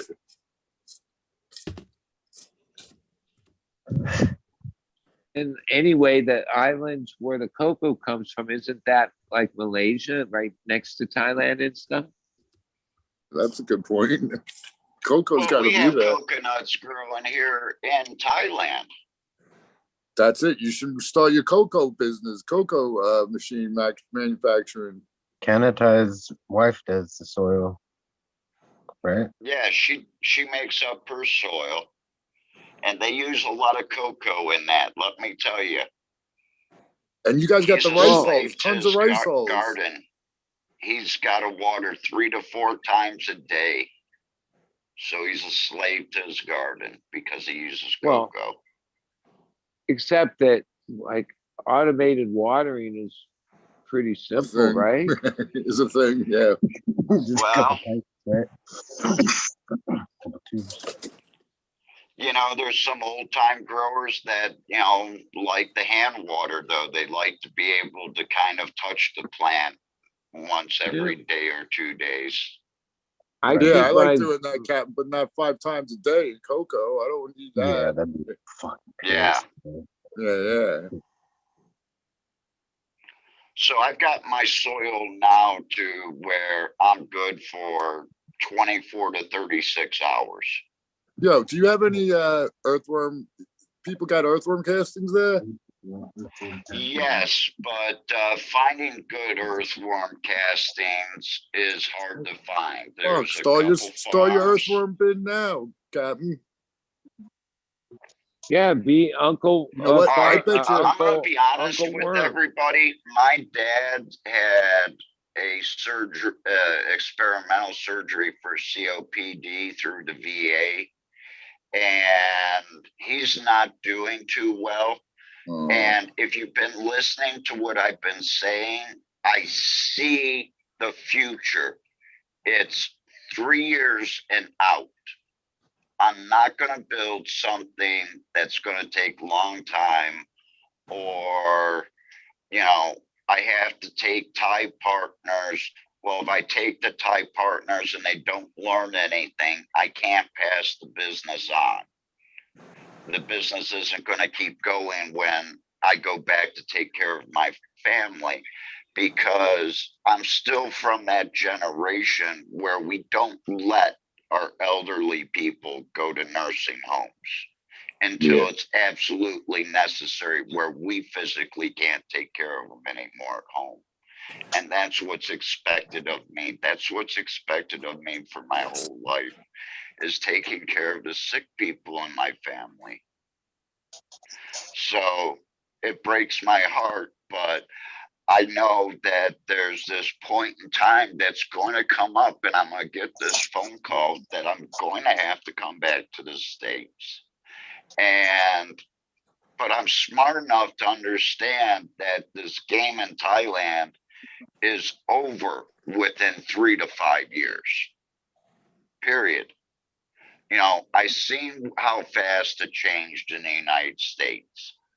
I know how fast it's going to change here in Thailand with corporation and all the Westerners here in Thailand now.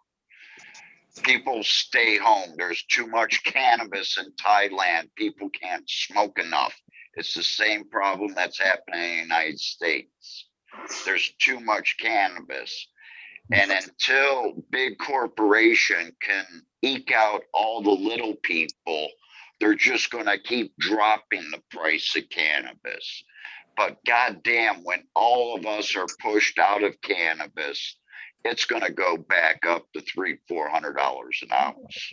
Oh, that's 100%. 1000%. well, Once if they we're keep the pushed taxes out. high, that's my whole gig, man. If they keep the taxes so high that you could charge what the dispensary charges or a little bit less and still do all right so far, but not, at least not in some states. I know that. I can't believe like this. What's the cheapest people have seen? I saw like stupid. You have Ohio, who has medical but no home grow. And the people will still rather of the convenience of driving into a parking lot, getting out of their car, walking in, picking out a bag, walking out, getting their car, driving home. They'd rather do that than call up John or Bob that they've dealt with for the past 20, 25 years and make an arrangement to go see him.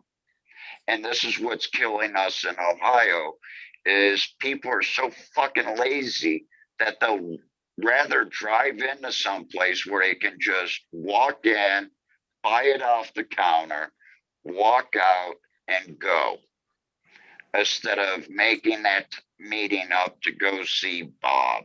Yeah, well, You know, Bob ain't it's- doing it good enough then, man. Bob should Let's be way see. better than the dispensary. That, you know, I think that's going to be the discerning factor too.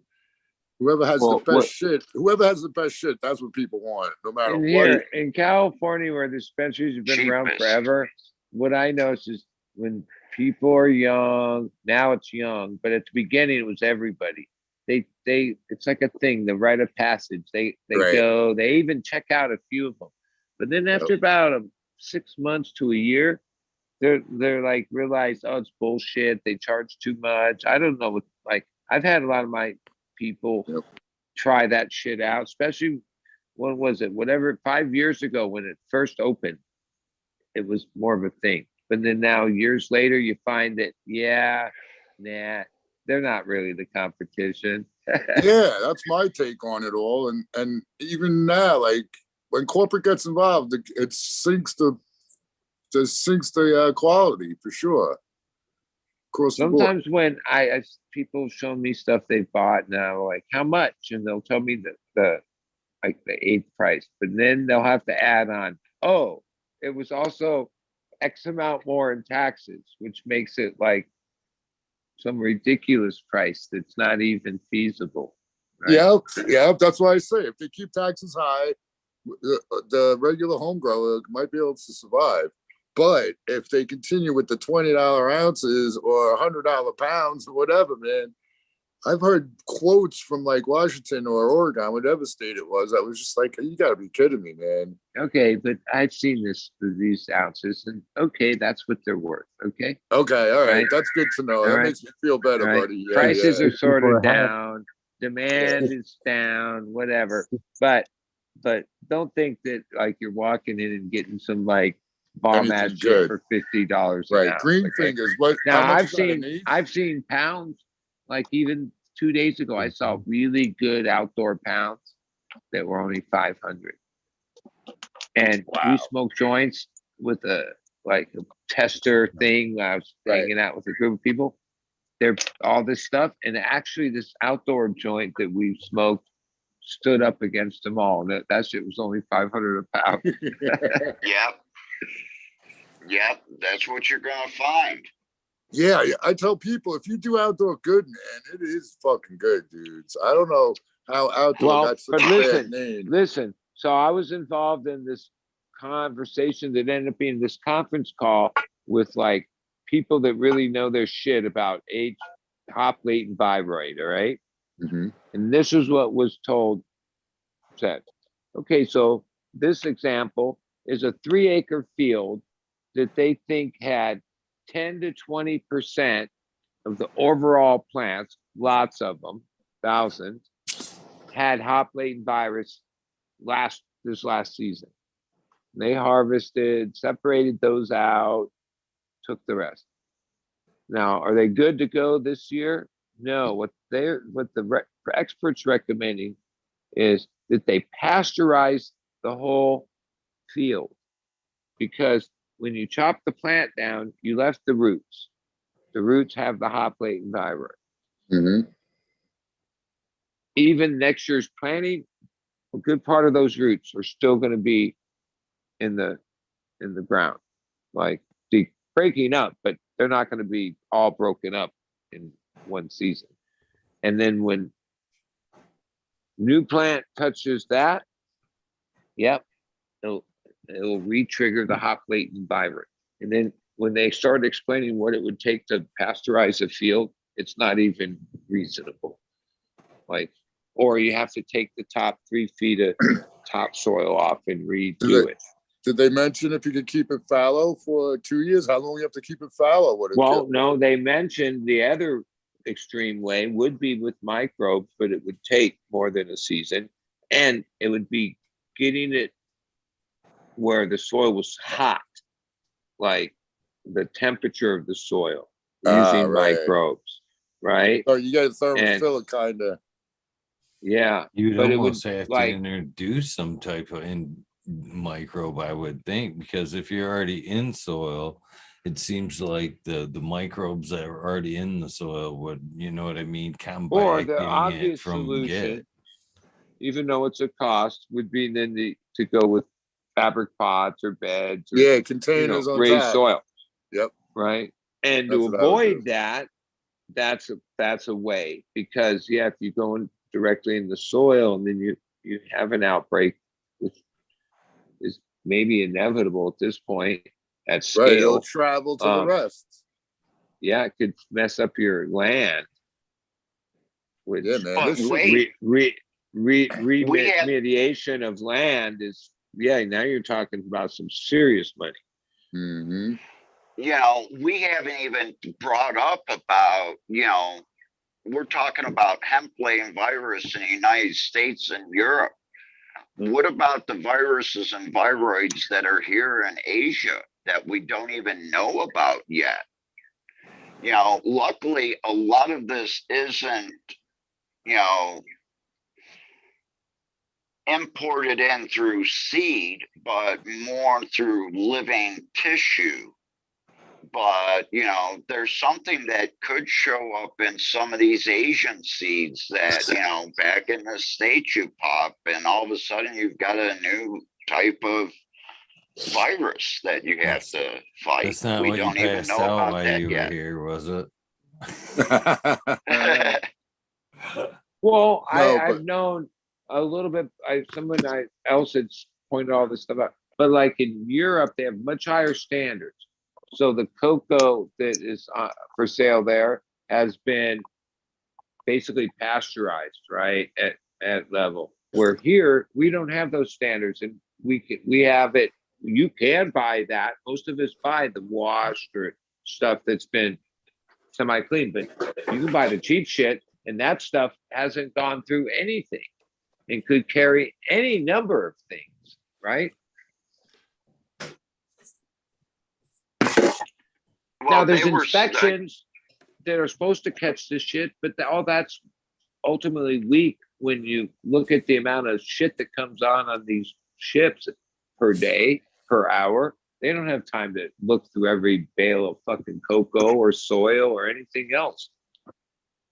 Well, I was in Michigan, and one of the guys that I went in and bought Pro Mix with, because we got a really good deal because we bought a quantity out of Detroit.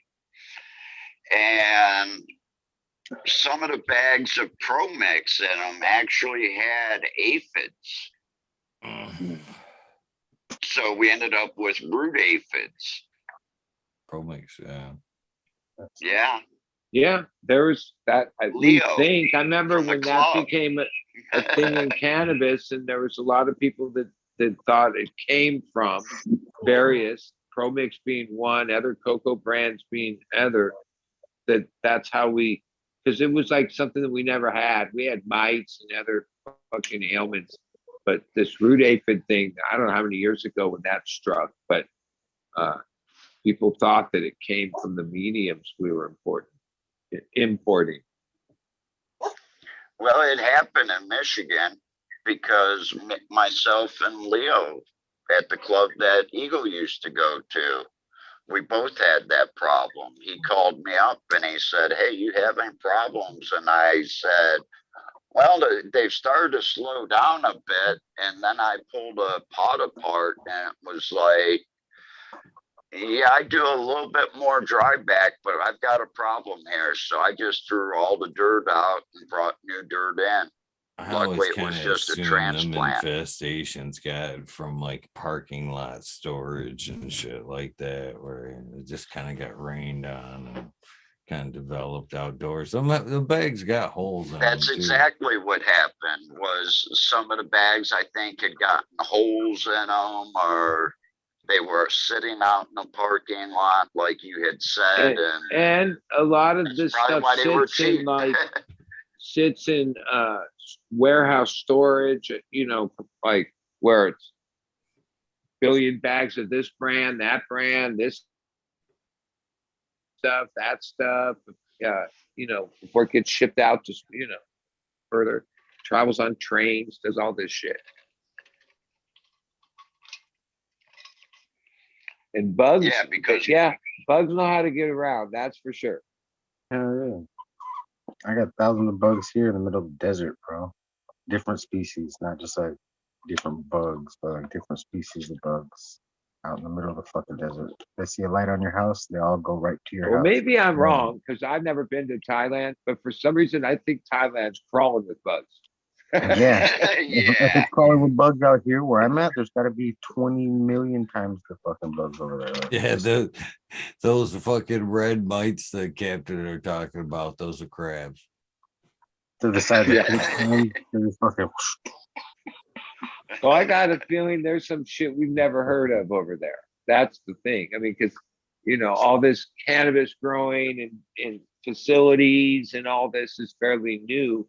So like, Who knows, in 5 years, next thing you know, some other species of something is, and what we're worried about is it going from Thailand back over here.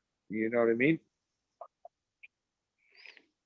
And this is the thing though, is they're happy to show you their gardens, and you walk into it and the first thing you see are spider mites. And it's like, you know, well, the one you're thing happy about it. legalization and all the regulations has done is like made that legal weed is produced under like pretty sano facilities, right? Because in the long haul, if Yeah. you're going to do this day in and day out, month in and month out, year after year, you have to. Otherwise, and I imagine Thailand's going to learn that the hard way, because it already sounds like they don't want to spend a lot of money. So next thing you know, they're setting up things that might run a little while, but eventually we'll have the same problems. Shit, we went through all that shit 20, 30 years ago, right? But hopefully, you know, that we've gone through it 20 or 30 years ago, just kind of like I say, the game's over within 5 to 7 years. Even here. like we're talking about Everything's going to be speeded up. When you're mentioning this IPA, that we banned it at 0.7, and some of the brands were even lower than that, with a gestation of 60 days. So supposedly it would gestate out of the plant 60 days, whatever. You're talking about it at 9%, like, yeah. And what's going to stop that from just being used, like, as like, because they have a serious bug problem, and that's a serious bug killer, right? But exactly. like that would mean, and there's that, no like, testing facilities. There's right. no So, testing facilities here. That's why I'm talking with the university. yeah, because like if there's a whatever loophole, or yep, people will take advantage of it. Next thing you know, there's all this weed on the market there that's grown like worse than what we used to have. The avid weed of our era, that was point something percent. He's talking 9%. Well, I was at the shop the other day, and the guys working at the shop, you know, are trimming up this flower that has botrytis on it, mold. And they're trimming it up, and I asked them, I go, are you trimming this up just to get practice of trimming? Or are you actually going to smoke this? And they really wouldn't answer me. And the one kid answered me and said, we're smoking it. I said, you know, this isn't good for you. Well, we cut out that part. And I took a part that they had cut out, and I just went like this. And in the air, you could see all the particles going all over the place. I said, that's what happens when you trimmed it out. And now it's attached to the bud that you put in your bag. Yeah, but you're going to go home and smoke that. As a country, they're not even like, okay, the standards of like what it would take to have a food business or market, right? Yeah. So they're not into regulating all that stuff, and that's just the way that they live, right? So they're not going to ever do any of this testing and regulating on cannabis. They don't do it on anything else, right? Well, it's another cost. Why should we? Exactly. So, you know, what you're going to have to do, because the red spider mites are so big, is when you get your flower actually inspected for dried red spider mites. What are you looking at? The trichomes? No, I'm looking at all the spider mites. Trust me. It's so early in the game there that, all right, today, mark the day, we're talking about red spider mites. 6 months from now, we'll be talking about some other super bug that fucking is on Thailand's weed. Yeah. Oh, well, They're boys, gonna find things that'll eat the bad ones. Is my But you usually need a better climate to have an insectary. In Thailand, I think there may be one. Or in Asia, there may be one. And ultimately, that's expensive. Like even in the United States, what you spend on predators, that's Yeah. not a It adds up. that's probably the most expensive way to fight bugs, right? Out of all the Yeah. options. On a, it's most effective, but it ain't cheap, especially Yeah, at scale. Well, If you add in Thank- all the time to spray, though, buddy, kilowatt. Yeah, and all pay, that. yeah, it could be close to even. But you have to have I love access. the bugs. Yeah, And, got it. Yeah, right at the moment, because that's just not a thing there. They don't have a lot of secretary over there. Maybe somebody will build one out, make it more so popular. I'll be the first one here. Thank you, Eagle, for having us Yeah. on. We'll see you in a few hours in the new year here. Enjoy Much New Year. appreciated. Robert, good seeing you. Tom, as always, always, Buddy Captain. Kilowatt, brother, much love. Eagle, as always, thank you so much. Respect. Have a good Everybody day, out in brother. chat, have a good new year. Peace. Happy New Year. Peace. Happy 20. It's another 20. Another 20. almost. All right. Have a happy New Year's Eve, because that's all we're in today. We're not into New Year's yet. Just New Year's Eve, which is a day in itself. Have a good one, everyone. It was great talking with you all tonight. Have a good one, buddy. Good to see you, kid. Have a good one. See you probably later. All right, I'll take the reins. Green Fingers, kind of trooper, good hangman. Eagle, as always. It's fucking awesome. Fucking talking shit with Eagle. Everyone in chat, good to see you. And yeah, if for some reason we don't get to talk again, happy New Year to everyone. And yeah, it's all on us, man. We make 2023 or whatever we want it to be. I am all up on it. I am not gonna fucking let it get to me. Let it fucking take me. Fuck COVID. Fuck the outside world, man. I'm living in weed nerd world. That's right, Eagle. All right, everyone. Peace. Love yous all, and we'll catch yous on the rebound. Later, brother. Have a good day. And fuck the rock. I think Okay. I think Canada Trooper's out.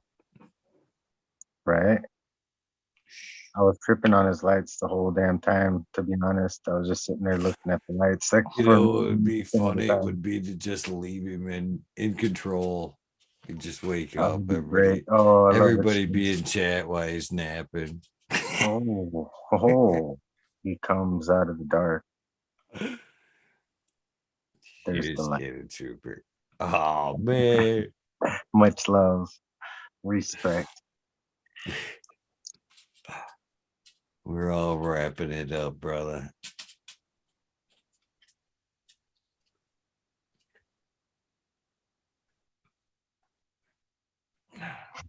Peace. I don't know if he can hear us or not. Cheers, guys. Cheers, brother. Love your background so much tonight. Thank you Yeah. for that. It definitely made up for the lava lamp that wasn't going tonight. Oh, I didn't even notice the lava lamp. No, See, that's because his background was kicking it, man. I fucking couldn't love that. What compete. light system is that, dude? What is that? Hook everybody up out here. What? What are your lights? Where do we get those? I I want one. don't know. It's like on Amazon. I'm gonna look them up later. Hell yeah. Trippy ass Yeah. lights. Man. There you go. All right, guys. Cheers. Cheers, man. Have a great one. Yep, you too. Yeah. All right, everybody. Go plant some seeds. That's what I'm about to do.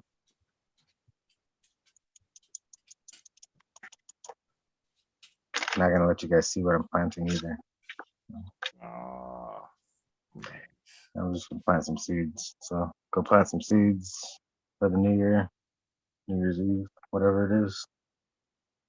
Thank you, Eagle. See you later. Love you. love you too, brother. Have a good day. I will see you later.